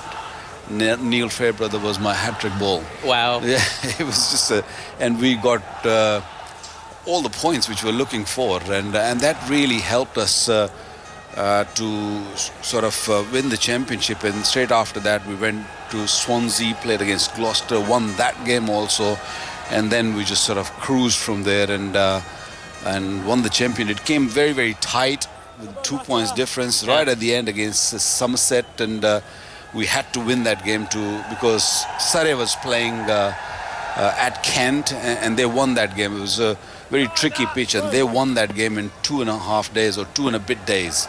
And we were just desperate because we were 2 points ahead, and we needed to win this game to win the championship. And you did, as Leach has his first ball of his 13th over defended back to him. Did it feel strange, Waqar, winning with Glamorgan, playing for Surrey all those years? I know, I played Surrey, 5.5 years. You've got the scorecard there? Yeah, I've got the scorecard. It was 51 all out, in fact. Oh, is it? Okay, there you go. Yeah, even more impressive. It's Leach in again. That ball's defended off a thick outside edge into the covers for no run. 20 odd years, It was 7 for 25 for Waqar Younis, 3 for 21 for Steve Watkin. Yeah, it was a very famous game. Of course. Absolutely brilliant. As we just have a look at that previous delivery again. Here's Leach. This time the ball's been turned into the leg side by Asad Shafiq. He'll get back for a couple. It's a big vacant space towards mid-wicket, so easy runs there for the Pakistani batters. And the very next week we won a game against Gloucester at Swansea, and that was another very good game. Good bouncy pitch, had a lot of seam movement, and we won that game also. Really helped us winning the championship. Yes, it did. And the next ball's played defensively back to the bowler for no run. I mean, you've got these lovely fond memories of playing county cricket. More of Glamorgan, actually, to be honest. Glamorgan. Controversial. Yeah. No, there's no controversy in that. I enjoyed my time with both counties. I played for Warwickshire also. As the ball's played to extra cover again for no run. I cherished my time in England. Whatever cricket I played, I learned a lot from there, and playing on different conditions, different sort of pitches, slow pitches, seaming conditions. That's where I learned actually the art of bowling new ball, because I was always good with the older ball, but when it comes to new ball, that's what I learned. Leach in again. This is shorter. It's been carved away through the covers. There is protection in the deep backward square leg, so just be a single. To the score, 127 for no loss. I just want to make sure Daniel Norcross, our colleague, heard that you enjoyed playing at Glamorgan more than Surrey, because he's a devout Surrey fan. Don't create a controversy. No, it's here. not a controversy. I loved my time at Surrey. Of course you did. Because Surrey gave me the platform which I was looking for at the time. I was very young and really enjoyed. I've got lots of good friends there. Alex too is there. Thorpe is there. Butch was there. I mean, you name it. Bickers, the Bicker brothers, they were there. Tony Murphy, I still remember everyone actually. Amazing. So because I had long period with them, I had signed a 5-year contract, but before that I played a sort of a half a season when I just went on a trial basis. Yeah. Because I was coming from West Indies, and the big Tony Gray, if you remember, the tall fast bowler, he was sort of having issues with his hamstrings, so they wanted another overseas. So this was the opening for me to just get into county circuit. Jimmy Anderson in once again, and that ball's defended on the front foot for no run. I remember you telling me once, Waqar, that you used to take the tube to the Oval.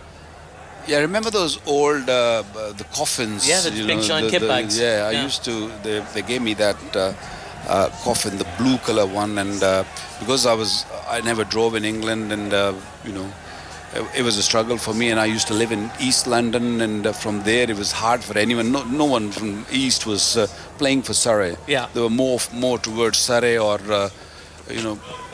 As Anderson in, that ball's defended back. Down the ground for no run. Yeah. So you couldn't get a lift from anybody. No, nobody gave me a lift. Nobody gave Waqar Younis a lift? They didn't know I was Waqar Younis then. So, I struggled a little bit, but I learned very, very quickly, and then I was sponsored.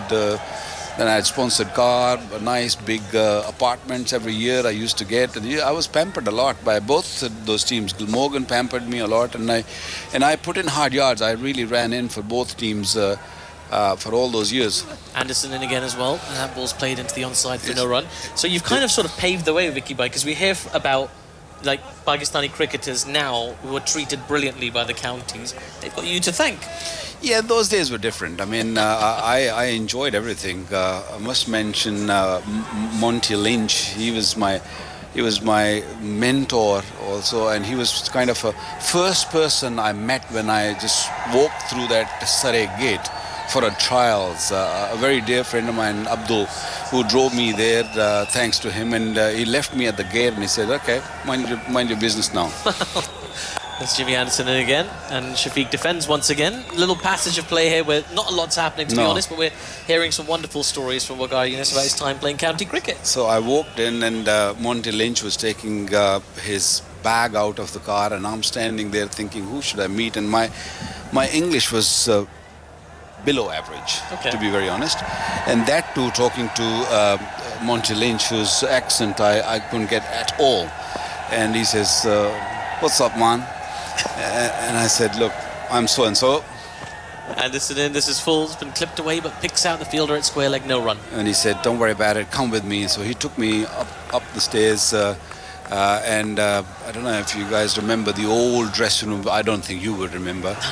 You're too young. The old dressing room in the old pavilion, there used to be in the basement. And I was very nervous. They asked me to go and put my spikes on and come out, and the ground was...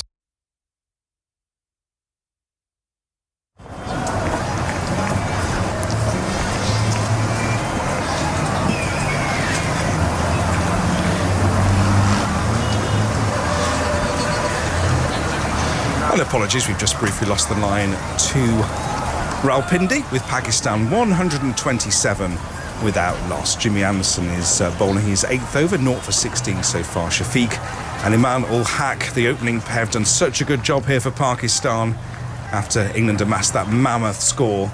But Pakistan, well, these openers really have done very well indeed.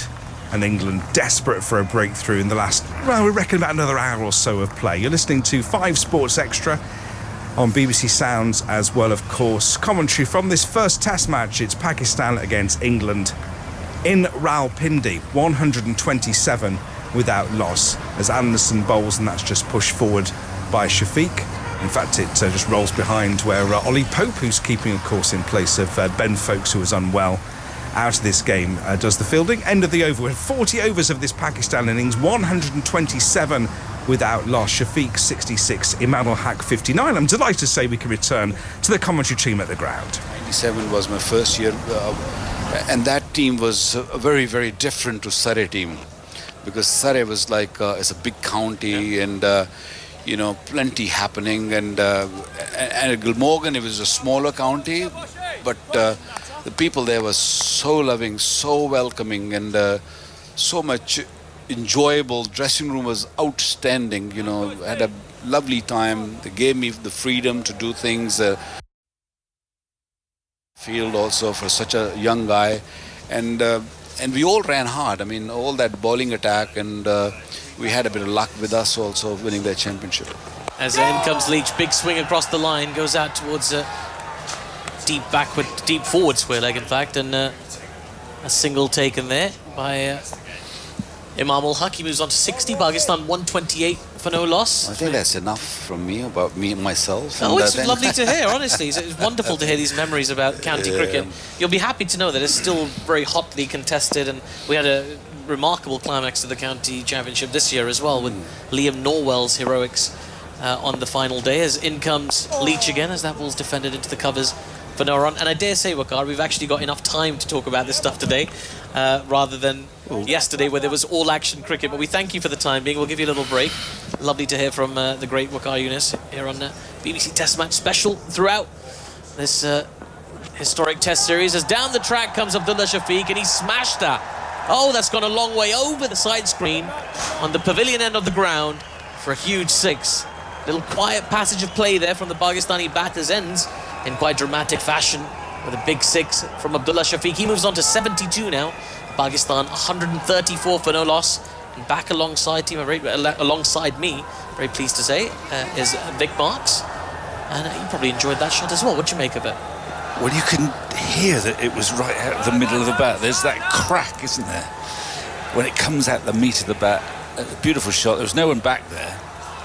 He didn't have to hit it that hard, but he did. It went a long way back. Lovely shot. Nothing wrong with the ball, I hasten to add.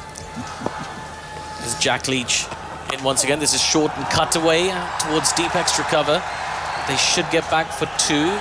Nope, they decide against it. Just a single taken. And apologies to listeners there. I think my line dropped out for a moment, but not much happened in between. Just chatting to the great Waqar Younis about his time playing county cricket. Whilst these Pakistani batters have continued on their merry way. Pakistan currently 135 for no loss.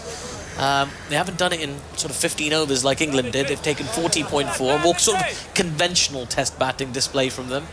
And thus far, no joy for England. Quite a few 6s though. Yeah, quite a few 6s, but also some dot balls. Yeah.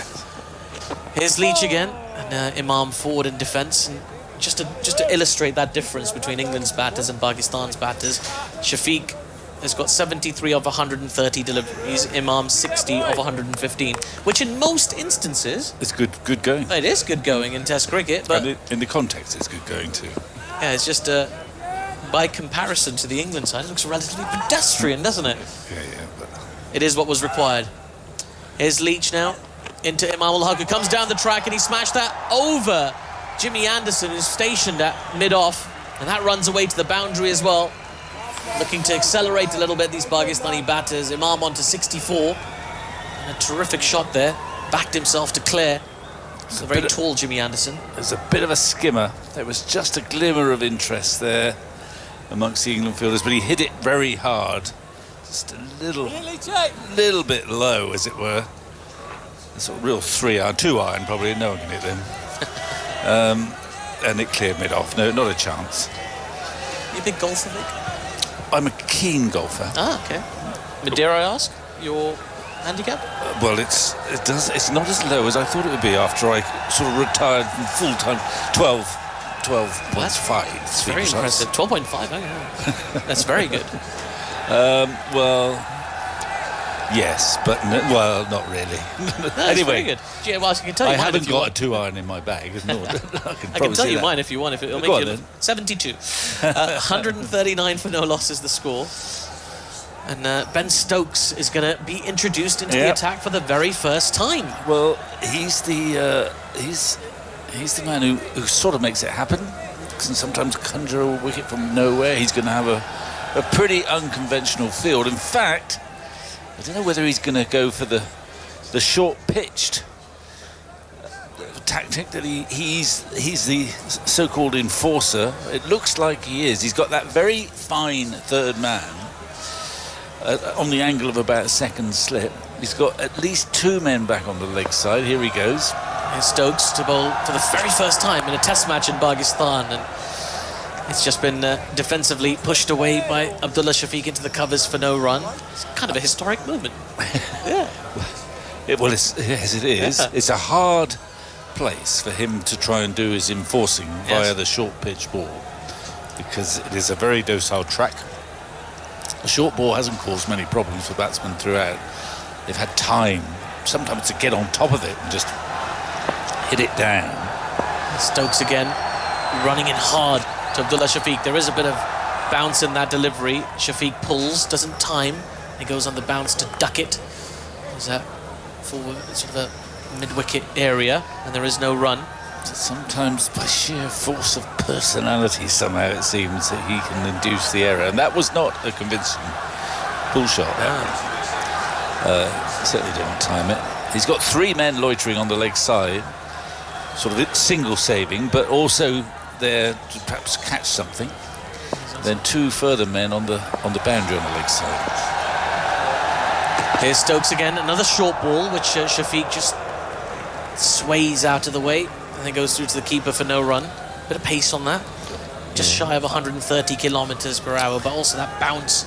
I mean, Shafiq did get out of the way reasonably comfortably. As you say, it's going to be hard for Ben Stokes. Yeah, I mean, perhaps one of the problems with the batsman is if he's setting himself to receive short balls, sometimes they won't get up, and that one didn't get up very much. He swayed out of the way. He had plenty of time to do it, but didn't look entirely comfortable. Here's Stokes now into Abdullah Shafiq. This is short. Abdullah Shafiq pulls. He goes out into the deeps. The fielder a deep backward square leg. So Jack Leach out there, and a single to the score. 140 for no loss now, Pakistan. They're 517 runs behind England still, but they'll feel pretty good about their efforts so far. Absolutely. These two. Yeah. Still not. They haven't been dismissed in a test match and a half at this ground. They'll be keen to try and replicate their efforts from March this year. The Australians are touring. That's right. Well, it's a great feeling for any side to feel you've got a solid opening pair, and certainly it feels that way as far as Pakistan are concerned. Well, you'd be worried if you didn't on this kind of surface, I suppose. Well, on this, yeah, but they've still got the runs though. Absolutely. Absolutely. Here's Stokes again now into Imam Al-Haqi bowls. This is a short ball. Imam pulls that ball away, and that's going to run away to the square leg boundary. There is a fielder out there, but he got nowhere near it in the end. And Imam collects 4 more runs. He's on to 68. And Pakistan 144 for no loss. 1 ball to come in Stokes' first over. And your point, Vic, it stands and it's showing the short stuff is very hard to execute well on a pitch with no pace. Yeah, well, he banged that in. It didn't quite get to shoulder high. It was a bit lower than that, and he got on top of it and he middled it. It was a very fine shot. He was confident that he could do that. Here's Stokes now for the final ball of his first over. This is short again. Pull shot attempted and half an appeal as that ball goes through to Ollie Pope. It was more of a token appeal, really, but a bit of encouragement maybe for Ben Stokes there. Well, he missed it. I mean, that actually didn't get up and past the inside edge. So Stokes, I think, will recognise that he could concede a few runs here, but it's worth a dart. He's having a chat with Jimmy Anderson about field placements and so forth. I mean, I don't think Stokes can continue with this attack for very long. That's his first over, but 3 or 4 overs, maybe it's worth a try. Sun's starting to set. It is indeed, and England desperate for a wicket or 2 they before are. the close. They are 144 for no loss, 42 overs in. Still some time to go before the end of the day. Your thoughts on what you think England might do to try and get that breakthrough? And then you're going to be joined by Jonathan Agnew. Well, Stokes has introduced a new facet, but it's not easy. Leach has bowled pretty well, but with no reward. Here he comes. Hello, Victor. In goes Leach, bowls outside the off stump, chop for 4. Wide and short. Just waited too, didn't he, to get it fine of backward point. He placed it absolutely right. He's played it nice and late and ran away past the left hand of the fielder. So another 4 to Pakistan. 148 for no wicket. There's been 1 or 2 opportunities, a half chance here or there. Yeah. But really, as with England batting, the ball has barely got past the bat. Leach again bowls, and it's just defended this time by Shafiq, leaning onto the front foot, sending the ball away for Stokes to pick up, who claps his hands. Come on, lads, keep going, he's saying. Sun dipping away to our right. I'm to squint as we look out now, and this is pushed away off the front foot into the covers. Duckett will come running in off the point boundary to field. One more to Pakistan, 149 for no wicket, so they're 508 runs behind, a mountain of runs still behind, but they do have all their wickets in hand, and this surface is giving absolutely nothing to anybody. Fortunately, there's still enough in it for the batsmen to play their shots, so it's, you sort of get some stroke play, but not much else. Leach comes over the wicket, bowls short of a length, tucked away into the leg side. It's fielded at mid-wicket by Brooke. Leach licks his fingers. He's changed his glasses, Jack. He's got a new pair. Comes in now, striding in over the wicket, bowls. It's down the leg side, nicely taken by Pope. He's done that a couple of times, actually, where he's had to move a bit and be agile there. But, that was nicely taken. Didn't he get after his one not out, wasn't he get a lifetime Specsavers contract or something? I think he might have cashed one of those in. Here he comes.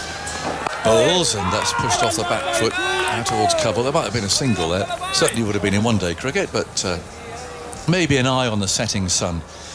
Pakistan's batsmen not taking any risks now. 149 for no wicket. Shafiq 79. Imam ul Haq 68, and Stokes hands his cap over to umpire Wilson. Here he goes. I mean, he's set the field for the short pitch stuff, but it's hard work. Well, it's very hard work on this, and you wonder also what the umpires will think if he continues bowling short. That might make them inclined to say, I'm sorry, we don't... likewise. Likewise, yeah. Well, we're fine at the moment. Oh, yes. But yesterday we went off, didn't we, just before 20 to 5. Yep. It's now coming up to 20 past 4. It is actually a clearer sky today, I think, than it was at that time yesterday. We will get, I think, a very nice sunset tonight.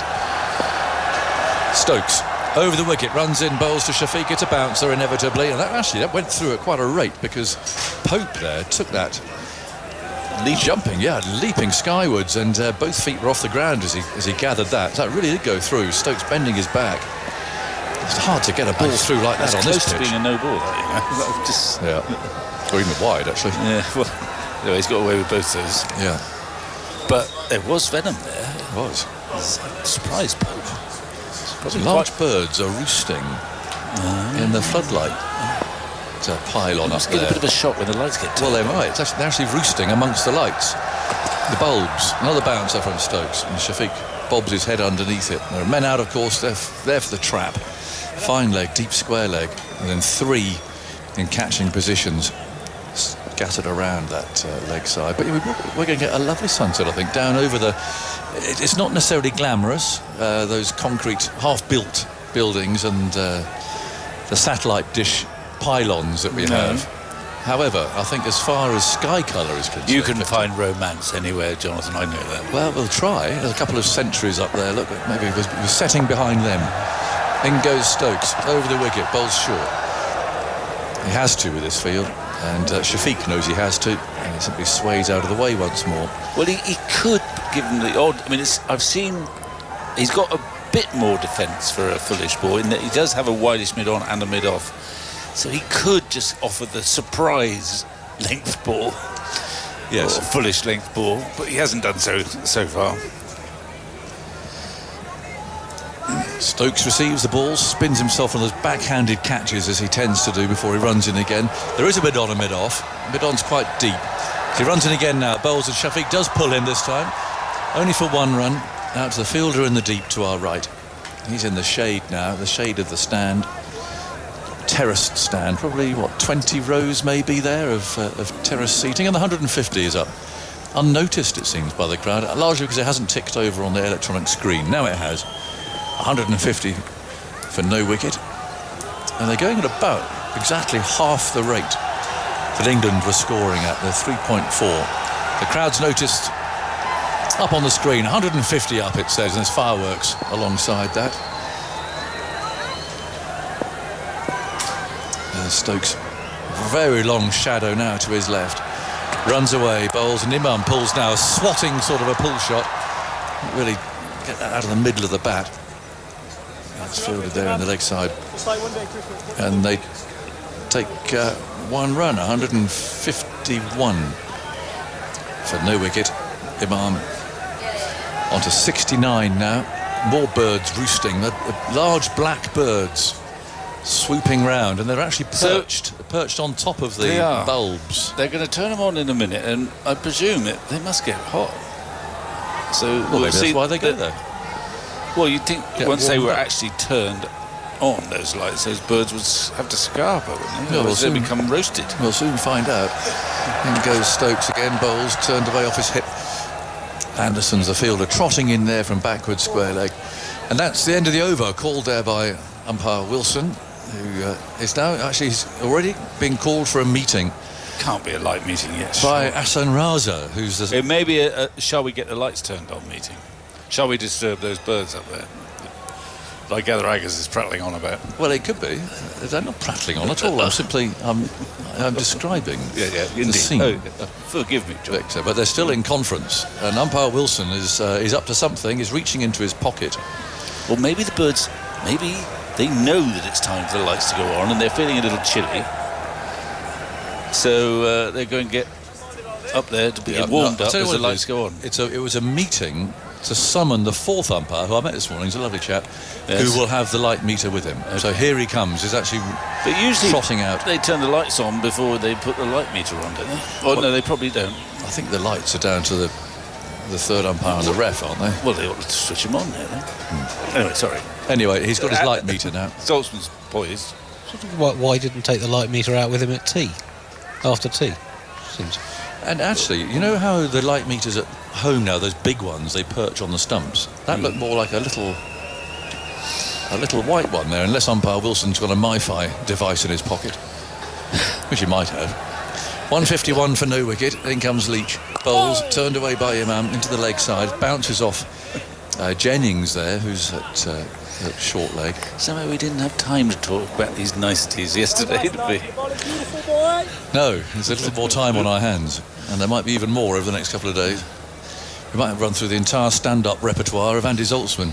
In goes Leach again. Bowls turned away past short leg. They'll take a single. It's fielded by Jacks. You said that with as if you're not relishing that prospect. Well, I'm not really, but I'd rather talk about the cricket. But it may come to it, Andy. You can have your largest ever audience.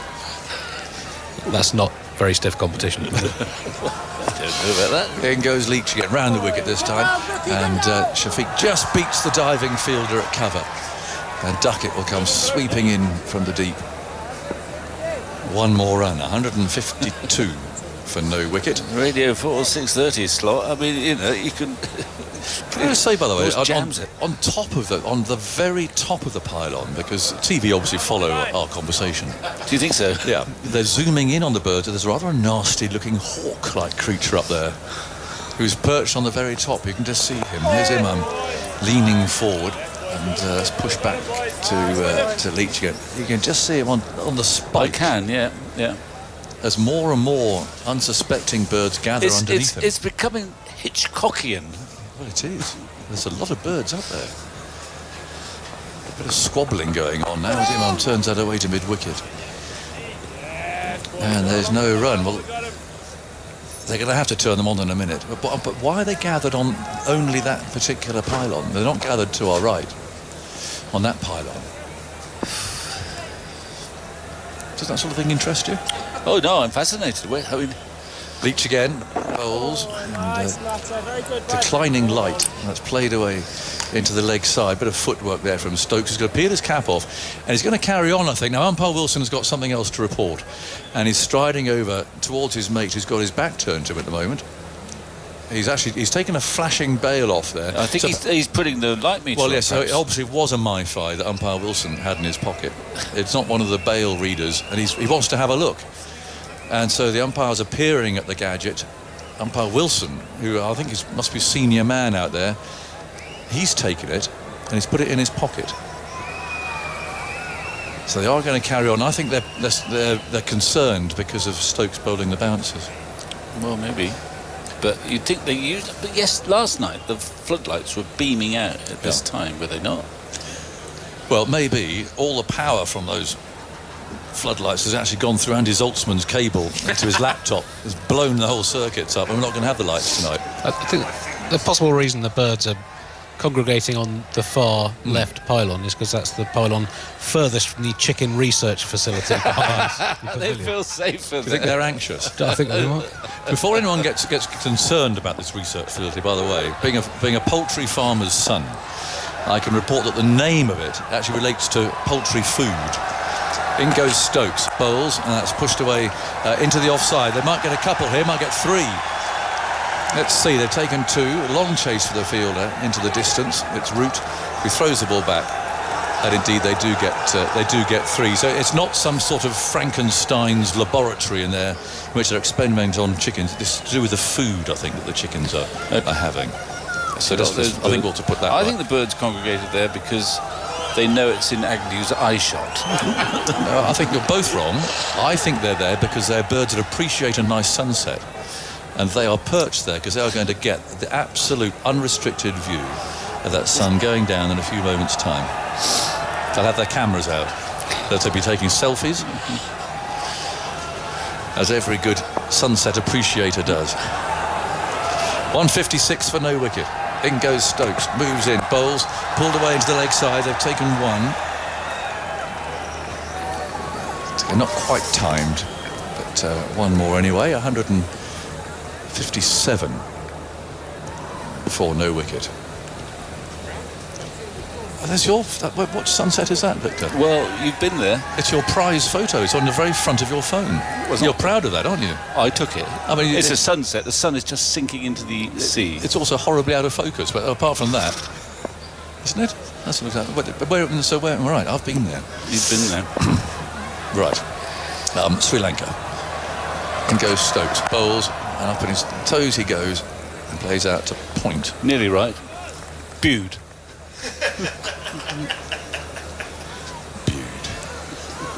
It is. It looks like it could be striker.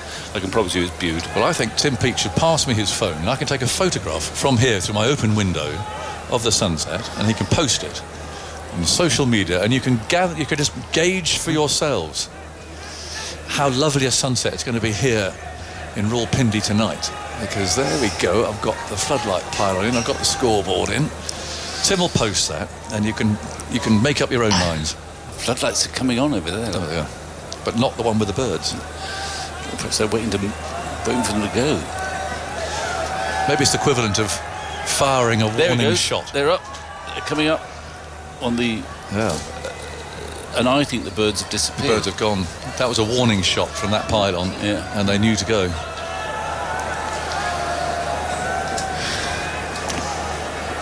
.157 for no wicket. So Pakistan are exactly 500 runs behind. And Stokes runs away from us, bowls, and that's blocked away by the determined Shafiq. They've changed tack. They've brought a slip in. They've gone back to a conventional field, and therefore we expect. Well, I suspect Stokes to bowl a conventional length. Umpire Wilson's had a quiet word, I'd say. Or he may have done, or he may have thought. Stokes may have thought, hang on, this is not. Don't seem to be getting anywhere. I'll see if it's reverse swinging. But yeah, perhaps. Well, he doesn't say much, Umpire Wilson. I saw him. He's on my flight actually. I got a conversation with him. 157 for no wicket. In goes Stokes, bowls short, pulled away down towards fine leg, a chase for the field, and he won't get there. So he went short, but with the field that was set for a fuller attack, and Stokes looks a bit frustrated by all of this. I feel that's almost the double bluff. He's brought the field up. He's not going to bowl short anymore, and then he bangs one in. But he got it lovely and fine. I tried that once to Graham Gooch. Didn't work. On a very flat pitch at Chelmsford. The man was out for the hook. Well, don't tell me he's going to hole out. And I said deliberately, and trying for the bluff, I said, come in, there's no point bowling a bouncer on this pitch. Fielder came in, bowled a bouncer, who smashed it virtually out of the park. Nice try, Aggie. In goes Stokes over the wicket, bowls, turned away into the leg side. There's no run. 161 for no wicket. Floodlights are on. And the sun is dipping away. Umpire Wilson seems happier now. He's not quite as fidgety with his meter as he was. So he's allowing his partner, Hassan Raza, to take up his position. But he's got Leach down there, so I don't think they'll be too bothered about Leach at the moment. I don't say they're having a drinks break. There's some sort of interruption going on. Well, I think this is just personal drinks for the batsman. Right. I think Mr. Raza is saying, no, I'm not going to fall for this. They're calling for some equipment. They're trying to... yeah, well, we're getting to that time where they know there's not much play left. Yeah. Fancy being so outwitted by Graham Gooch. I mean, I said earlier on you wouldn't have been a very good spy. No, it was a bit... I mean, look, it was one of those... It was a bit like this. The flat. Yeah. And it was the only thing I could think of. Like a missile somewhere towards the pavilion. That highlights quite how difficult this game has been for bowlers. Both teams have reached 150 without losing a wicket. That's only the third test in which that has happened. In both teams in their first innings reaching 150 for naught, almost 2,500 tests played. It happened in the Australia-India game at Sydney in 1986, January 1986. Gavaskar and Srikanth for India added 191, and Boone and Jeff Marsh 217 for Australia, and also in the India-New Zealand test in Mohali, October 2003. Mark Richardson and Lou Vincent for New Zealand 231, and Virender Sehwag and Akash Chopra added 164 for India. So this is the third instance of that happening. And conversation happening there between Stokes, the umpires, and the batsmen, who are clearly wasting time, as any batsman would in this situation. But the fourth umpire was rustled up to come and corral them off the ground. A 12th man who had brought out all sorts of stuff. The 12th man off. Yes, he'd bring all sorts of equipment, drinks, and so on. I'm not sure that umpire Raza is a sort of fellow who would get particularly agitated. Umpire Wilson certainly doesn't. But Ben Stokes was in there amongst it with a bit of a smile on his face, saying, look, do you want to play or not? We're here to play. So they are going to at least have another over. As Leach comes in, bowls, and Imam stretches forward. Stokes stops that with his boot. Floodlights blazing down, not doing an awful lot of good, if I'm honest. Not making that much difference. No. The sun still hasn't quite vanished. 161 for no wicket. Leach bowls. Imam dances down the pitch, plays it to Stokes. We successfully posted that photograph, Tim. It has. Does it look beautiful? Out of focus. It's not out of focus.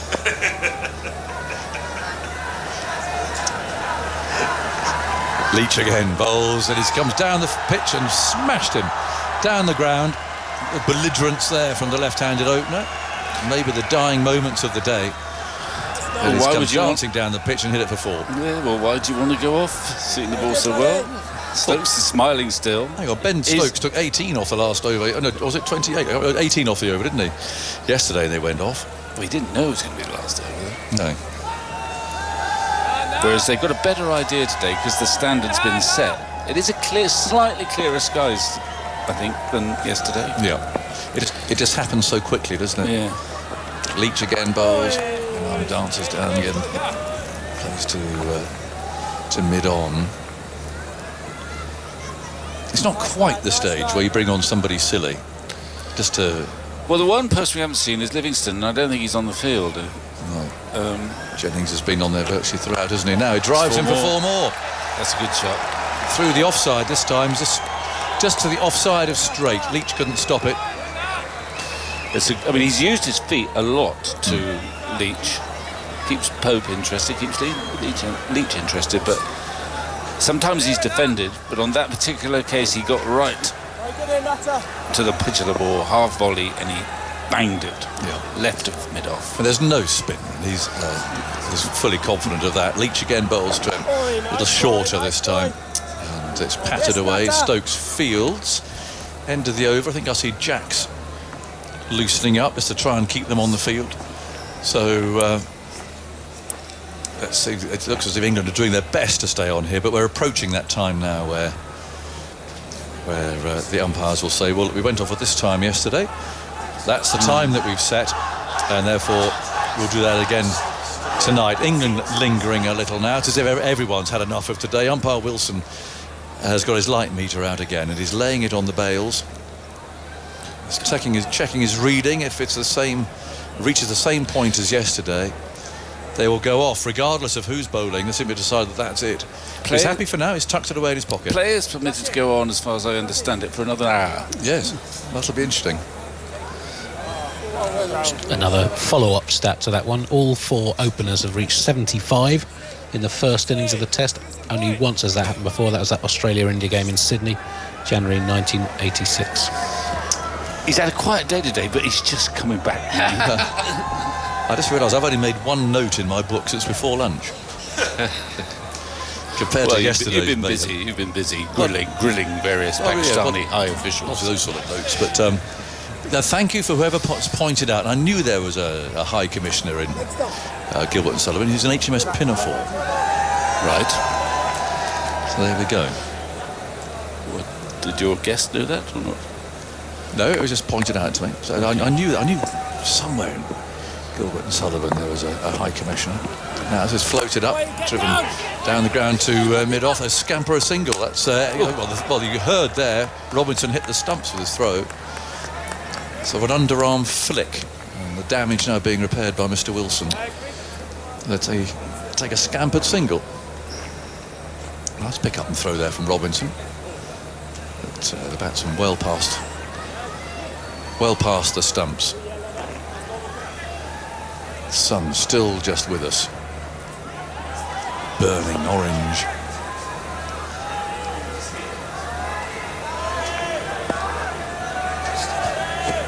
Jacks round the wicket, bowls, and that's so he's hit that high over the offside, and for 4. I mean, it doesn't matter that these are the dying moments of the day. Imam's going for it. He's took 2 boundaries off Leach in the previous over. He's back like Misbah. Yeah, there's another. Sort of careful against the seamers. That was he almost did him there, Jacks, because he came down the pitch. He bowled it wider, and although he hit it well enough, he didn't quite middle it. He had to stretch. He could have been stumped there, but he managed to get enough bat on it. So he does now, a low full toss. And he hasn't timed that. He's got away with it, rather. It's picked up by Robinson again. They take another single. He's played some terrific shots his last few overs. He has, but that last 4 was full of risk. And Jacks looks a little frustrated. He could have had a Test wicket, his first, coming his direction there for a second, he thought. Jacks again stays round the wicket. Shafiq blocks the ball back at him. He's on 89. Imam 84. 175 for no wicket. There was an opportunity when Imam had 11. And Shafiq plays the next one to mid-wicket. A couple of half chances here, and the little opportunities. There was the one that quite carried a Pope down the leg side from Anderson, who had a hostile ball. Possible stumping opportunity to push into the leg side, picked up by Stokes. Umpire Wilson hands Jacks his cap back, and now he's loitering really, and he's waiting for his partner to arrive at the far end, and I presume Leach has handed his cap to him. He wants another over. But umpire Wilson is hanging around. He's decided. I think we've reached the point of yesterday's departure, but I think we're going to have another one. The moon's up. I've watched Jacks. I mean, Jacks, I think, does spin the ball. It's fairly gentle in pace. It's off spin. So I think he's quite Moeen Ali yet, as when Moeen started playing. I suppose I'm also thinking, I wonder what Dom Bess is thinking as he watches this, who's more of a sort of a full-time professional off-spinner. Whoever was bowling spin out here, though, as we've discovered, would have a very tough task. I'm not good on my moons. What's half a moon? I think is what's coming up behind us. It's a half moon. Thank you, Tim. Yeah. I mean, it's not a crescent moon. No, but it's coming up. It's coming up over the chicken farm. Is it? How can you see that? That's right on the telly. Oh, right. Well, go and take a photo of it if you like. Hold it forward. It's behind us. Get one when we leave. Sun will be dark then. Just above the buildings. So I shouldn't have looked at it because I can't really see what's going on now. It's very bright. It's Leach. swings an arm, comes in round the wicket, bowls, and then on down the pitch, pushes that away, and Leach gobbles the ball up, moving to his right. No run, 175 for no wicket.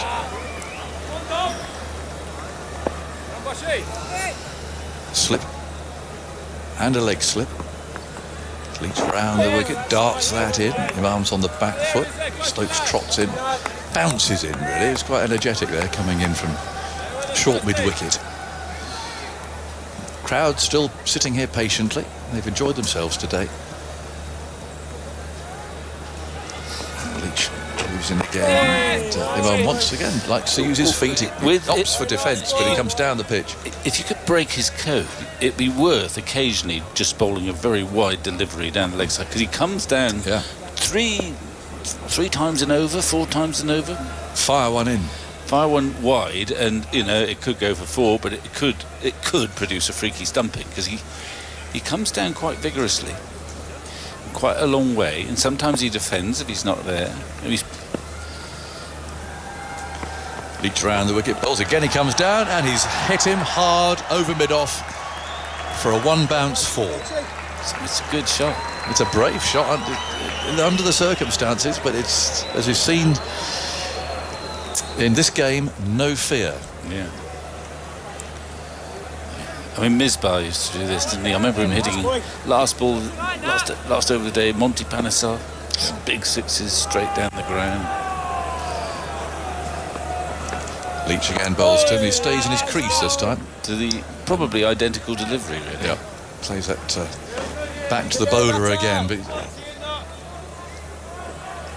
it's all a bit of a statement, really, about, hey, we're coming back tomorrow. Think you're going to roll us over. Okay, we're still 470 odd runs behind. Leach again bowls. He just defends again, head over it. Leach picks the ball up. It's the end of the over. Now let's watch the umpires. I think Joel Wilson is looking at his partner, who's almost with determination, not really wanting to look at him. No, I think Mr. Wilson's had enough, and he's swerved off there. He's caught Mr. Razer's eye, and so they are now meeting. It's only a matter of time. Where are we? It's actually just slightly beyond yesterday, but there isn't the cloud of yesterday. I think, if we're honest, I think England will be happy to come off now. They're not getting anywhere. Well, they're going to have another one. Yeah, they are. This surely will be the last, because the sun now, we've got half the sun left. That's another photo opportunity for you. Well, it is. Well, I think the better one will be when it's just dipped below the building. Don't you? I don't. As Philip Brown keeps telling me, I don't know anything about this sort of thing. You can see the snipers on the roof up there. They're lit up. Silhouette. Let's go. Okay. So this could be the last over. Jacks bowls in, and it's driven out to cover, and there's no run. Others on the roof at the far end of the members' stand, sort of in loitering pose.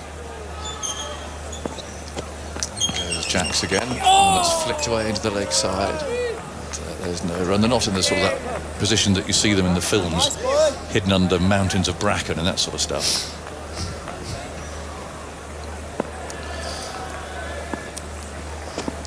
Jacks again, bowls, pushed away out to square leg. There's Leach bounding in, 179 for no wicket. The sun's almost gone. It was half gone at the start of this over. That's how fast it goes. Yeah. And there's now a sliver. By the end of the over, it'll have gone. Up comes the man Duckett from deep backward square leg as Jacks moves in, tossing that up, inviting the drive. He gets it to a sort of a push drive, really. Fielded by Robinson. And at mid-off. This is dark now. This is the sun's gone, by the way. So in that one ball, it's sunk completely. The next one played by Shafiq. I don't think it's a problem for the batsmen though with the 2 spinners on. It might be for the fielders. Well, and the umpires. Yeah. Especially the way Imam runs down the pitch. Yeah. So, Jacks round the wicket bowls. It's worked away to the leg side to a straight mid-wicket. It's the end of the over. Umpire Wilson hands his cap to Jacks. And again, they're very different body language, these two umpires, and that umpire Raza actually is again marching in quite determinedly. He looks like he wants some more cricket.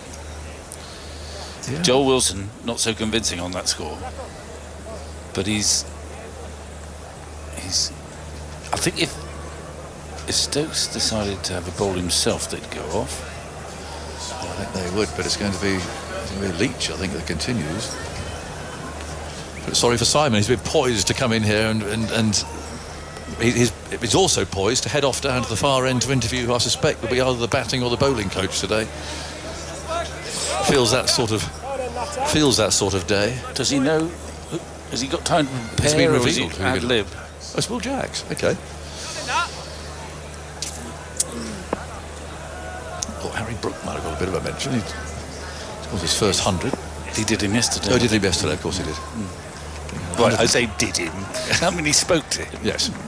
He got 150 today, by the way, and played really well. So is this the last over? Let's see. It's played first ball played back to Leach. Nice boy. 179 for no wicket, so 478 behind. We'll have a review of the day after this when Victor will give his sage observations on what's happened today. Here comes Leach again, bowls. And Imam crouches very low. Do you think plays Imam that will up to the run down? He hasn't come down this over yet. Do you think he will? I mean, I think his team will hope he doesn't bother. No. Mind you, he's hit it so cleanly. It's. I've got a question for you on that front. So if he runs down and gets out, Yeah. and the night watchman padded up, there's Leach round the wicket, so that's defended again. The odds are the night watchman would have made it over the rope before the umpires might decide, well, that's it for the day. And they wouldn't bowl a ball, but the fact is come onto the field. Yeah. Well, this is where we need John Holder. I would have thought once he crosses the rope, He's in. he's in. Yeah, absolutely. 179 for no wicket. 3 balls left in this over. Leach moves in, spears that in. It's worked away off the pads by Imam, who wants 2 here. And he'll get them as well, because Duckett has got 20 yards to run to his left, and he throws the ball in right-handed.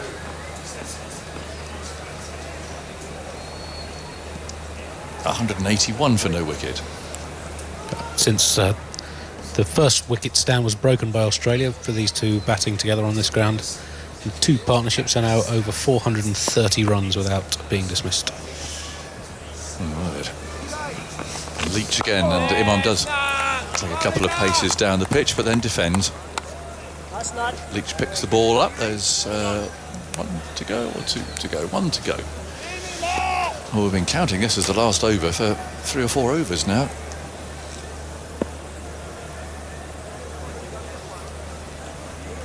Floodlights reflecting from Leach's head now as he comes in, bowls.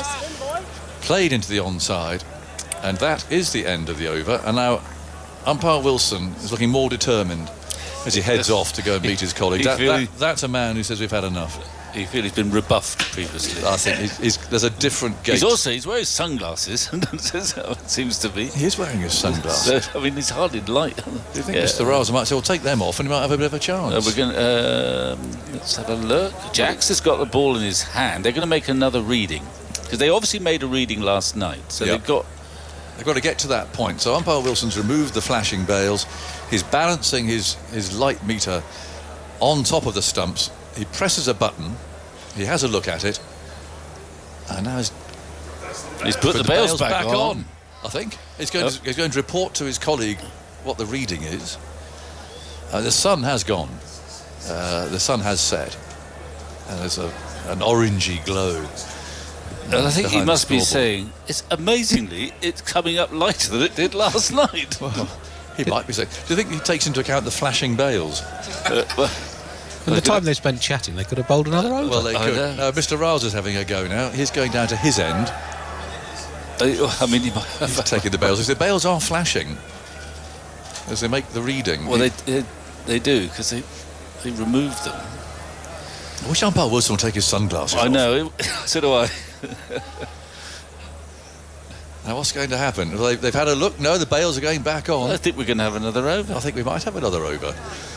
There's a general sort of milling around going on out there, and with each passing second, the light deteriorates. And they're going off now. Well, that's very odd, because the umpires put the bails on as if to suggest that they were going to carry on, but then they've suddenly turned around and walked off. So such are the vagaries, and you have to say inconsistencies sometimes of the game, but an umpire with sunglasses has decided it's too dark to play, and to be fair, he's read his meter, and they both had a go at it, but there seemed to be a bit of a determination there, because umpire Wilson clearly at his end was all right, so he said to his friend, have a go at your end. Yeah. Tonight it's around roughly 450, as opposed to 438 last night. Yeah. So Abdullah's got 89. Stokes is seeking a clarification, but not in a cooperative way. He's got a broad smile on his face. Yes. But he's just having a chat with the umpires. Could I just clarify, please, Joel? Yeah, and it's all ended happily. Well, that hasn't quite ended yet. He's still out there having a conversation. I suppose technically we should wait to see whether it improves. It would be quite a miracle if it did. Well, maybe our half moon will help. But Stokes is still lingering. He's talking to Mr. Raza. Now he's happy, and he's starting to walk off. And we've got 3 umpires out there now. And Stokes is going to go trotting off and go and join his teammates who are walking off, I suspect, feeling a little weary.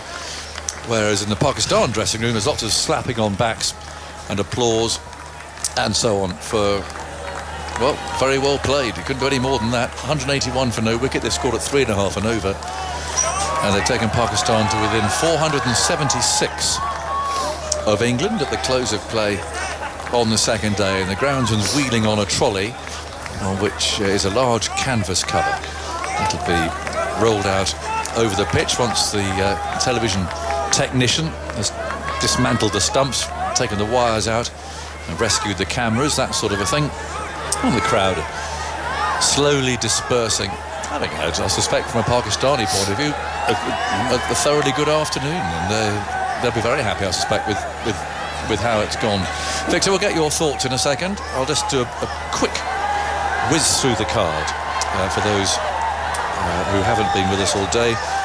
England resuming on 506 for 4, were bowled out for 657, so they lost their 6 wickets for 151 in 26 overs. They're still rattled along at about 6 runs per over. Stokes 41 hit the first ball he received today from Nasim Shah, the fast bowler, straight over his head for 6, but fell for 41.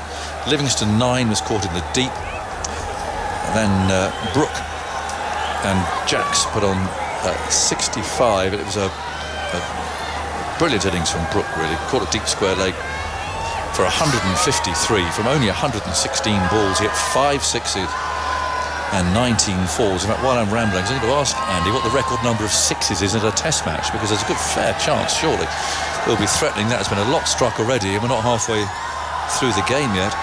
Jacks 30, Robertson 37, Anderson the last man out for 6, leaving Leach 6 not out. Bowling figures a little bit ugly, but they kept going. Nasim Shah 3 for 140, Muhammad Ali 2 for 124. Haris Rauf didn't feature today, he's got injury, 1 for 78. Zahid Mahmood on his debut, the wrist spinner, 4 for 235. Salman and Shakil didn't take a wicket for their 68 runs. So Indo-Pakistan, they need 458 to avoid the follow-on. They've reached 181 without loss at the close of play. And bowling-wise for England, well, Anderson might have had a wicket if Ben Foakes had been keeping, possibly. Caught down the leg side, no wicket for 16. Robinson, no wicket for 21. Leach, 19 overs for 68. Jacks, 12 overs for 50. Root, 4 overs for 9. And Stokes, 3 overs predominantly of bouncers for 15. So the covers are going on, the crowd dispersing. There are a few Pakistani fielders and backroom players and substitutes and so on doing some laps of the ground. So that's what's exciting. The crowd here. The sun's gone, and